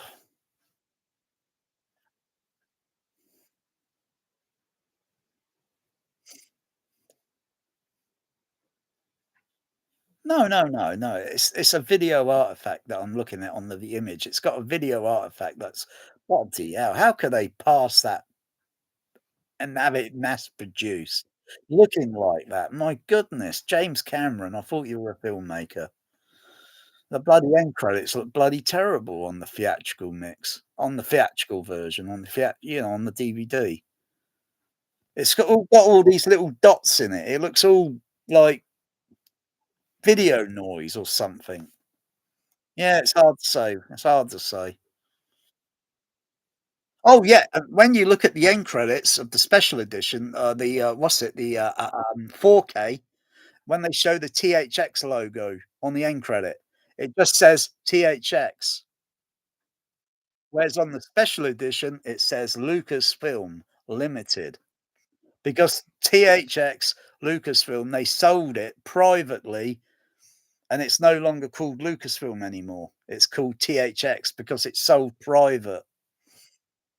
Yeah, that's another thing. I noticed that, screening when they showed a screening at where James Cameron's given a little Q&A. This was for the, 4K version or whatever, it was in a cinema, and I noticed it on the end credits. They just show a little bit of the end credits, and I thought, "Oh, whoa, they changed the THX logo." Oh, yeah, you're getting a man I'm thinking, "Am I getting a Mandela effect?"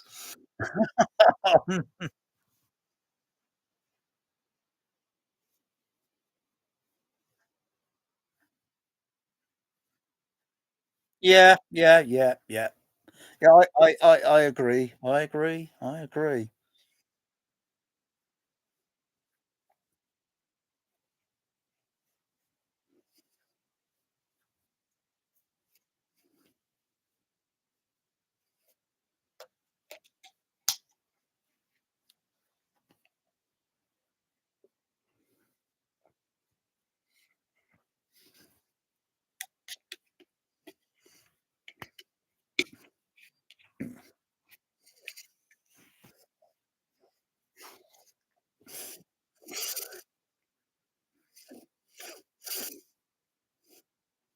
Yeah,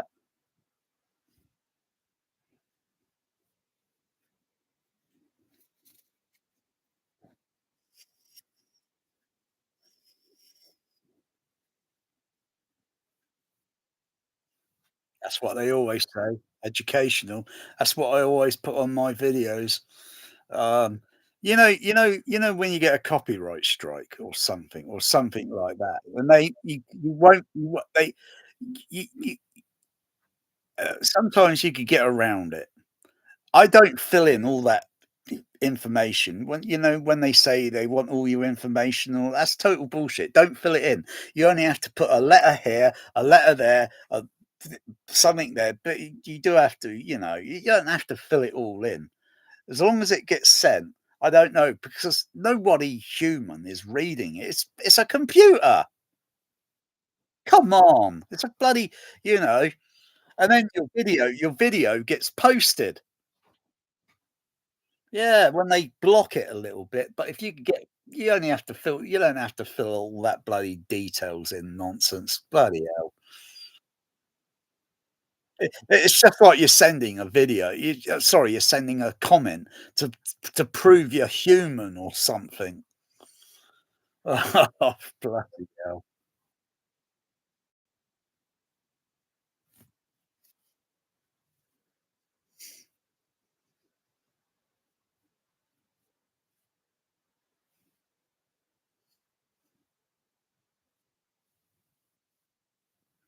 Yeah, yeah, everybody starts roaring and losing their mind.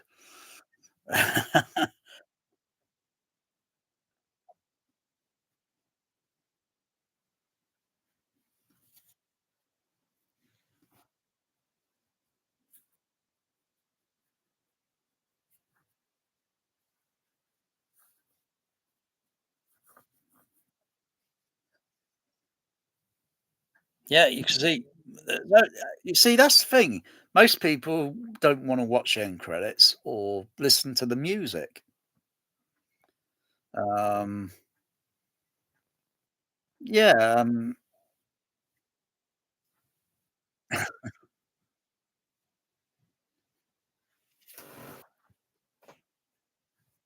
and what the bloody hell is the bloody house lights doing up? Why they got the house lights turned up? That you don't do that, that's a no-no. Yeah, you get some projectionists, and they're so bloody impatient, they wanna go home, and they turn the bloody house lights up. I've seen that happen a few times in the past, but, oh dear.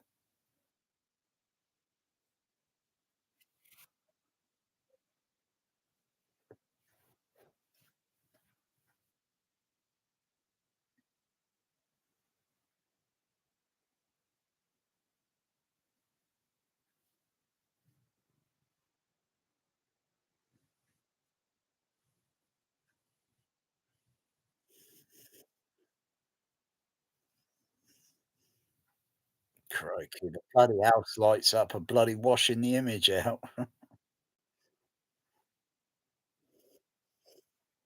Oh, look at that. Oh, look at that. The curtains, the curtains. Oh, yeah. Nice red curtains there. Oh, yeah. Kind of burgundy or something. Nice colored curtains there. Oh,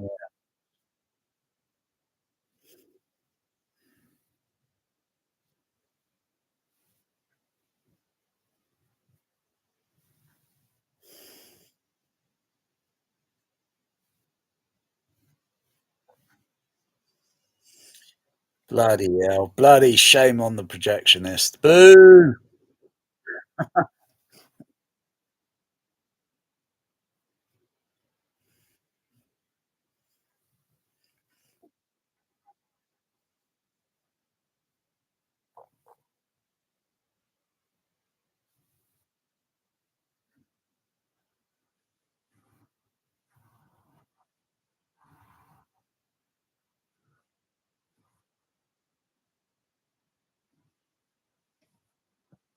Yeah. Yes, it's the only one on YouTube. There's only one of these videos on.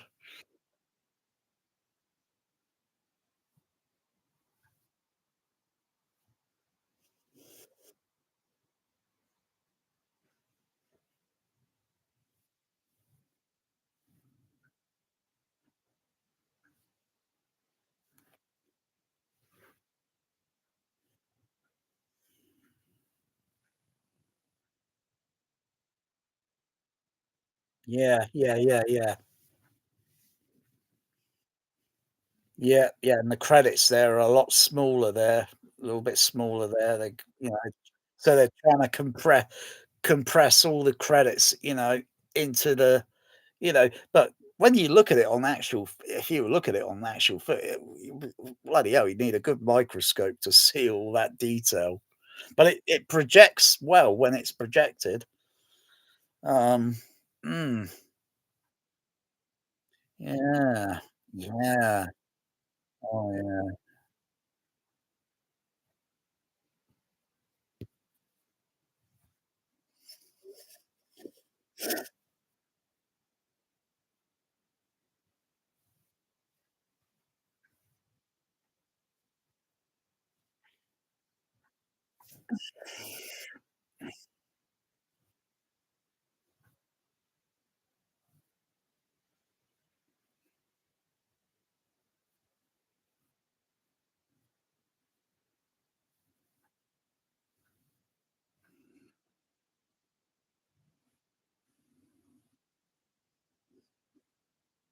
Yeah, yeah. It's highlighted, yeah, it's all bit highlighted to make it look, "Oh, wow, it shines, it glitters on your OLED. Oh, wow. Oh, look at that." Put the icing on the cake. Oh, 4K mastering. Oh, hold on, I've got to throw up. I just don't believe it. I don't believe it. Oh, dear.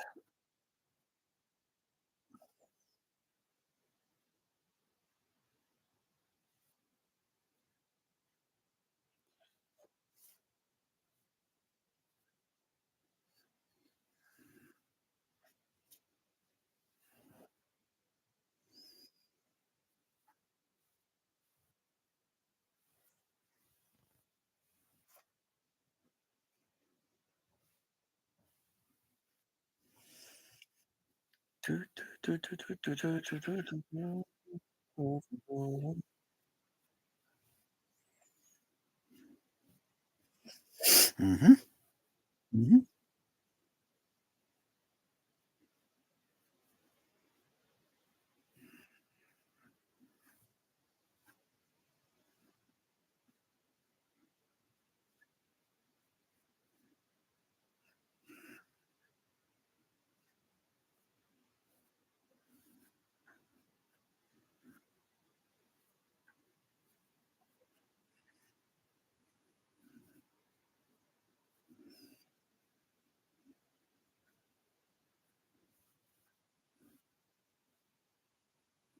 Yeah, you can see the tint and the colours and the blues. Dear, oh dear. Yeah, yeah, yeah, yeah.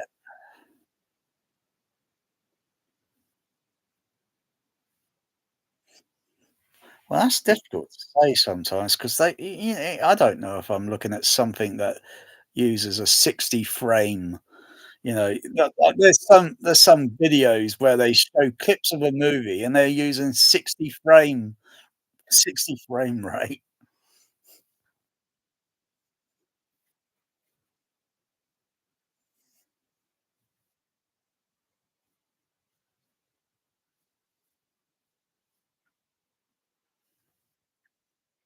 That's a bit of a watered down bluish to almost. It's a bit more blue. I think it's a bit more blue on the Laserdisc, yeah.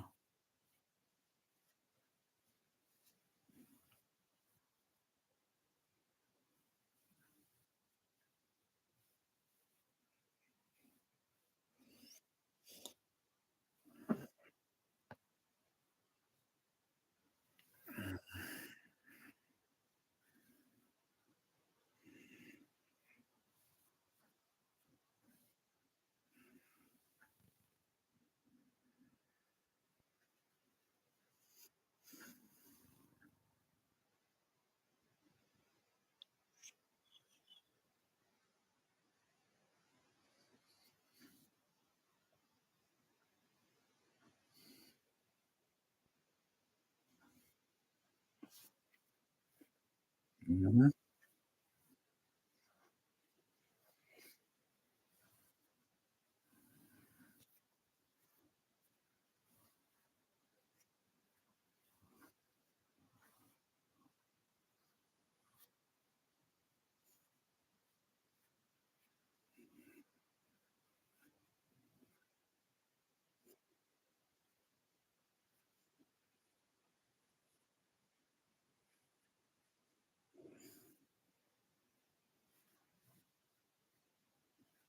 I would need a video splitter. You know those video splitters where you can split the image into half or maybe 4 images or whatever. I need something like a little box that I know that you can do that, and I can send maybe I can project it on the screen.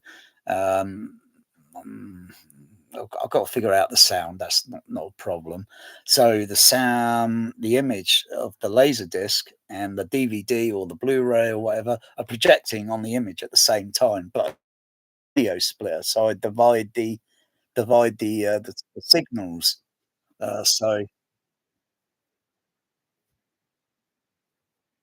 oh, yeah, you're using a computer and such, but I'm thinking of hardware, something cheap that's not even used anymore. And you could put multiple video signal into it, and then yeah, and then I can get the credits, about the right time, and then just boom, then play it, and then one's gonna finish before the other because of the running time.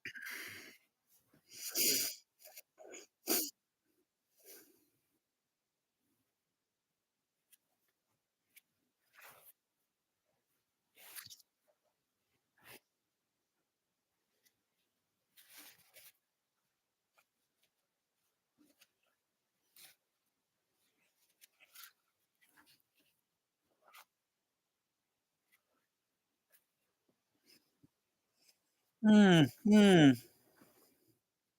hmm.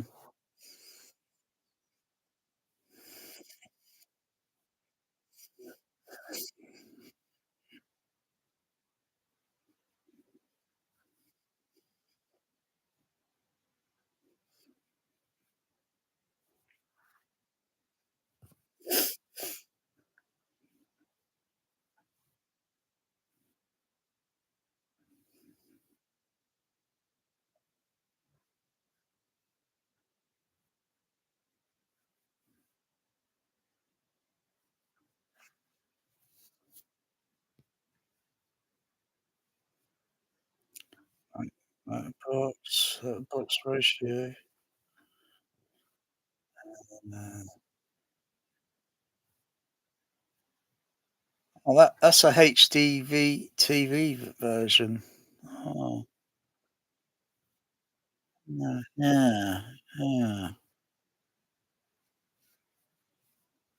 Oh, also, I think I saw The Abyss when they televised it, with Q dots and all the color grading looked totally different. But the last time I saw that televised, actually, before, um, um, it's probably the same in Denmark, you probably go back 20 years or go back before digital transmission, and they use different prints. They use different film prints, and what they would use today, David, is probably the version used for Blu-ray or something. The color was complete different. You could actually almost see film grains sometimes, but now it's all cleaned up and all this. Oh dear, I miss those days with the analog TV transmission with movies.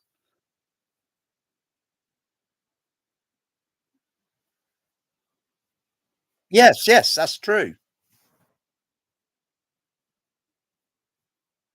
The color looked more the color looked more close when they televised The Abyss years ago. It looked more.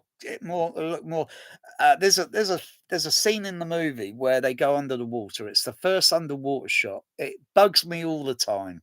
It's a problem with every video transfer, no matter what movies you see. If you see it on Terminator 2, all right? The helicopter chasing them on the road, chasing them. And then when the camera is looking directly at the floodlight on the helicopter, you see all this green blotching going around the bloody image. That is never on film. You just see the blue and the white color. It's like I say, watercolors. You mix a color and you create a third color that shouldn't even be there. You shouldn't be looking at it because they've done the video transferring completely wrong. It's You see it on Close Encounters of the Third Kind. You see it on Batman Batman Begins or something. You see it on, and that's on the DVD, mind you.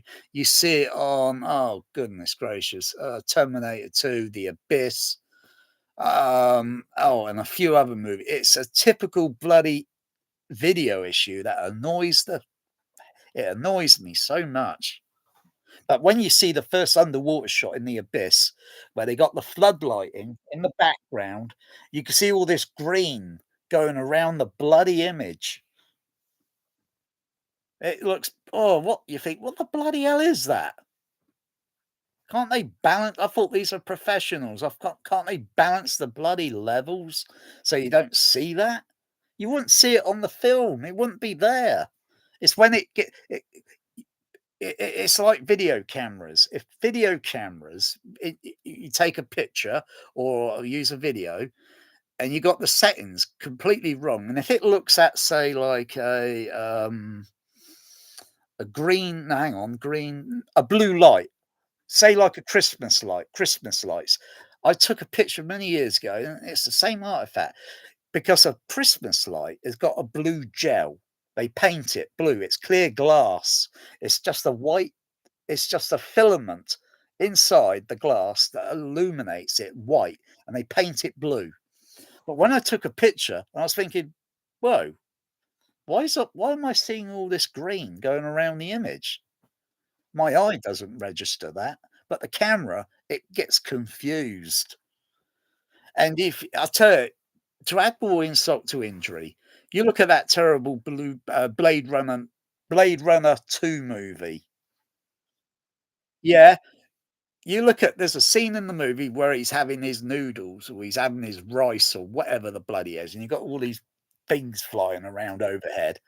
In the background, you've got this a neon lighting sign. It doesn't look like Blade Runner. No, no, no, not the final cut version. It doesn't matter which version. It could be the theatrical, whatever.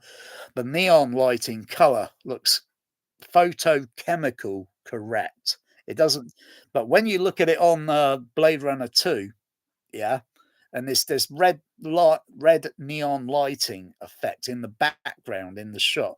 It looks like Star Wars, where the stormtroopers come out of the bloody what's it with all the smoke, and you see this red, red bloody light, so bloody bright, it's shining through the bloody smoke.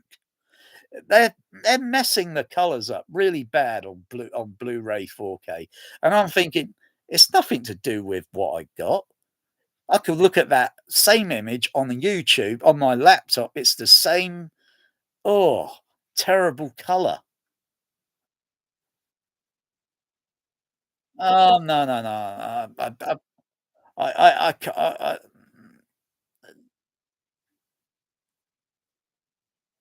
neon lighting's got a certain color or certain texture to it. But, oh dear. They didn't mess around with it. They didn't mess around with it. I mean, I can look at the laser disc and it looks like, "Oh, yeah, that looks like a neon lighting."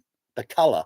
You see all the where you see where, I don't know, the camera is panning down and it's going past a little dragon with neon lighting going, and you see all the other neon light. It looks more color natural.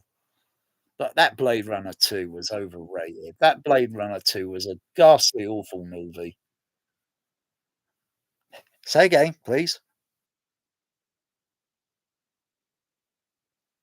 It doesn't matter, it could be the VHS tape. It just looks more colour natural.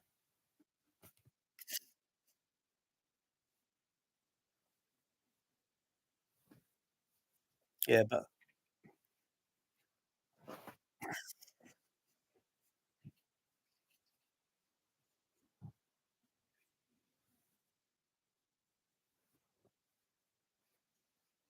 is this available to buy somewhere?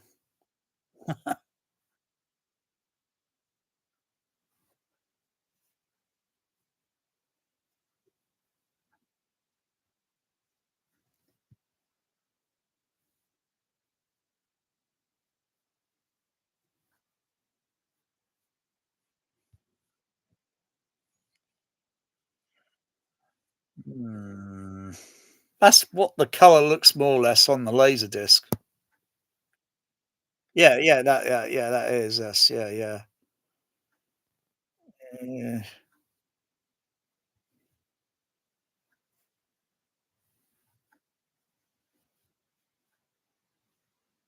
Yeah, yeah, cropping it, mhm.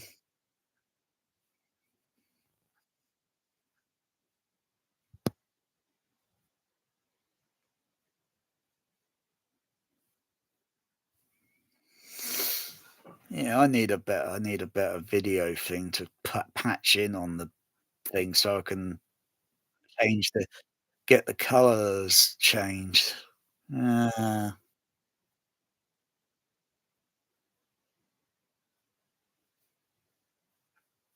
you need a 35 millimeter cell on a yeah, and then compare the color tone. Like I got some film of I don't know where they came from, but um, don't know how they did them, but um, they got optical soundtrack things on them, but um, they're not trailers. They're not cut from trailers. I can tell when it's cut from a trailer. You know, if it's a scene in the movie I've seen and I can see the soundtrack looks a little bit loud, it looks like, yeah, it's cut from a trailer because that scene in the movie would have a very soft, narrow waveform on the optical soundtrack. Um,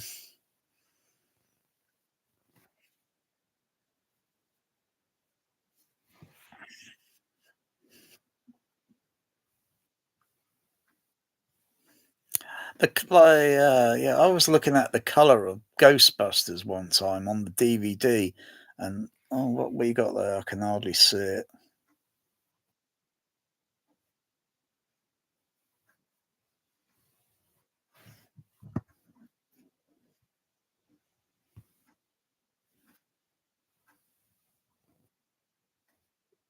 It's better when you got a white background. You can't use a light because, it's better when you got a white background, and then it illuminates the film a little bit. Yeah, maybe if you get yeah, it's very difficult to get it close to the camera and hold it steady. What is it? Okie dokie, okie dokie, yes. Ah, VistaVision.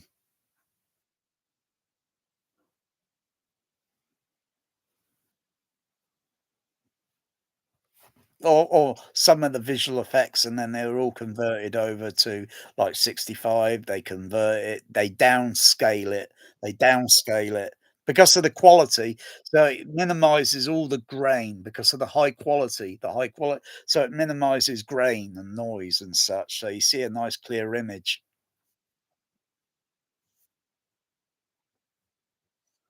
But that was CGI, and then it's all then converted onto the, film.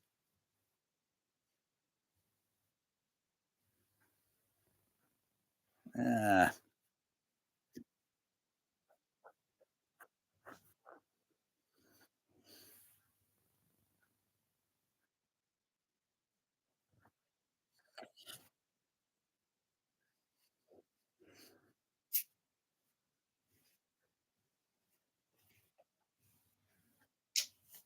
bless you.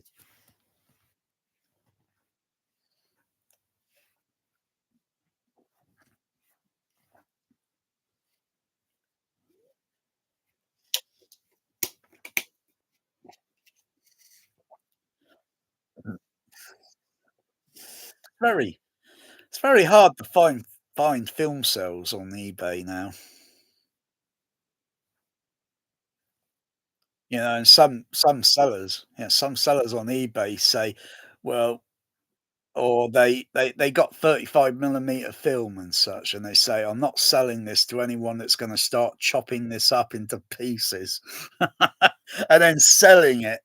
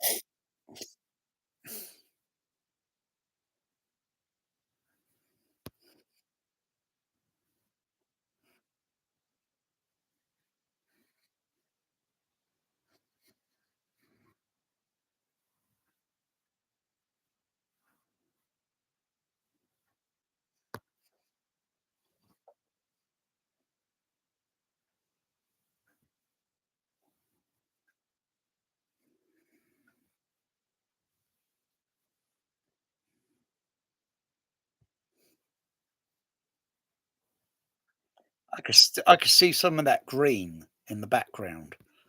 Between the 2 guys on the wall, there's a light, and it looks a little bit greenish in some of part of it, and then yeah, that's what bugs me.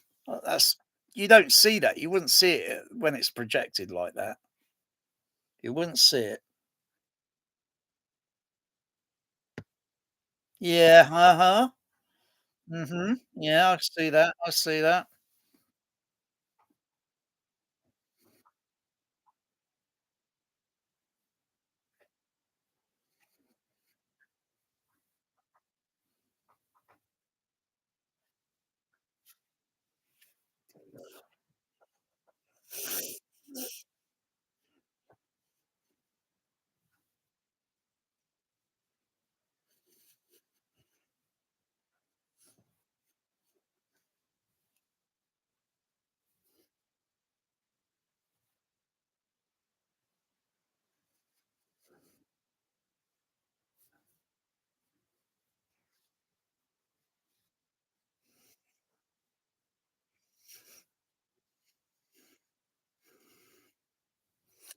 I mean, do you agree? Would you agree that films should have grain? Because we don't see grain. We don't see that in real life. All we see is light and shadow, light and shadow, light and shadow. That is what makes an image up at the end of the day. We shouldn't see grain. But if it was filmed with grain and all that, then yeah, we should be seeing it. If it's filmed in digital, well, it's gonna have its own artifact. You know, it's digital, it's not light and shadow, but you're trying to capture something, all the detail, and you gotta have the camera, the balances, all the circuitry, the algorithms to capture all these millions of colors. They sell these video projectors, and they say they see 16 million colors. Bloody hell, that boggles my mind. 16 million, bloody hell. Where do I start counting?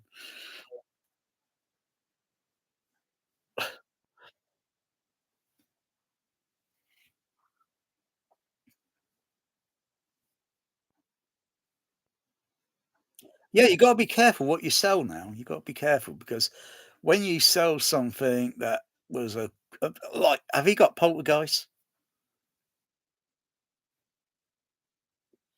There's two versions of Poltergeist, where they got the color all completely botched up, one where the color looks more like how it did in the cinema.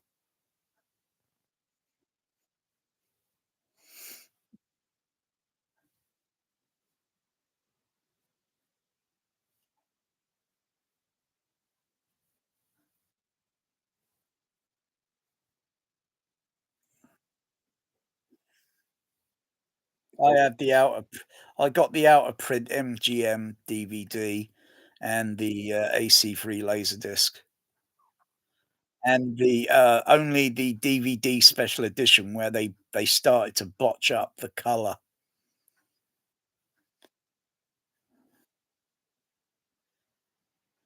"Go into the light, it's pure," and should be white, but when you look at the special edition, it's, like, got all these bizarre colors. It's like, "That's not what I saw at the cinema."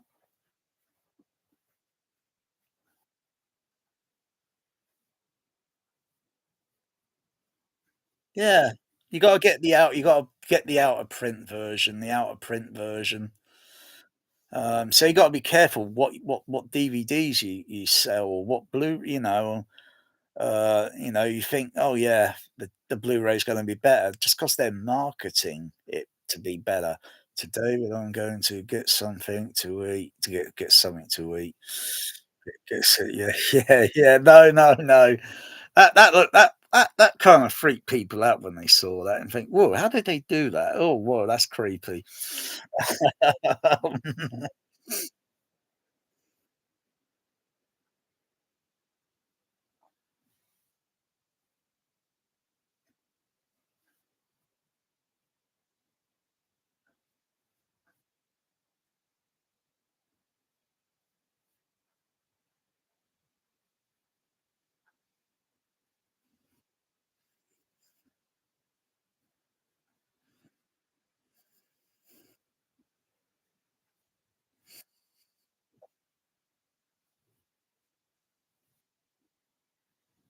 Oh, yeah.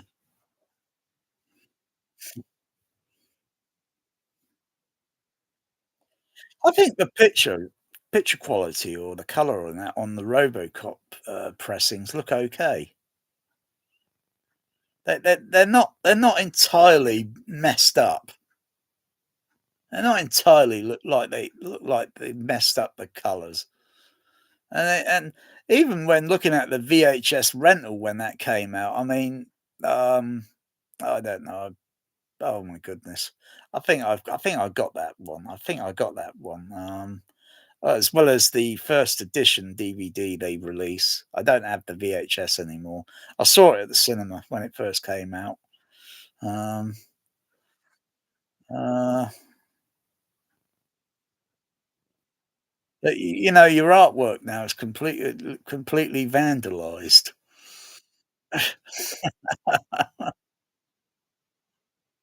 Have you got a second cover to put in there?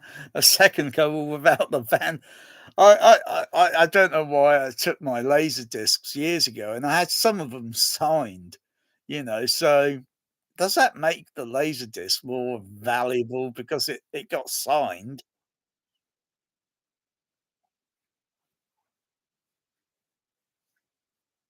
Oh, mm. Yeah, but yeah, Oh, yeah, also I got it on Criterion Laserdisc Robocop, yeah. Almost forgot about that. Got it on the Criterion, then the yeah, the colours and all that look almost the same as the DVD.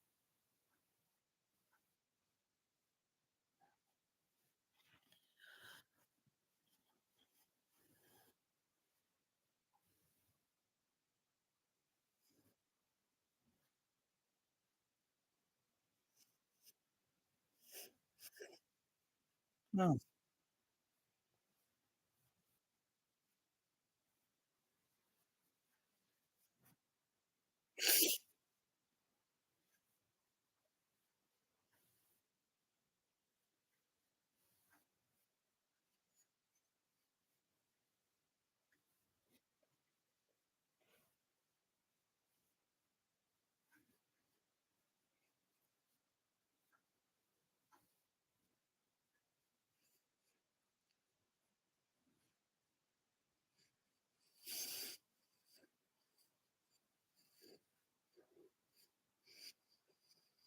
yeah, yes.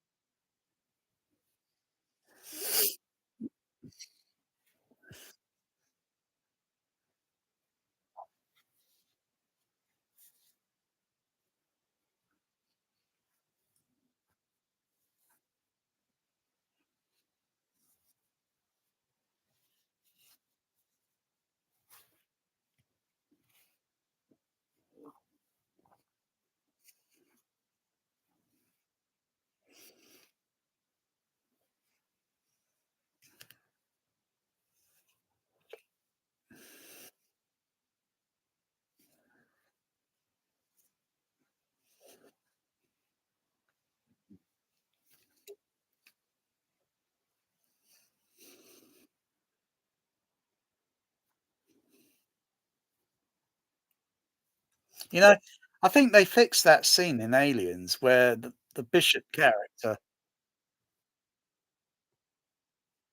yeah, he comes out the hole, comes out the sp you know, you could CGI all that and uh, yeah, yeah, yeah, yeah. I never I never noticed it for so many years, and then someone pointed it out to me.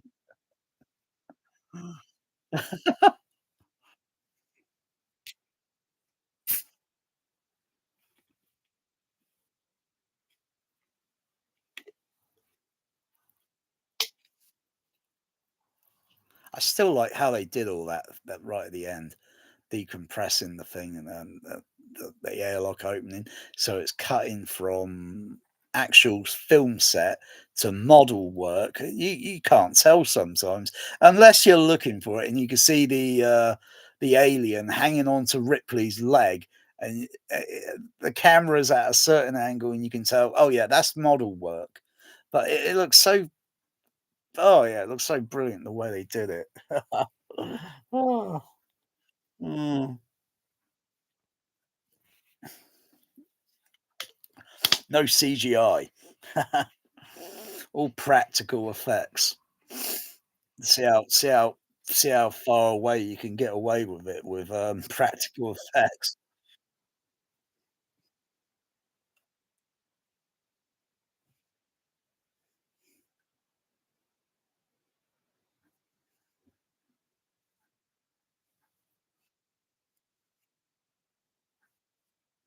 Yeah.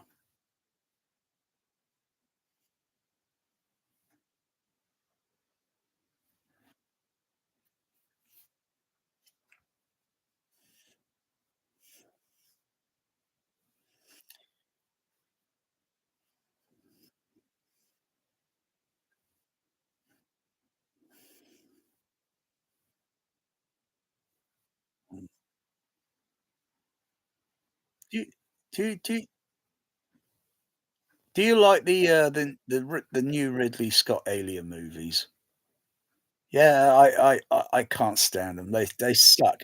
They don't make any sense. You look at all the continuity of all this graphic detail, 3D imaging and all that they show in the and all the other movies were using CRT TVs, all from Alien, Aliens, Alien 3, and Alien Resurrection. Well, but they're slipping in a little bit of the kind of 3D sort of effect sometimes. But you look at all the other past movies, and these new Alien movies take place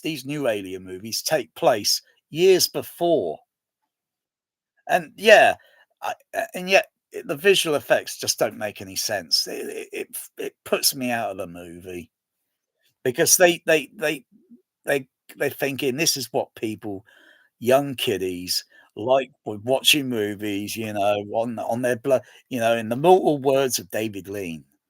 So you want to watch a movie on a fucking phone? You see that video on YouTube where he's showing a mobile phone and you want to watch him. I don't like this shit today because oh dear. If they'd done those movies looking like the other Alien movies, yeah, I'd have probably liked them a little bit. But they throw in all this s too much of this new CGI stuff, and it didn't fit into the Alien universe. It didn't fit in. The stories were okay, but that's the visual effects and, like, and such. It's like everyone, do they like Gladiator 2? I've never seen it. I've seen little clips of it, and it looks absolutely absurd. It's like, I'm not into Ridley Scott movies anymore. He's turned me off. I think his highlights were going back in the 70s, 80s, 90s, and you get into the 2000s, and then things just get a little he's a workaholic, that director. Bloody hell. Every bloody movie. He's even making a movie right now while we talk. And another movie. He's doing two at the same time. I'm just not I'm just turned off by that. I'm just turned off now.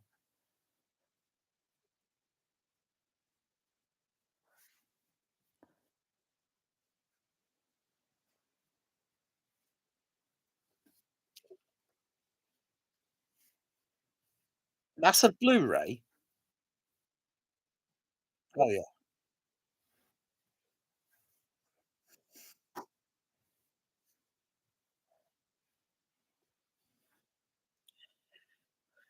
Oh yeah. Oh yeah. That was my favourite show on TV back in the 1970s.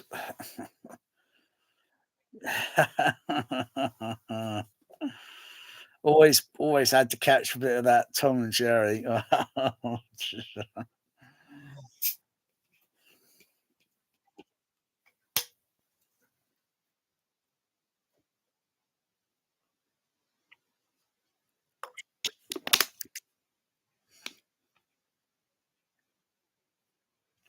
Is that the entire ones that they used to show in the 1970s and everything? Wow. I know you could buy these on Laserdiscs and all that, but blimey neck. Um,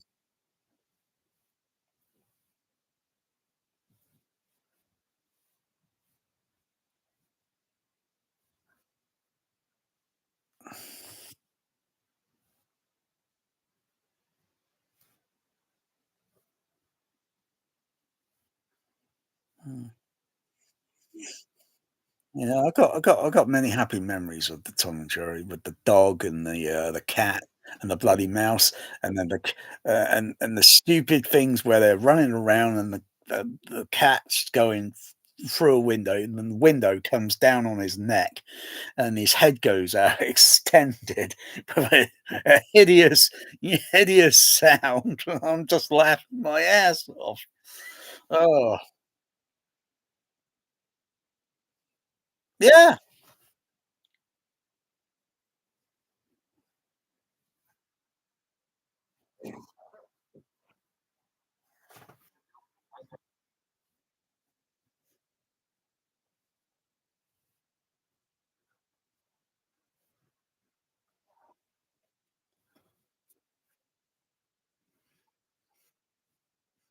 Maybe I should look for some Tom and Jerry on I don't know, DVD box set or Blu-ray, whatever.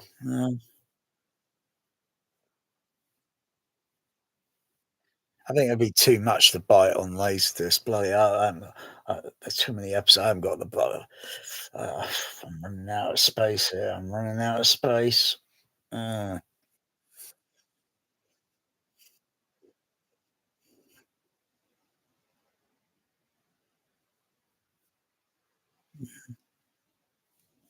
yeah.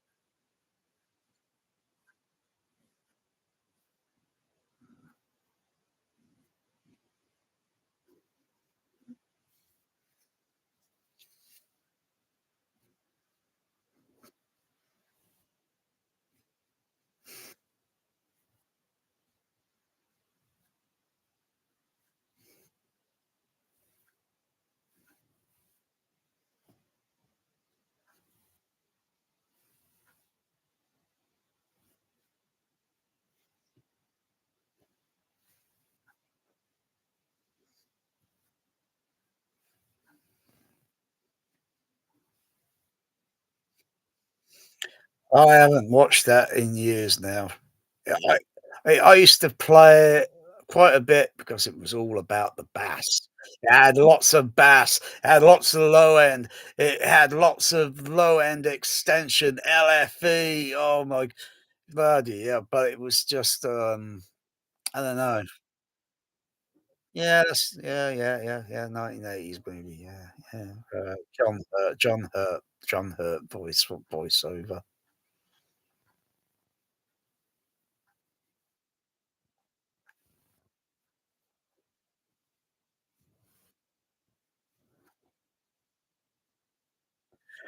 Yeah, 1980s because it was during the Cold War. Mhm.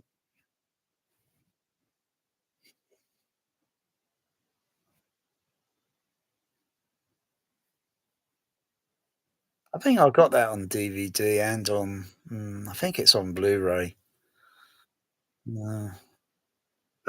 So you mean when he's uncut, he's on a chair and he's getting his, testicles, tickled with a feather, and then, probably gets a scorpion and, something else, a snake.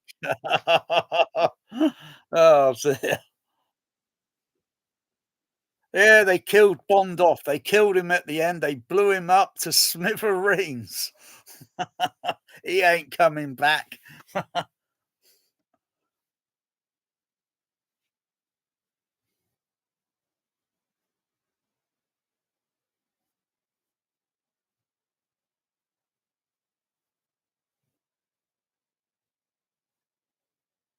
How many years ago was that last was it No Time to Watch It or No Time to, My goodness, it was a terrible movie. I'm not that one. The last James Bond movie. I've forgotten about.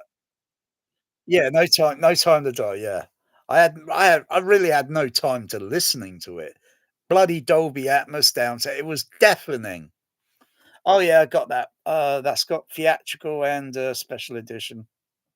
Also got the Japanese, Laserdisc version, which it has Q dots. It sounds more raw sounding to the Dolby Stereo in the cinema at the time. It sounds more, yeah, yeah. I saw. Oh, yeah, that's a movie I saw on VHS back in the day. Yeah, oh yeah, Time Bandits. Yeah.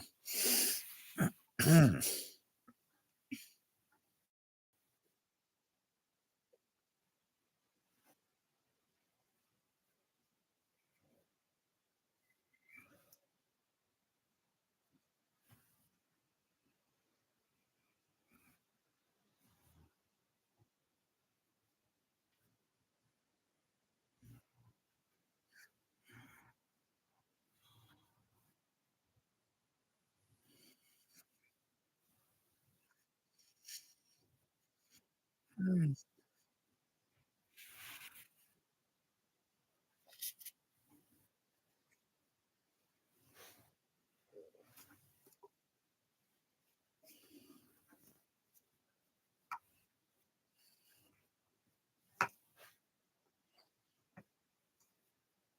yes.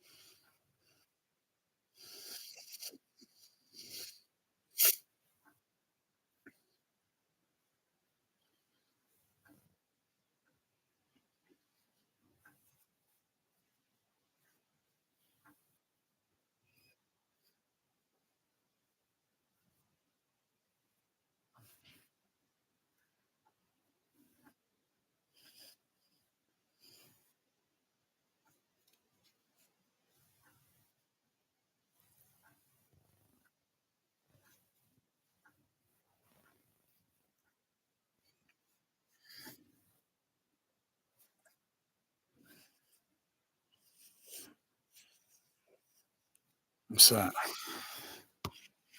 Oh my goodness, it's Chuck Norris. I think I've got a Chuck Norris Laserdisc on the wall. I don't know. I can't remember. No, I must be having the Mandela effect. I can't remember what Laserdisc I bought the last day. Bloody hell. God's sake. Laserdisc. Chuck Norris, Chuck Norris. No, I've been seeing that image everywhere lately. Someone that looks like Chuck Norris, and oh my goodness.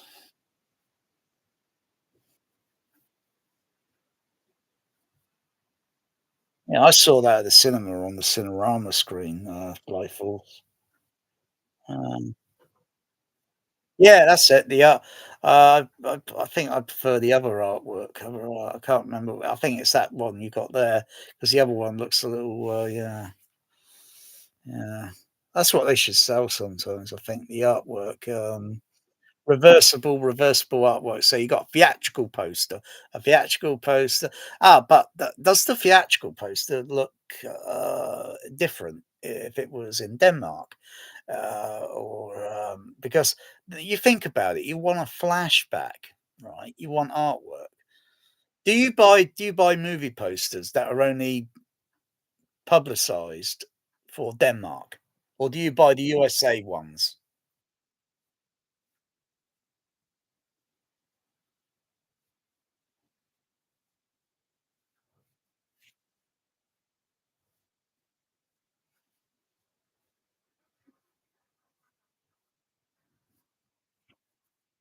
Mm.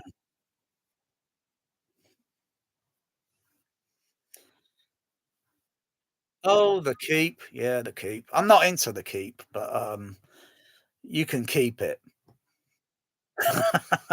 I saw it once on TV, I think many years ago, and it really, it made me feel very unsettled because it was like zombie movie, wasn't it? Yeah, yeah, yeah, yeah, it was very, very dark.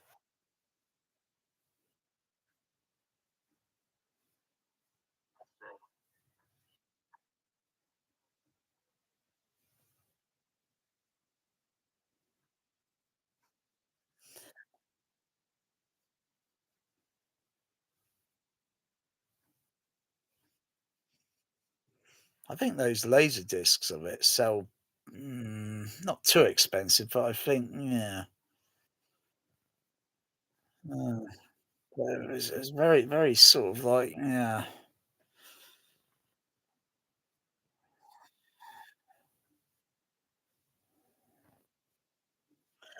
What's the music by, In the Keep? It's that's it. The same that he used in the movie Thief. Yeah, yeah.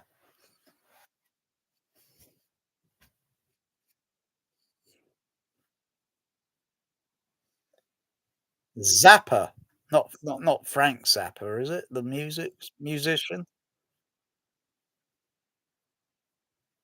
Oh, Zappa.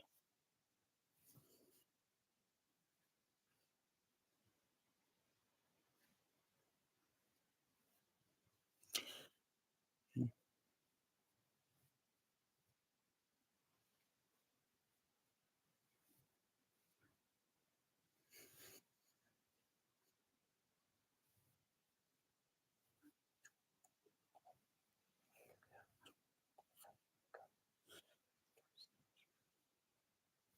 oh, yeah.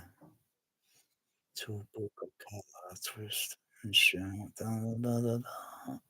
Uh-huh.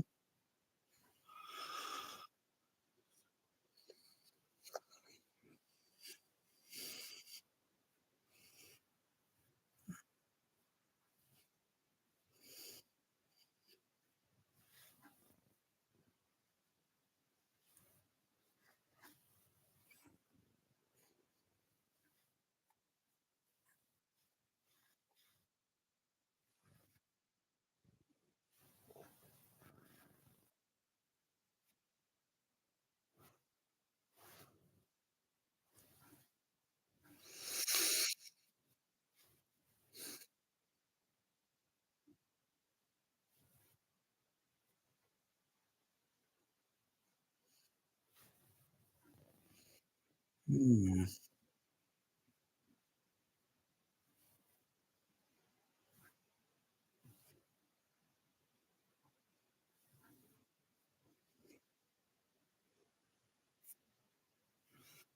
Oh, you've been into the UK. Oh, you've been to the Prince Charles.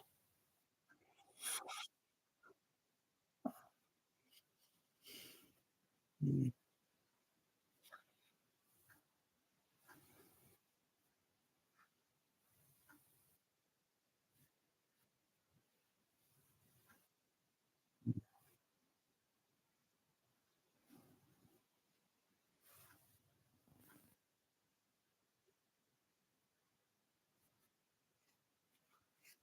mm.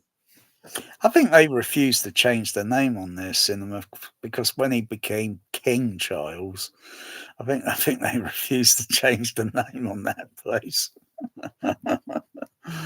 Uh, that cinema was hanging under a dark cloud because they were gonna close it down. The blooming, what's it? The lease ran out on it and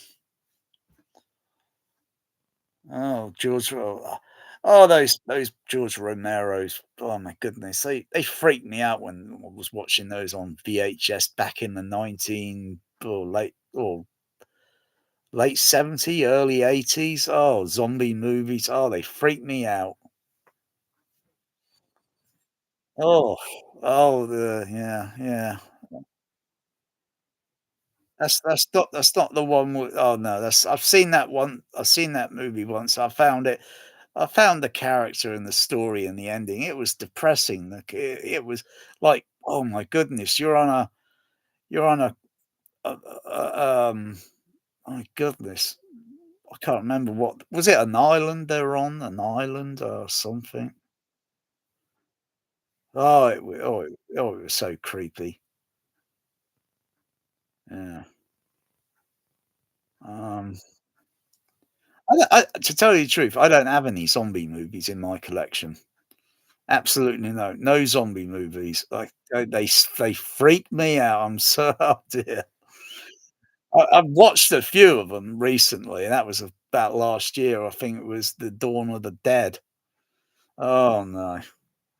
My goodness me.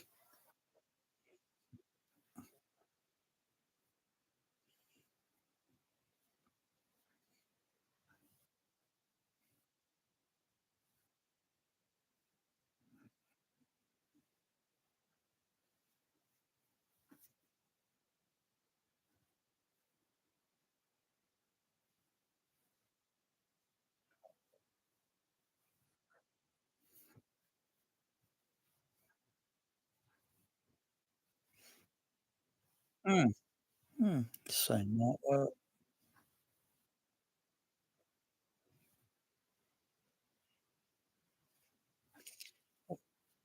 1, 2, 3, side 1, side 2, side 3, side 4. Yeah. Do you have an LP player? Turntable, I mean a turntable.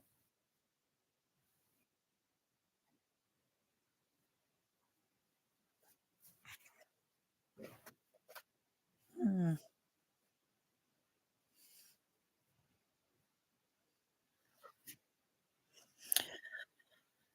I've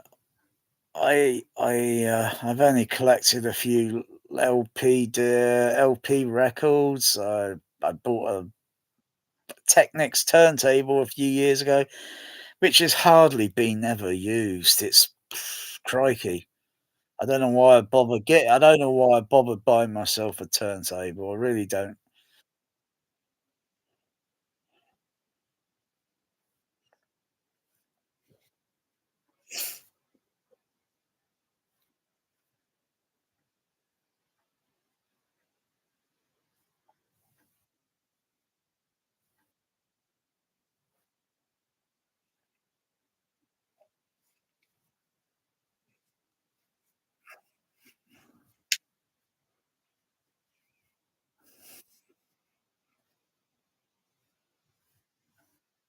Yeah.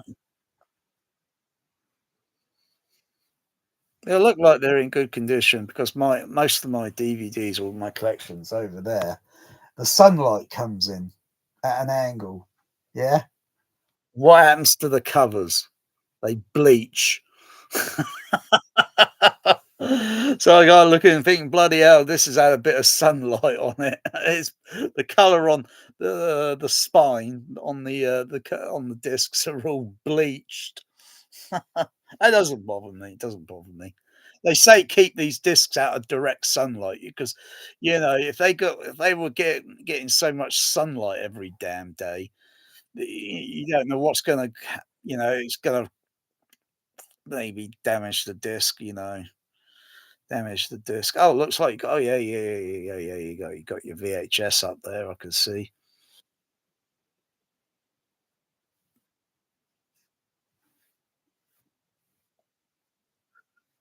Yeah. You watch out for sunlight coming at a certain angle because when it gets, it will go on to anything, and then it will start bleaching the color on the what's it? Yeah, even though I got curtains over there, but the sunlight gets in at an angle, and then it starts bleaching some of the covers, the color on it. It goes from so like a red color to a pink color.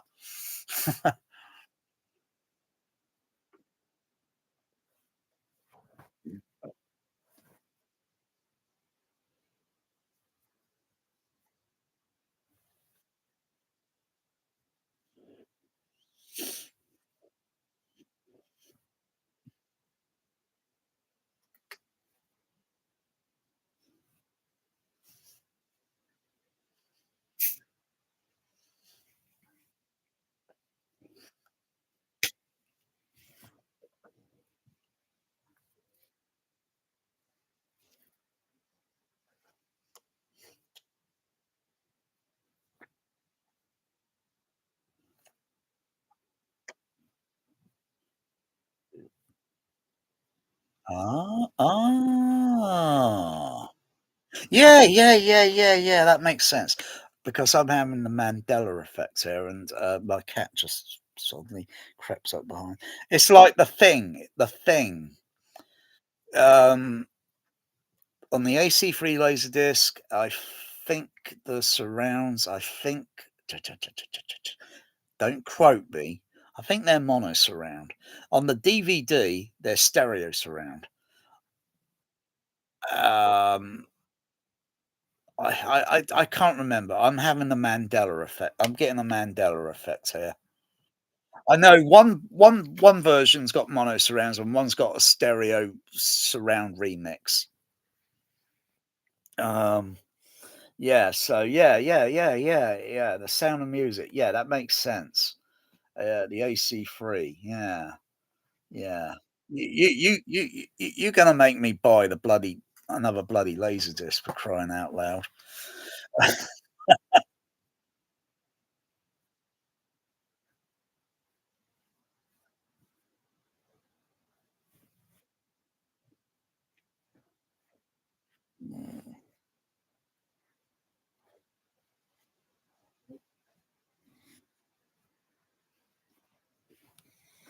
Yeah, yeah, right. So, yeah, you're gonna make me look right now. I'm just doing a quick search. Da-da-da-da-da-da. Come on, eBay, eBay. Come on, eBay. Yeah,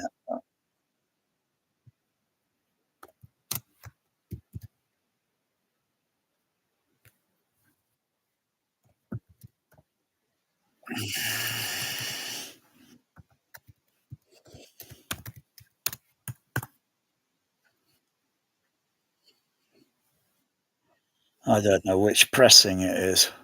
I don't know which artwork I'm looking at. Hang on, I think it could be this one. That might be the THX standard laser. Just hang on, let me zoom. Oh bloody hell! I've got a terrible picture. I can't hardly see. Um, Hang on, what's that say there? Hang on. Oh, hang on. Is this AC3? Hang on, has it got all oh yeah, this is the AC3 I'm looking at here. Oh, that's cheap. Oh.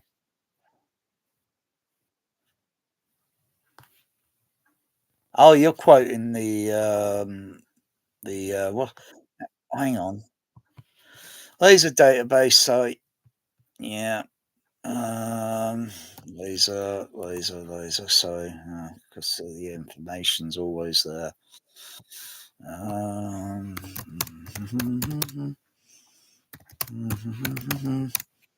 My goodness. Oh yeah, they got Sound of Music out. Zoom that up so I can see. Pan and scan. Letterbox. AC3. Hang on, one's going to be Japan, one's going to be USA. So yeah,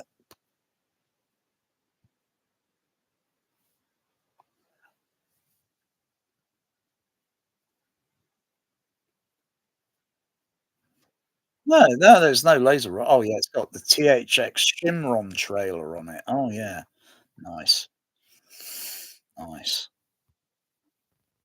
Hmm. But does it have any edge enhancement on it? They don't, they're not saying here on the laser data site whether, this has got edge enhancement, there's no edge enhancement on it, because the DVD's got edge enhancement on it, and I'm just being a little bit cautious. Um,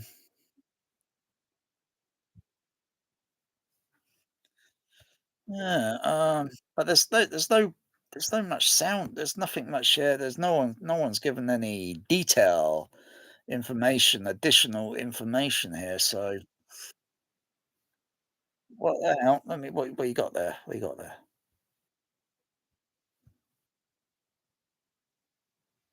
Okay, I'm looking at you again. I was looking at the laser database, so oh, that's the Spectrum, what's it thing of the, I find those I find those ones a little bit can you read those ones? 'Cause I find it difficult to read those ones.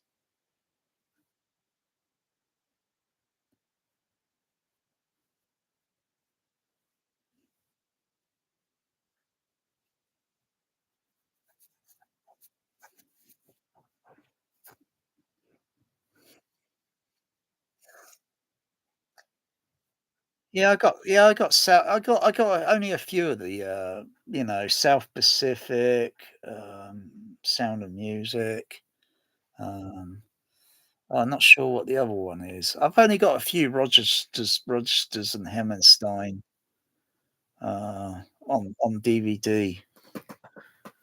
Uh, I can't see it from over here.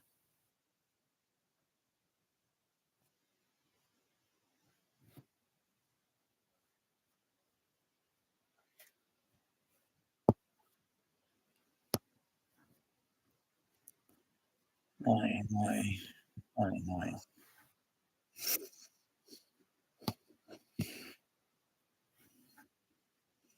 AC3, 96. Hmm. Yes, yes, yes. LFE never existed back then.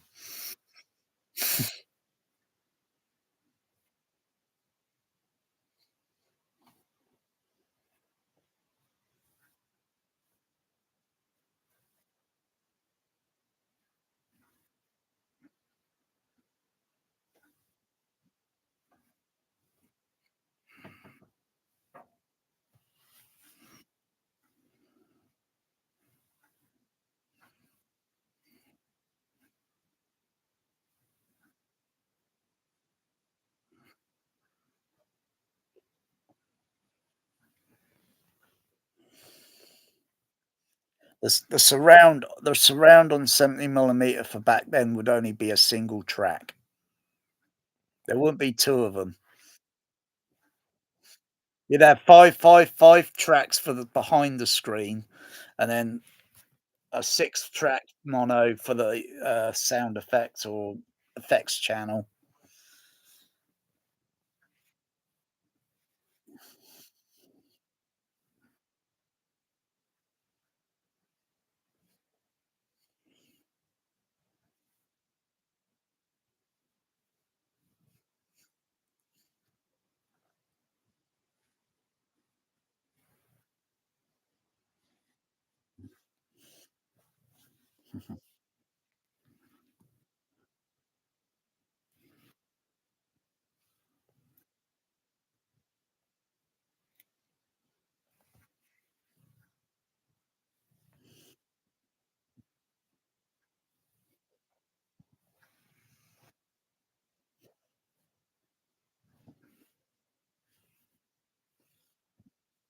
See, this is the problem with Dolby Digital. It's, if they're gonna do a mono surround, they'll use 2 channels, but you only really need to use 1, but it's encoding and decoding delivery. I think it was a little bit, fucked up by Dolby Labs. Whereas on 70 millimeter, if it was projected in its original, there would only be a single channel for the mono surround, only a single magnetic track. 5 magnetic tracks for behind the screen, and then a single magnetic track, and that's 6 tracks. But when they do it for home release, they do a dual mono channel, left and right, dual mono. Bloody hell! Dolby Digital is a bit of a fuck up. I don't like it that much. It can't do everything that 70 millimeter could do.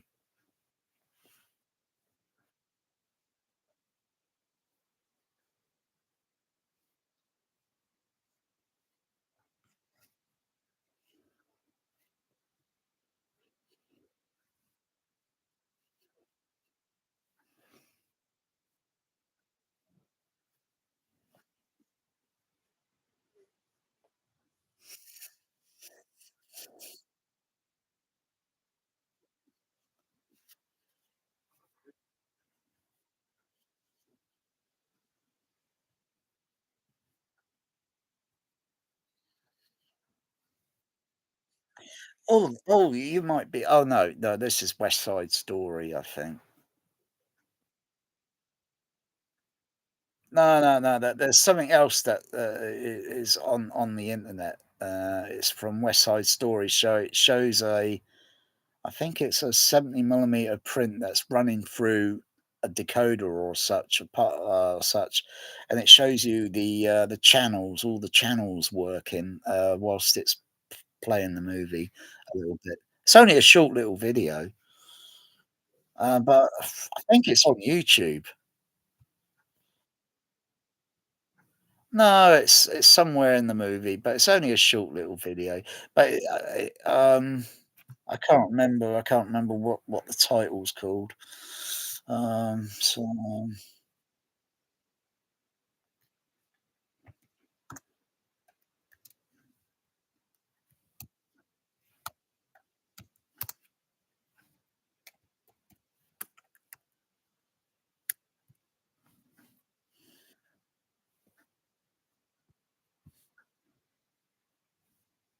I found it. I found it.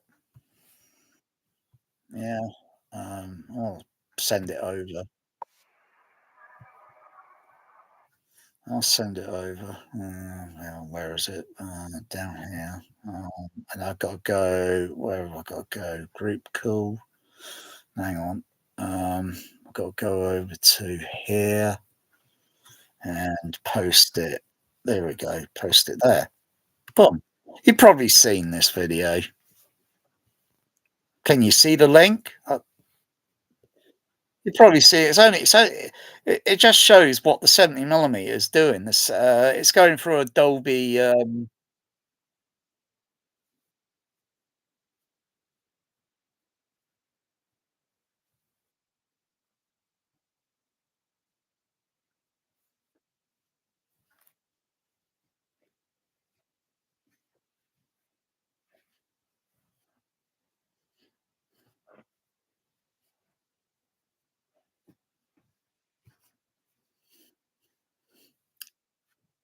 Ah, that name rings a bell.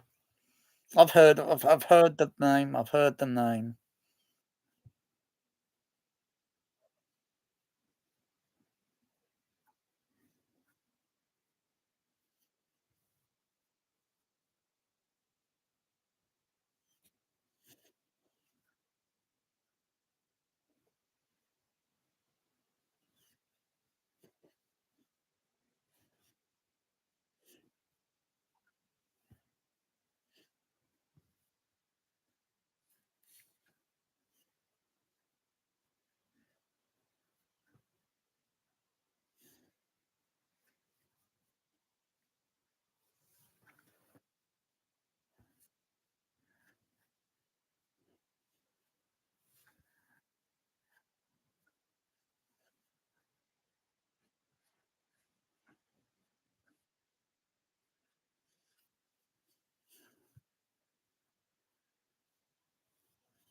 Hmm.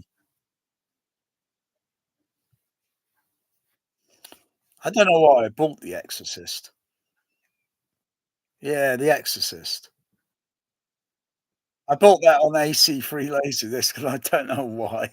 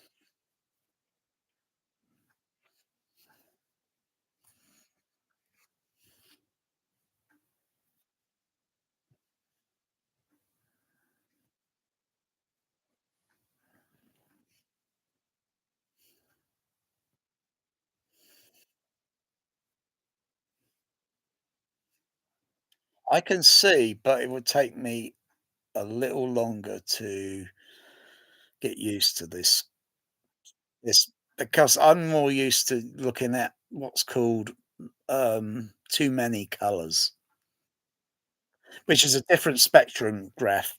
And it's a little bit, I find it a little bit more easier to look at than those spectrum graphs. I find them like, oh gosh, they're well, if you show something like those, the other ones would be, because I could put something like that through the oscilloscope, and you get sometimes I prefer it, but yeah, I don't look at it all the time on the oscilloscope.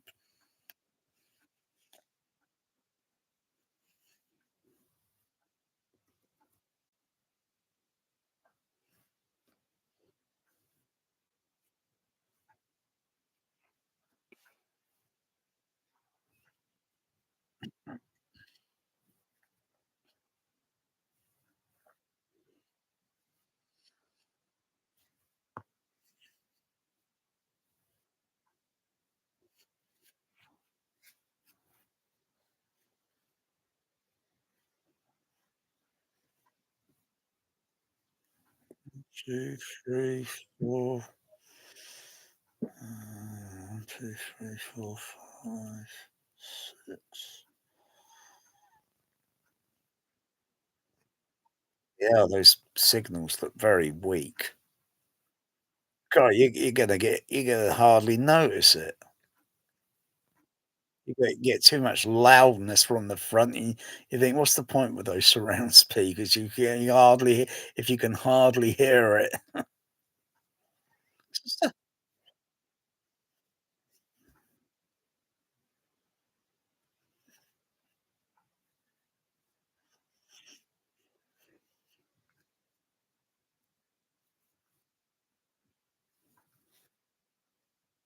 I'm surprised the Trinov doesn't do graphs like this, so you look at the frequency, because that's what sorry, when you look at optical soundtracks, that's what it looks like, only it's very tiny. It's very tiny. That's what you see on optical soundtracks. And then the light is shining on the film. It goes over a photocell and get converts all that into a waveform, electrical waveform turned into an audio signal. It's like magic. Wow. Because I look at that and I think, what the could you, um yeah, no, hang on. So if you take a picture of that or something and then could play it back. Something that can read it. It doesn't know what it is, but it can read it. Would it play the actual sound that I'm actually, 'cause I look at that and I could say, "Oh, that's Star Wars." I wouldn't have a clue what I'm looking at unless, of course, it's at the top there. Um, oh, crikey, it just says 2010, but hang on, where's the movie title on it? Yeah, yeah.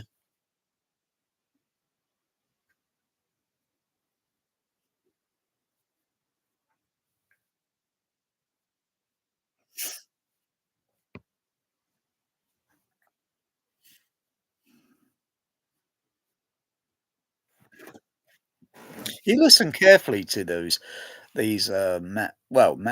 well, everything was magnetic soundtrack. If you listen very sort of carefully sometimes when it's very quiet on the soundtrack, you could hear a humming sound, typical of the magnetic track. Um, you don't hear any hiss. There's no hiss there like to hear or something. It's just like, say, typical compact tape, compact cassette. When you play it it's got a certain signal sound to it, like LP record. When it turns, it's kind of going. It's making us. And when you say, like, you listen to laser rot on analog laser disc, or maybe not laser rot. Wait, maybe when it's just analog sound, nothing else, and it's no laser rot. You could hear this very sort of subtle humming sound on the laser disc, but on PCM, it's virtually quiet. You don't hear any signal noise. But that's what I like about when I hear these original sound mixing. I can hear that, they haven't cleaned it up, David. They haven't totally cleaned it up, where you don't notice any of that humming sound or whatever. Um,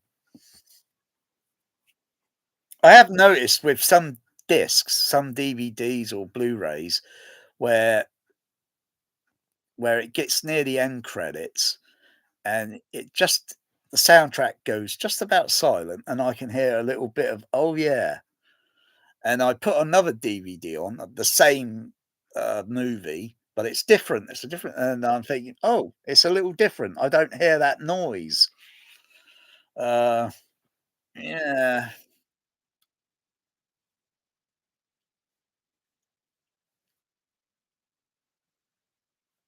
I wonder if they used A-type noise reduction or whatever noise reduction they used on it, because some 70 millimeter films back in the day would not be encoded with Dolby noise reduction.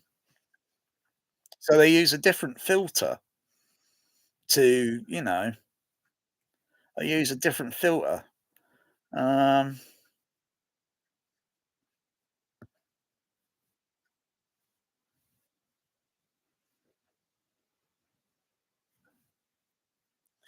you got channel 1, 2, 3. That confuses me.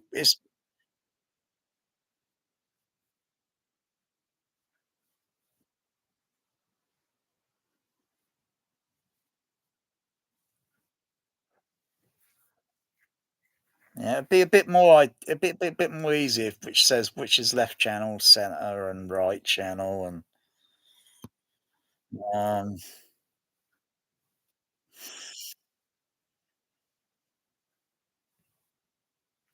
yeah, yeah. No, no. Channel 3 looks like the center channel. Yeah, and channel 1 and 2 look like the left because they're almost the equal level. But I don't know what scene in the movie that's playing. I have no clue. Yeah, yeah, yeah. You gotta have a clip. You gotta have a visual image to see, um, so you can identify the. Otherwise, yeah.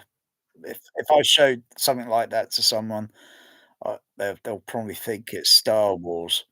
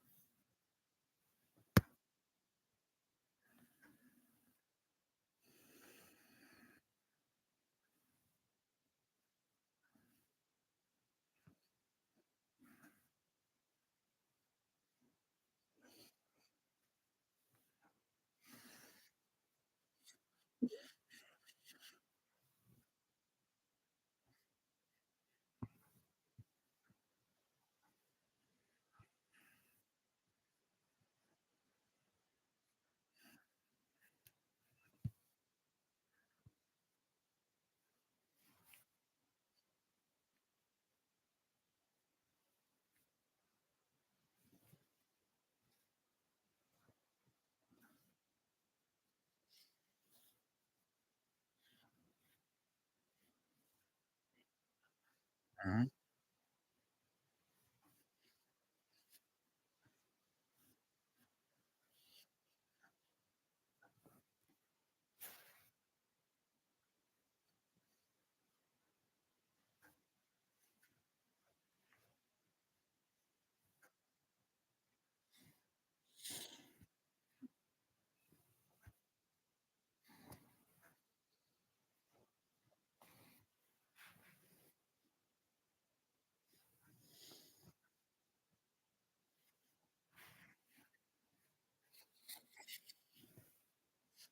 Mhm. Mm. Oh. Oh, ow. Oh, gosh. Oh, wow, you're getting on top of me.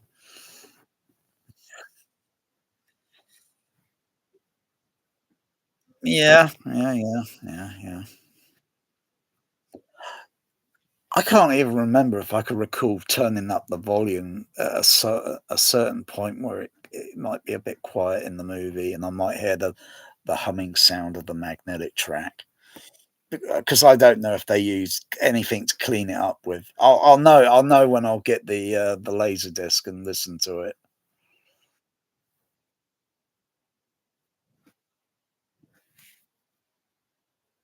Because they take they you kinda it's like, Coca-Cola versus Diet Coke. It's wa They put a little bit of extra water in it, so they take the flavour down a bit. And it's like, if I listen to oh gosh, what bloody hell movie was it? It was a mono mix on Laserdisc. Oh, hang on. No, no, no. The Man with the Golden Gun. Yeah. So if I listen to the Laserdisc, when Saramanga, he's making his gun, and he's got a Japanese guy over there, and that's no problem. Bang! When the body falls on the floor, it feels like a bloody earthquake.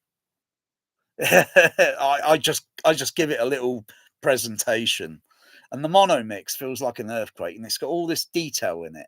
But when I play the 5.1 DVD, it's like, huh? What? It's like lifeless.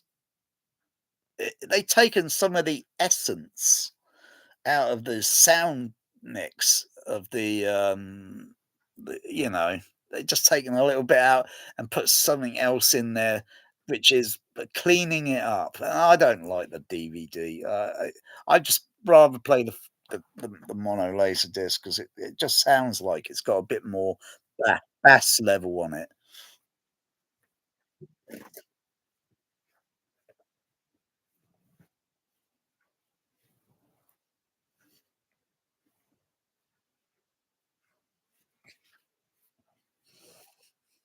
You know, you can make mono play over 5 speakers, if you got a Triumph or a Storm Audio, or if you got some other things there, you could duplicate the sound so it plays a bit more louder, a bit more bolder, and, yeah, rather than it coming out a single speaker.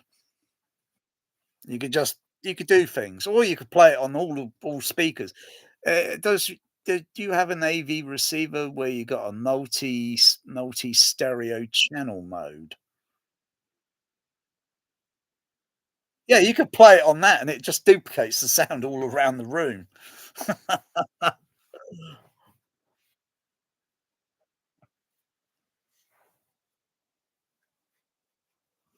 Oh, that's another Hammerstein, yeah, yeah. Oh, bloody hell, that's a f what's that DVD on a diet? What happened to the thick covers? Yeah, yeah, yeah, I don't know why they don't do those. I've only got a few DVDs that have got those very thin ones, I've only got a few of them. Oh, yeah, I got that on Laserdisc recently, yeah, but you know what? It's too scary. I haven't played the Laserdisc yet. Seriously. The box set is up there on the shelf, and I haven't even played it yet. I haven't seen that since my childhood days. Bloody hell, at the cinema, bloody hell.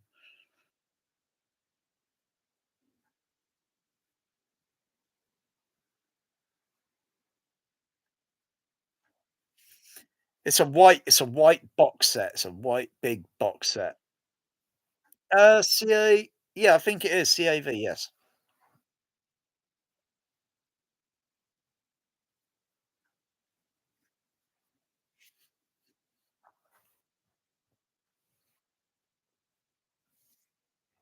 Hmm. I don't know why I bid on something. it arrives. I haven't gone through every other Laserdisc, and it's sat on the shelf waiting to be played.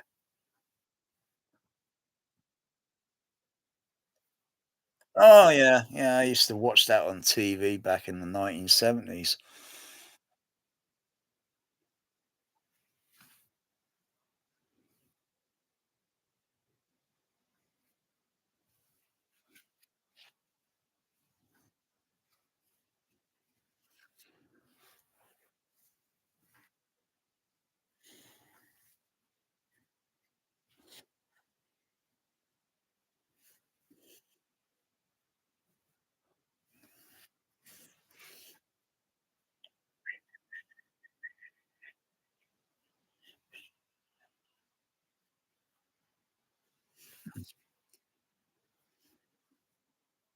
Do you do you rip any or do you do any ripping?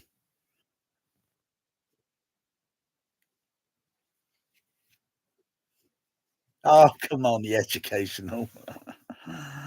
Um, I don't. I just think, bloody hell, it's gonna take hours to do that, innit? And I think I'll just keep it physical and just keep it on the shelf, and it will just get played when it gets played. I got some DVDs, David, that have been on that shelf. I've probably not even played in 15 years. I just hope they haven't got DVD rot on it. Oh, yeah, because, um, um, yeah, that's true. But from other people's reports on I say, "I got this DVD and it's totally not playable now."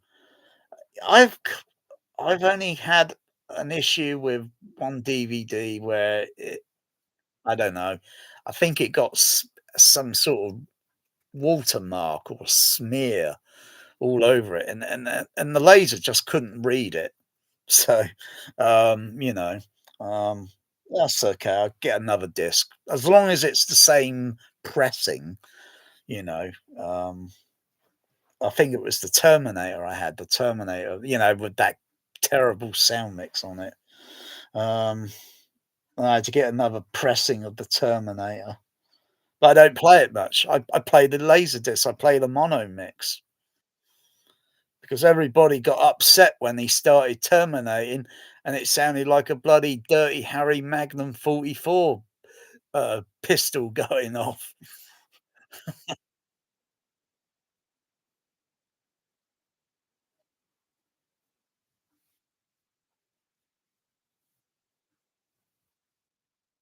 You know what I mean. And they used the same shit in Star Wars, didn't they? When the princess is firing fucking hell. Oh, you what?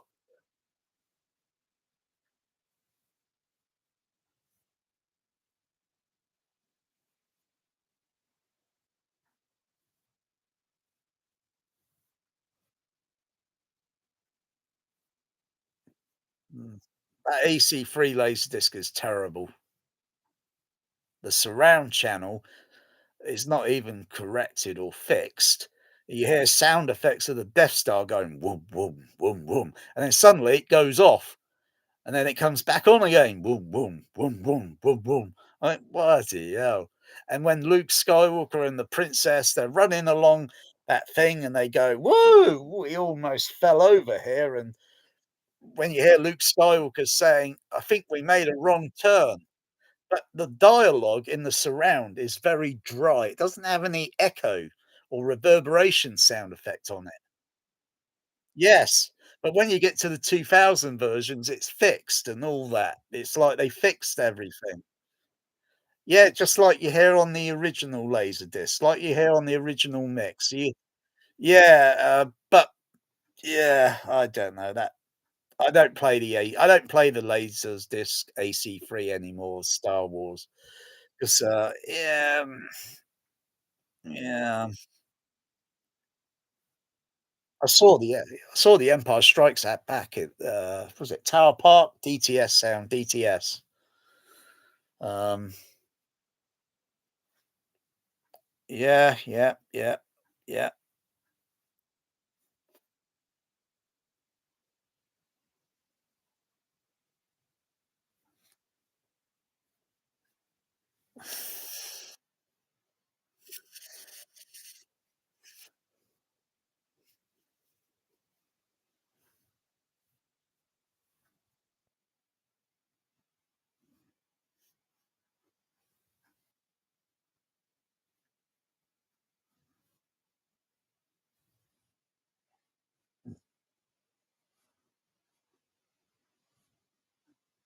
I took yeah.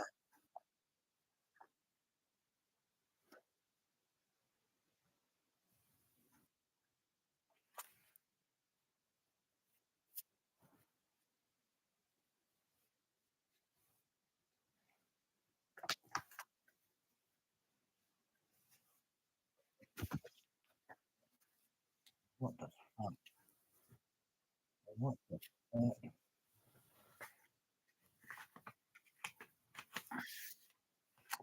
Oh, fuck's sake.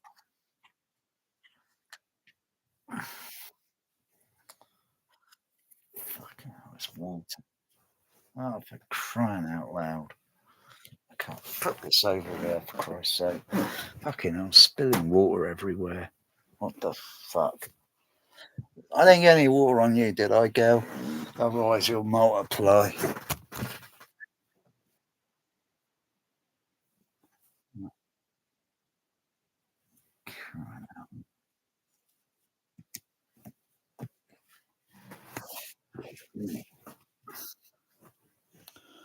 Oh my goodness gracious me.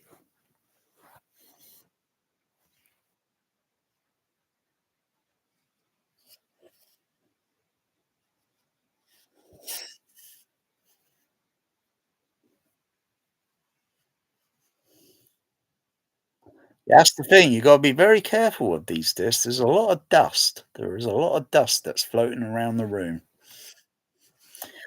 Our homes are not clinically clean. We don't have what unless, of course, you wanna make a room where you got a filtration system where it sucks out all the dust.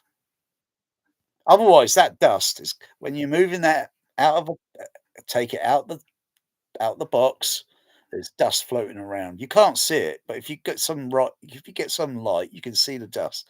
And that dust is going to gradually stick to the disc. And you're going to put it in the player. But every time you eject that tray, dust is floating around. And when you close it, some dust is going to pulled in, is going to get pulled into the player. That's why projectors at cinemas were always constantly cleaned. Every single show, it blasting it down with compressed air with a brush and cleaning it for every single show. And when you close down at the night, you clean it again. When you go in and turn on e everything during the morning, you're cleaning it again. You're constantly cleaning it. But yeah, but you gotta say, like, you gotta open up your player every month or so and give it a blast of, compressed air, and then maybe have a vacuum. Because when you buy those players and they come brand spanking new, if you opened them up, I don't think there's gonna be much dust inside it, and then when you use it for a few years, you open it up and you think, "Bloody hell, how did all this dust get inside this player?" That's gonna get near to the laser and everything, and then you're probably gonna realise, "Why is the laser skipping or not reading the disk?"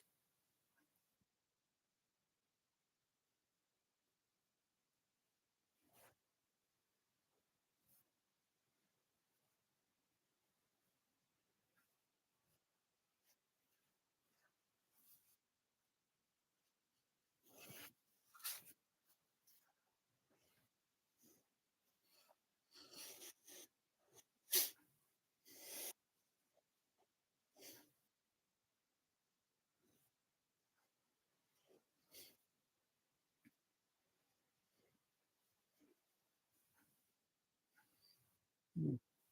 I had a nice copy of Gravity, and I had to buy a second one.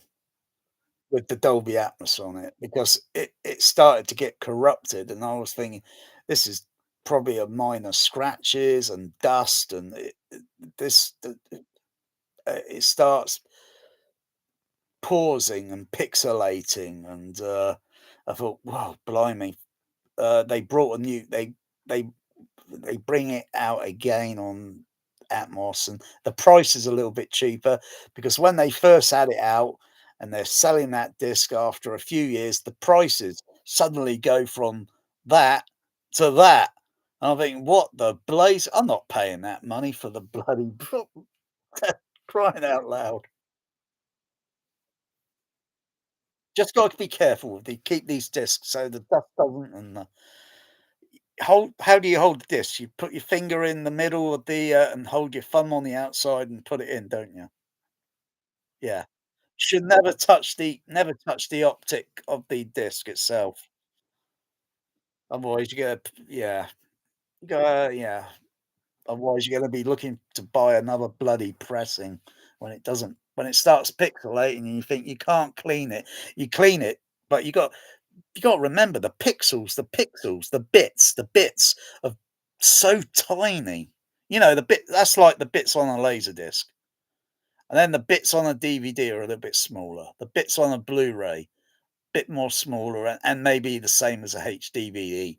UHD, the bits are getting even smaller,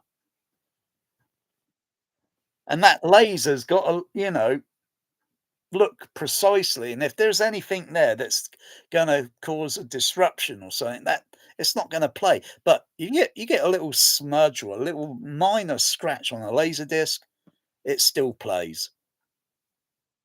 Yeah, you have to have a really bad scratch on a laser disc for it to start skipping or whatever.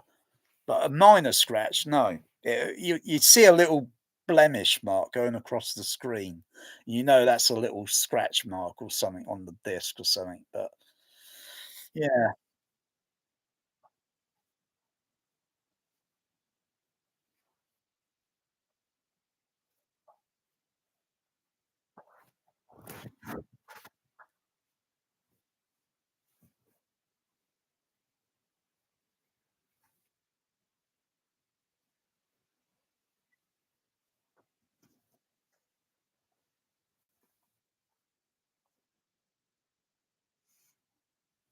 yeah,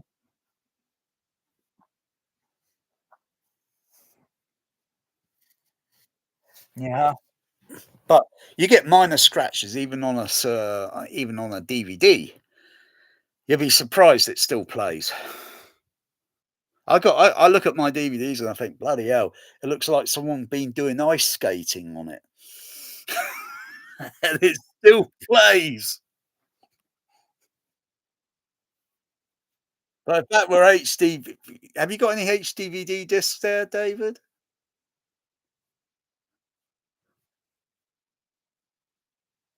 No, don't. Avoid it like the Black Plague. Avoid it like the Black Plague.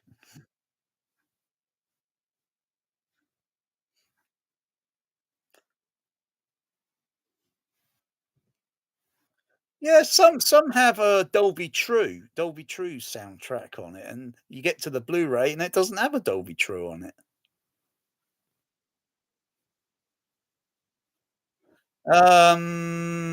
Yeah, maybe a Dolby Digital Plus, and it's just the yeah. But do you notice the difference? Really, can you really hear it slightly? I had a decent copy of the Training Day, 2000 movie, Training Day, Denzel Washington, and then one day the disc just didn't play anymore.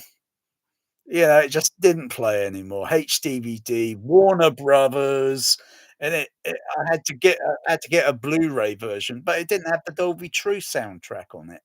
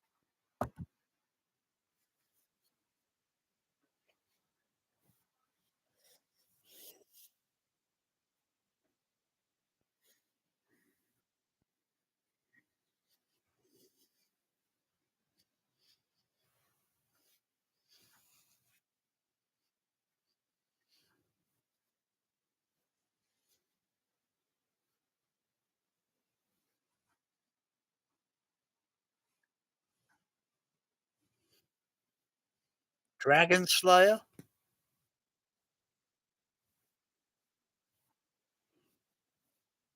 Oh, no, no. I'm only aware of Dragon Slayer, which is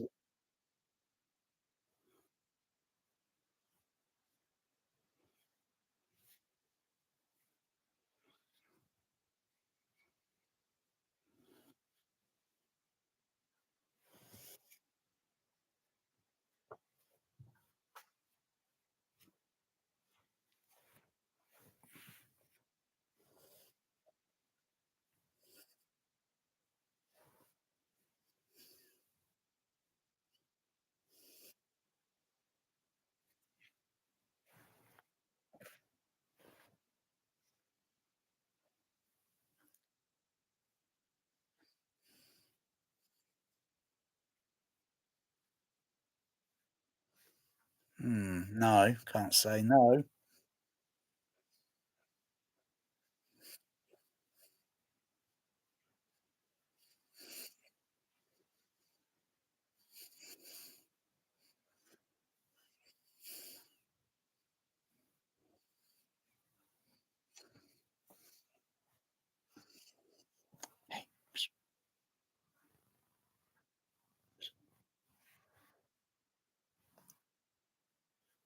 Oh, the Abyss. Oh, yeah, yeah, yeah, the Captain, yeah.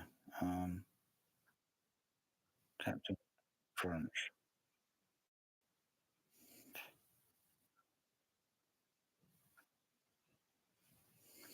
Oh, hang on. R Right, I see. Yeah, I noticed it. Oh, hang on, that's, hang on, Quaker. That's Quaker's, cereal.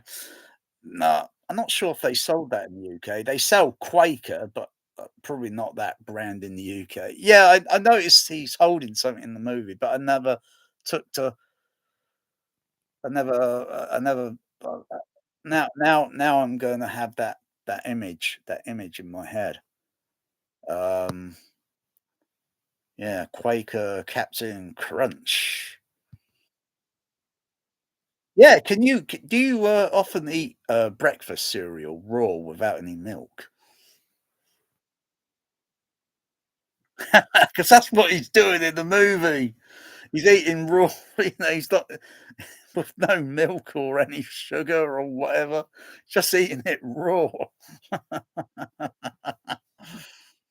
I've had raw cornflakes, they're actually quite nice. Actually, you could put water on it, you wouldn't know the difference. Yes, that's what our parents tell us to do. We're just following what our parents do, you know? Um,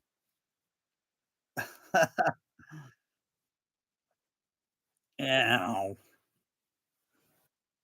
Captain Crunch. Mm.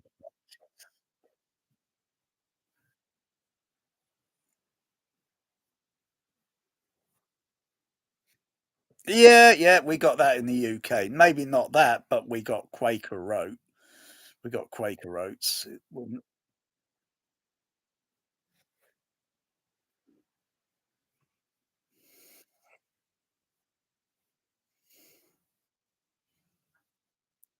That's what they want us to believe, but if you know the true story about these products, oh my goodness. Um, yeah, they're having some politics over in California with all these, manufacturers that are, making these breakfast cereals or any other food, and they're telling us the truth, what goes into these products, um, that may cause in later years with some individuals, maybe what's caused my diabetes, I don't know. Oh dear.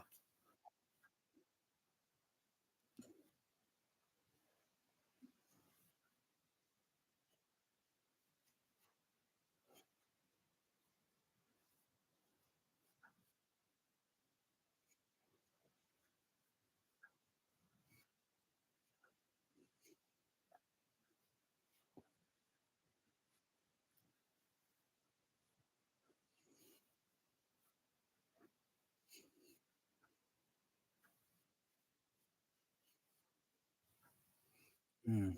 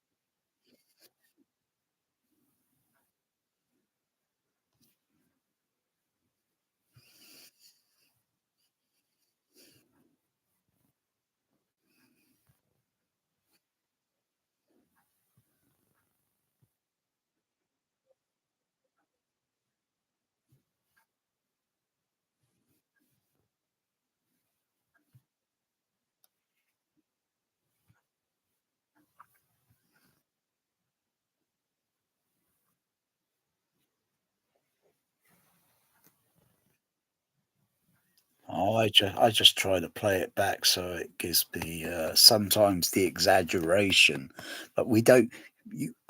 We walk around. We don't feel bass pressing against our chest. It doesn't happen. Only in when it's amplified ridiculously, and we think that's the norm. It's not. But you know, um, yeah. What the heck are you doing? What the bloody? Hey! Don't lick that. That's chocolate. That's chocolate, gal. Come on, that won't be good for you. Um, I don't know what I'm going to do today. I really do not. What the bloody hell should do? What else should do?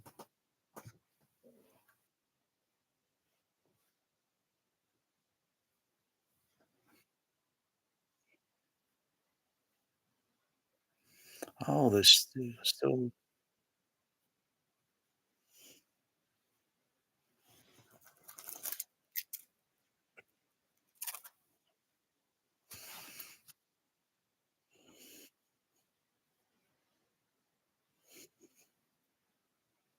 Hey! You could hey, you send a request if you want. You call me up. You call me up for a video chit chat anytime. You just send a request, cause and I'll accept.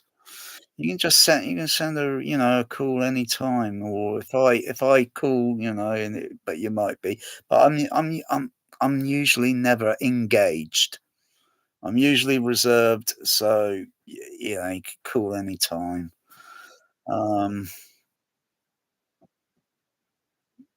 Anytime within reasonable hours. You're in Denmark and you're coming up to almost 3 o'clock AM.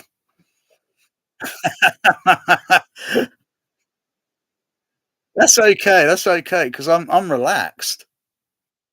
As long as I'm not standing up vertical and moving around where I would feel absolutely lousy. I might feel a little bit better later in the day.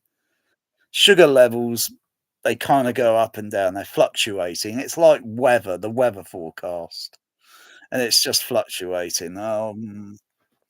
But I have to say it's very, educational on knowing on some of the, because I don't really look that deep into it. I know there's something funny sometimes with the sound and, but oh my goodness, I just don't have the space to buy all these laser discs literally and then go through and think which one is absolutely the best.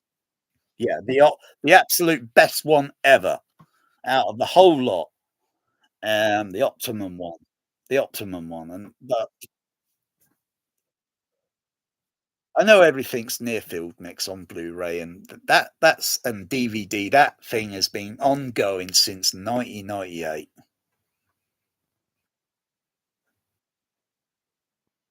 They're not gonna change their mind, David. They made their mind up and they're still gonna keep doing it.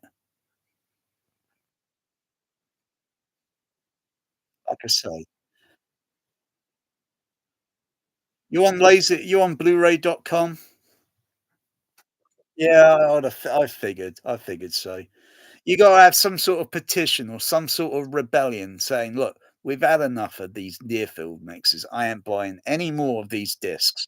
Either they stop doing it or I'm not buying their product and their market will just they can watch their stock market drop down and they'll think, whoa, the consumers are holding us hostage. We got to give in to their demands." They have to. Otherwise, there's no quality of like theatrical sound mix. Being the movies that play have a short lifetime in the cinema. It either makes big box office or it flops, and then it goes on to the home market where that is where it lives out more longer. Because we can just go and get that title and put it on any time. We could watch that title for a whole week, have it stuck in the player, and watch it for a whole week. How many people often watch a movie that you buy, play it for a few days? I mean, it's got to be really good. It's got to be something that everybody can agree that is a good movie. Oh no, that's terrible. And I only played it once, and it goes on the shelf, and that it's not going to get played again. I mean, ah,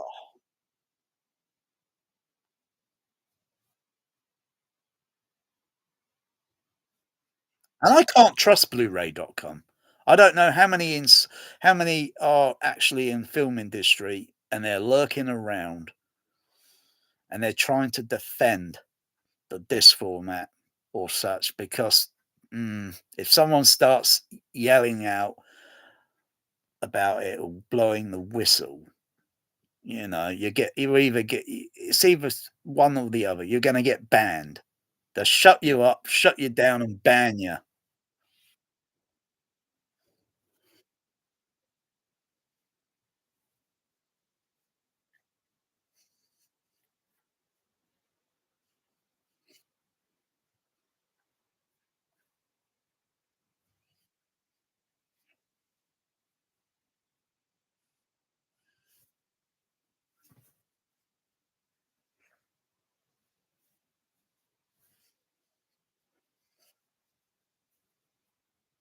Yeah, fucking hell. I got a 2-week ban because I bought a disc that came from Hong Kong or whatever. It was the movie Flow about a cat and animals, about a natural catastrophe, flooding. It was a popular movie last year, and someone said that's a counterfeit, a bootleg. And I only posted a few captions of, the cover and the image. The quality of the transfer looked pretty good. That doesn't look like a bootleg. I've seen bootlegs on VHS that you can't even watch, and I get a 2-week fucking ban for that because I wasn't talking about bootlegs. I didn't even mention bootleg in the bloody comment. And someone comes and said, "Oh, that's a bootleg you got," and I get 2-week fucking ban. Unbelievable.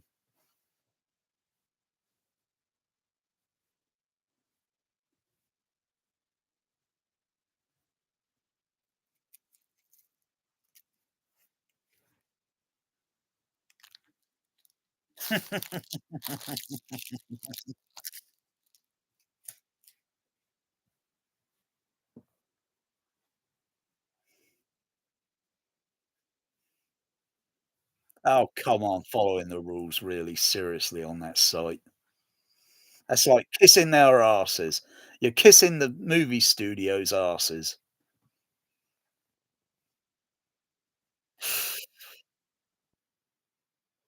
I want honesty. I want honesty. Just pure honesty.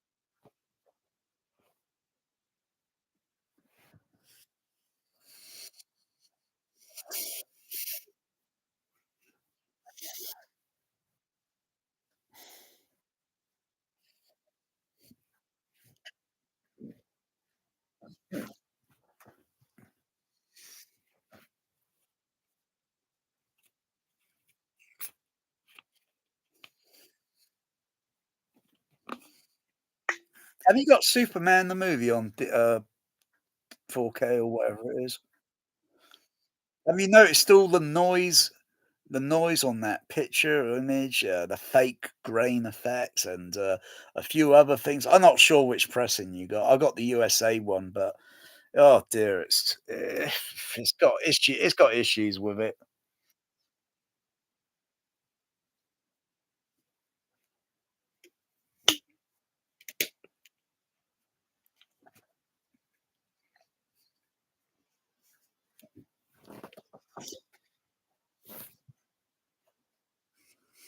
Yeah, they say they got a fixed version. They say they got a fixed version where it doesn't have these issues.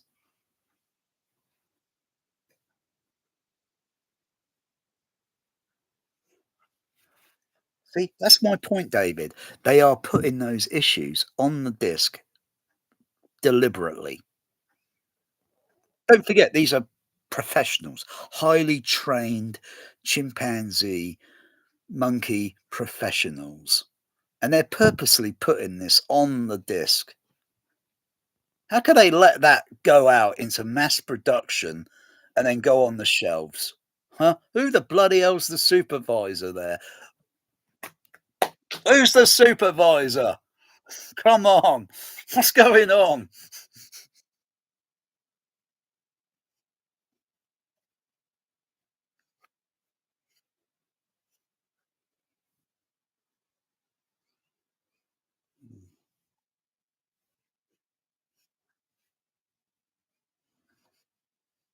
The specification is all there. The spec, the technical specs are okay. It's the studios that are messing it up and not following the technical specification rules.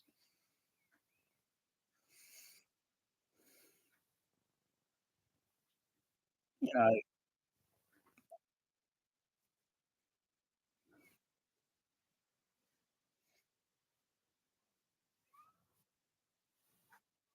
yeah, you need to retire. You need to retire. You're not going to get much sleep. It's 3 a.m. in it's 3 a.m. in Denmark.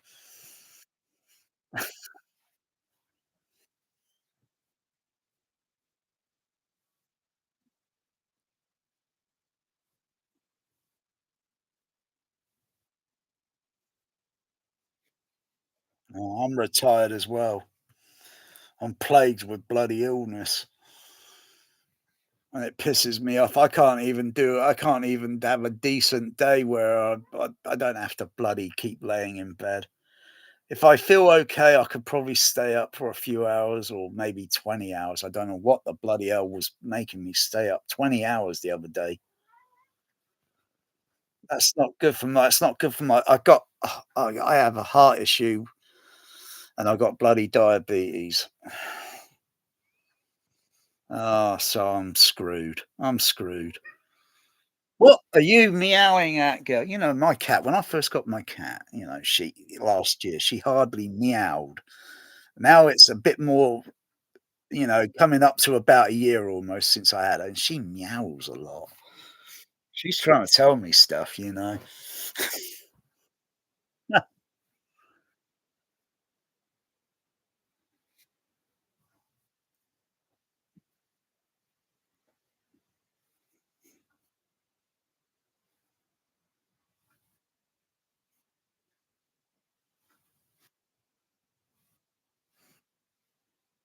Oh, you're aware you've done a dossier on me. You got a Is it like Apocalypse Now? You got a complete dossier on me.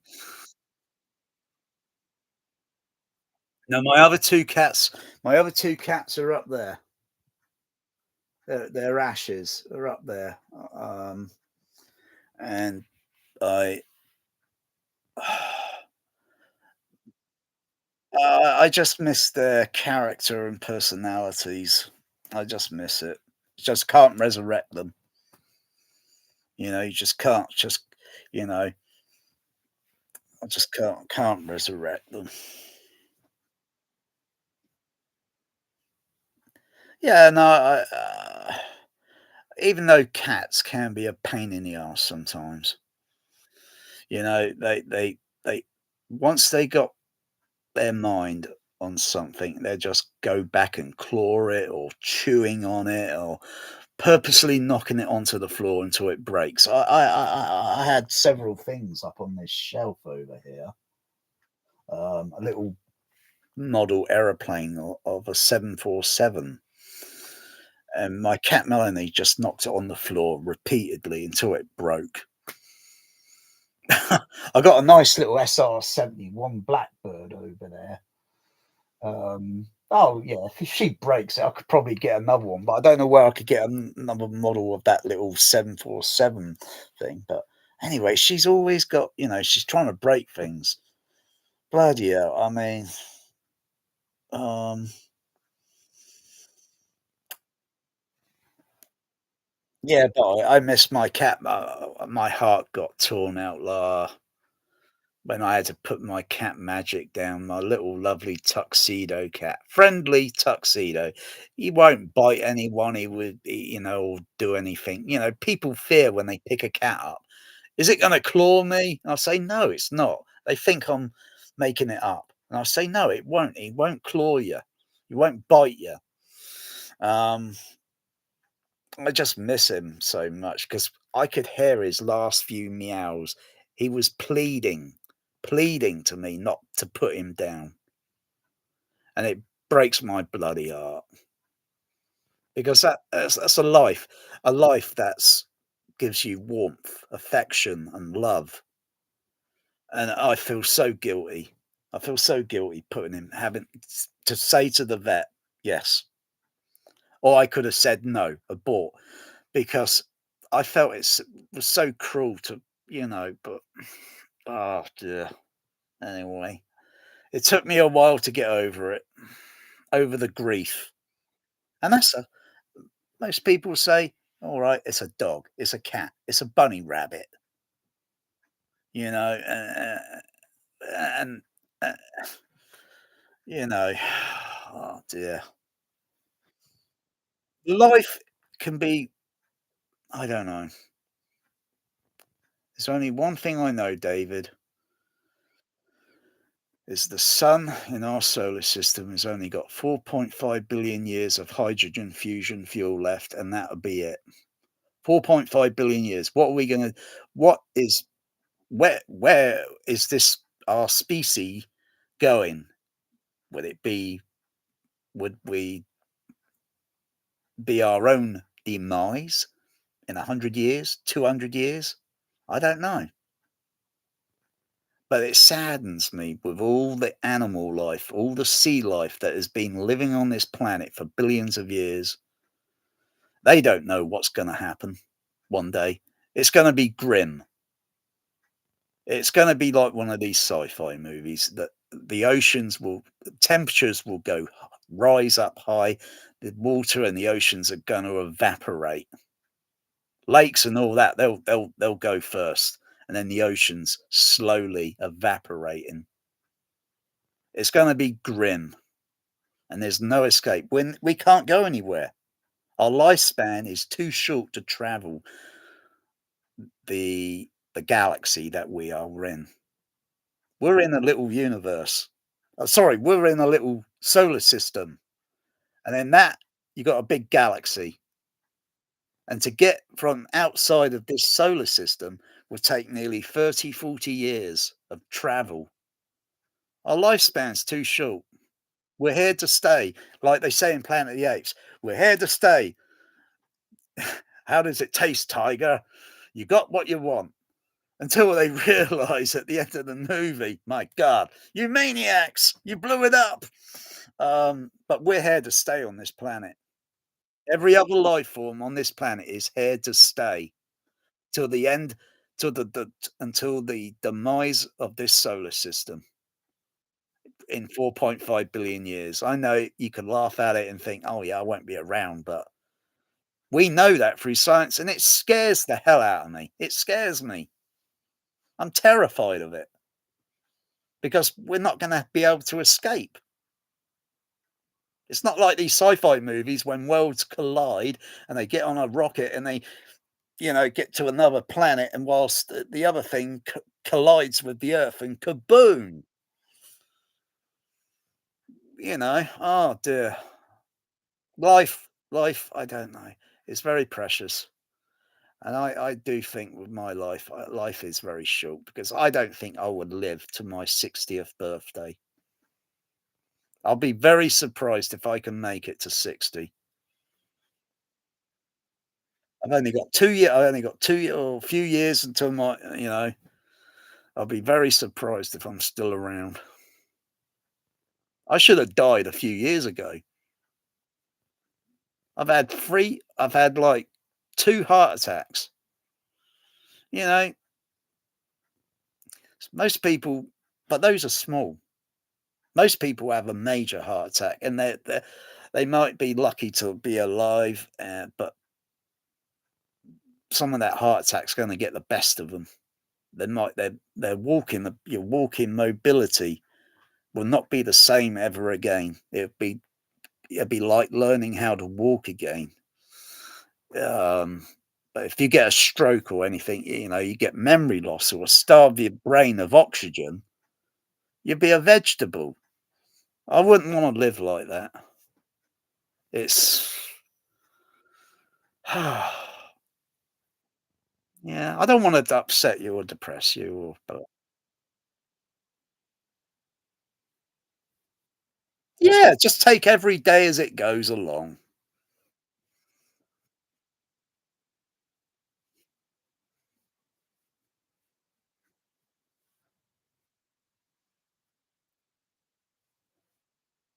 Yeah. Oh, yeah, it's been an absolute pleasure, and like to do it again, like to do because this is another sort of like an endless ongoing topic. As long as I'm alive, I could still rant and breathe about it, and um, yeah, I'm gonna have a little go. I already made a bid. No, a bid. I've already ordered the Sound of Music on Laserdisc AC3. It'll be here in a couple of weeks, so I'll be able to see what that's like, what it looks like, sound like.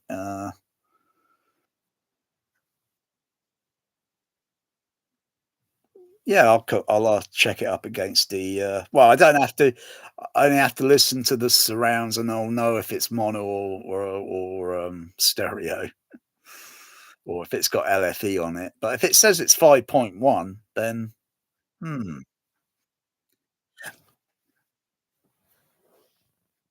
yeah.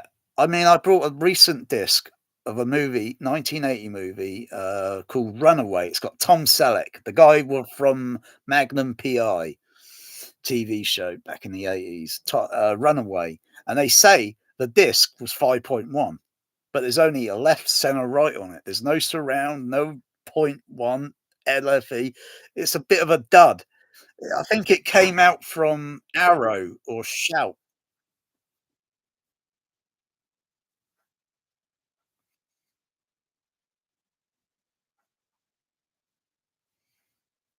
Yeah, it indicates on the player it's 5.1, but when you look at the actual playback, it's got no surround channel, it's got no LFE. It's yeah, it's a bit of a dud. It's a bit of a dud sometimes. You get these discs sometimes and you think, what's going on there? Are people talking about it on Blu-ray.com? Like, yeah, it's got no surround on it.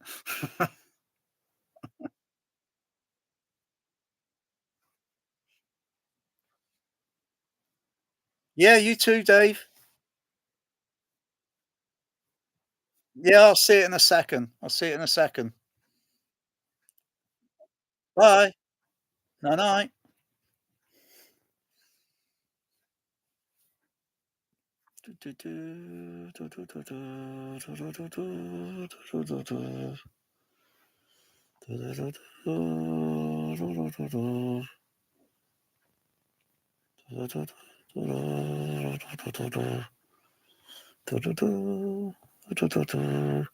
Oh, and bloody hell, am I still up here? Bloody hell, I'm yapping. Oh, I'm out of here. Crikey. Ugh. Stay away from the atmos. Bloody hell, 6 hours. God dear. It's not good. Listen to reality and you compare something that you can relate to, and then you compare it to atmos and you think, yeah, there's something missing.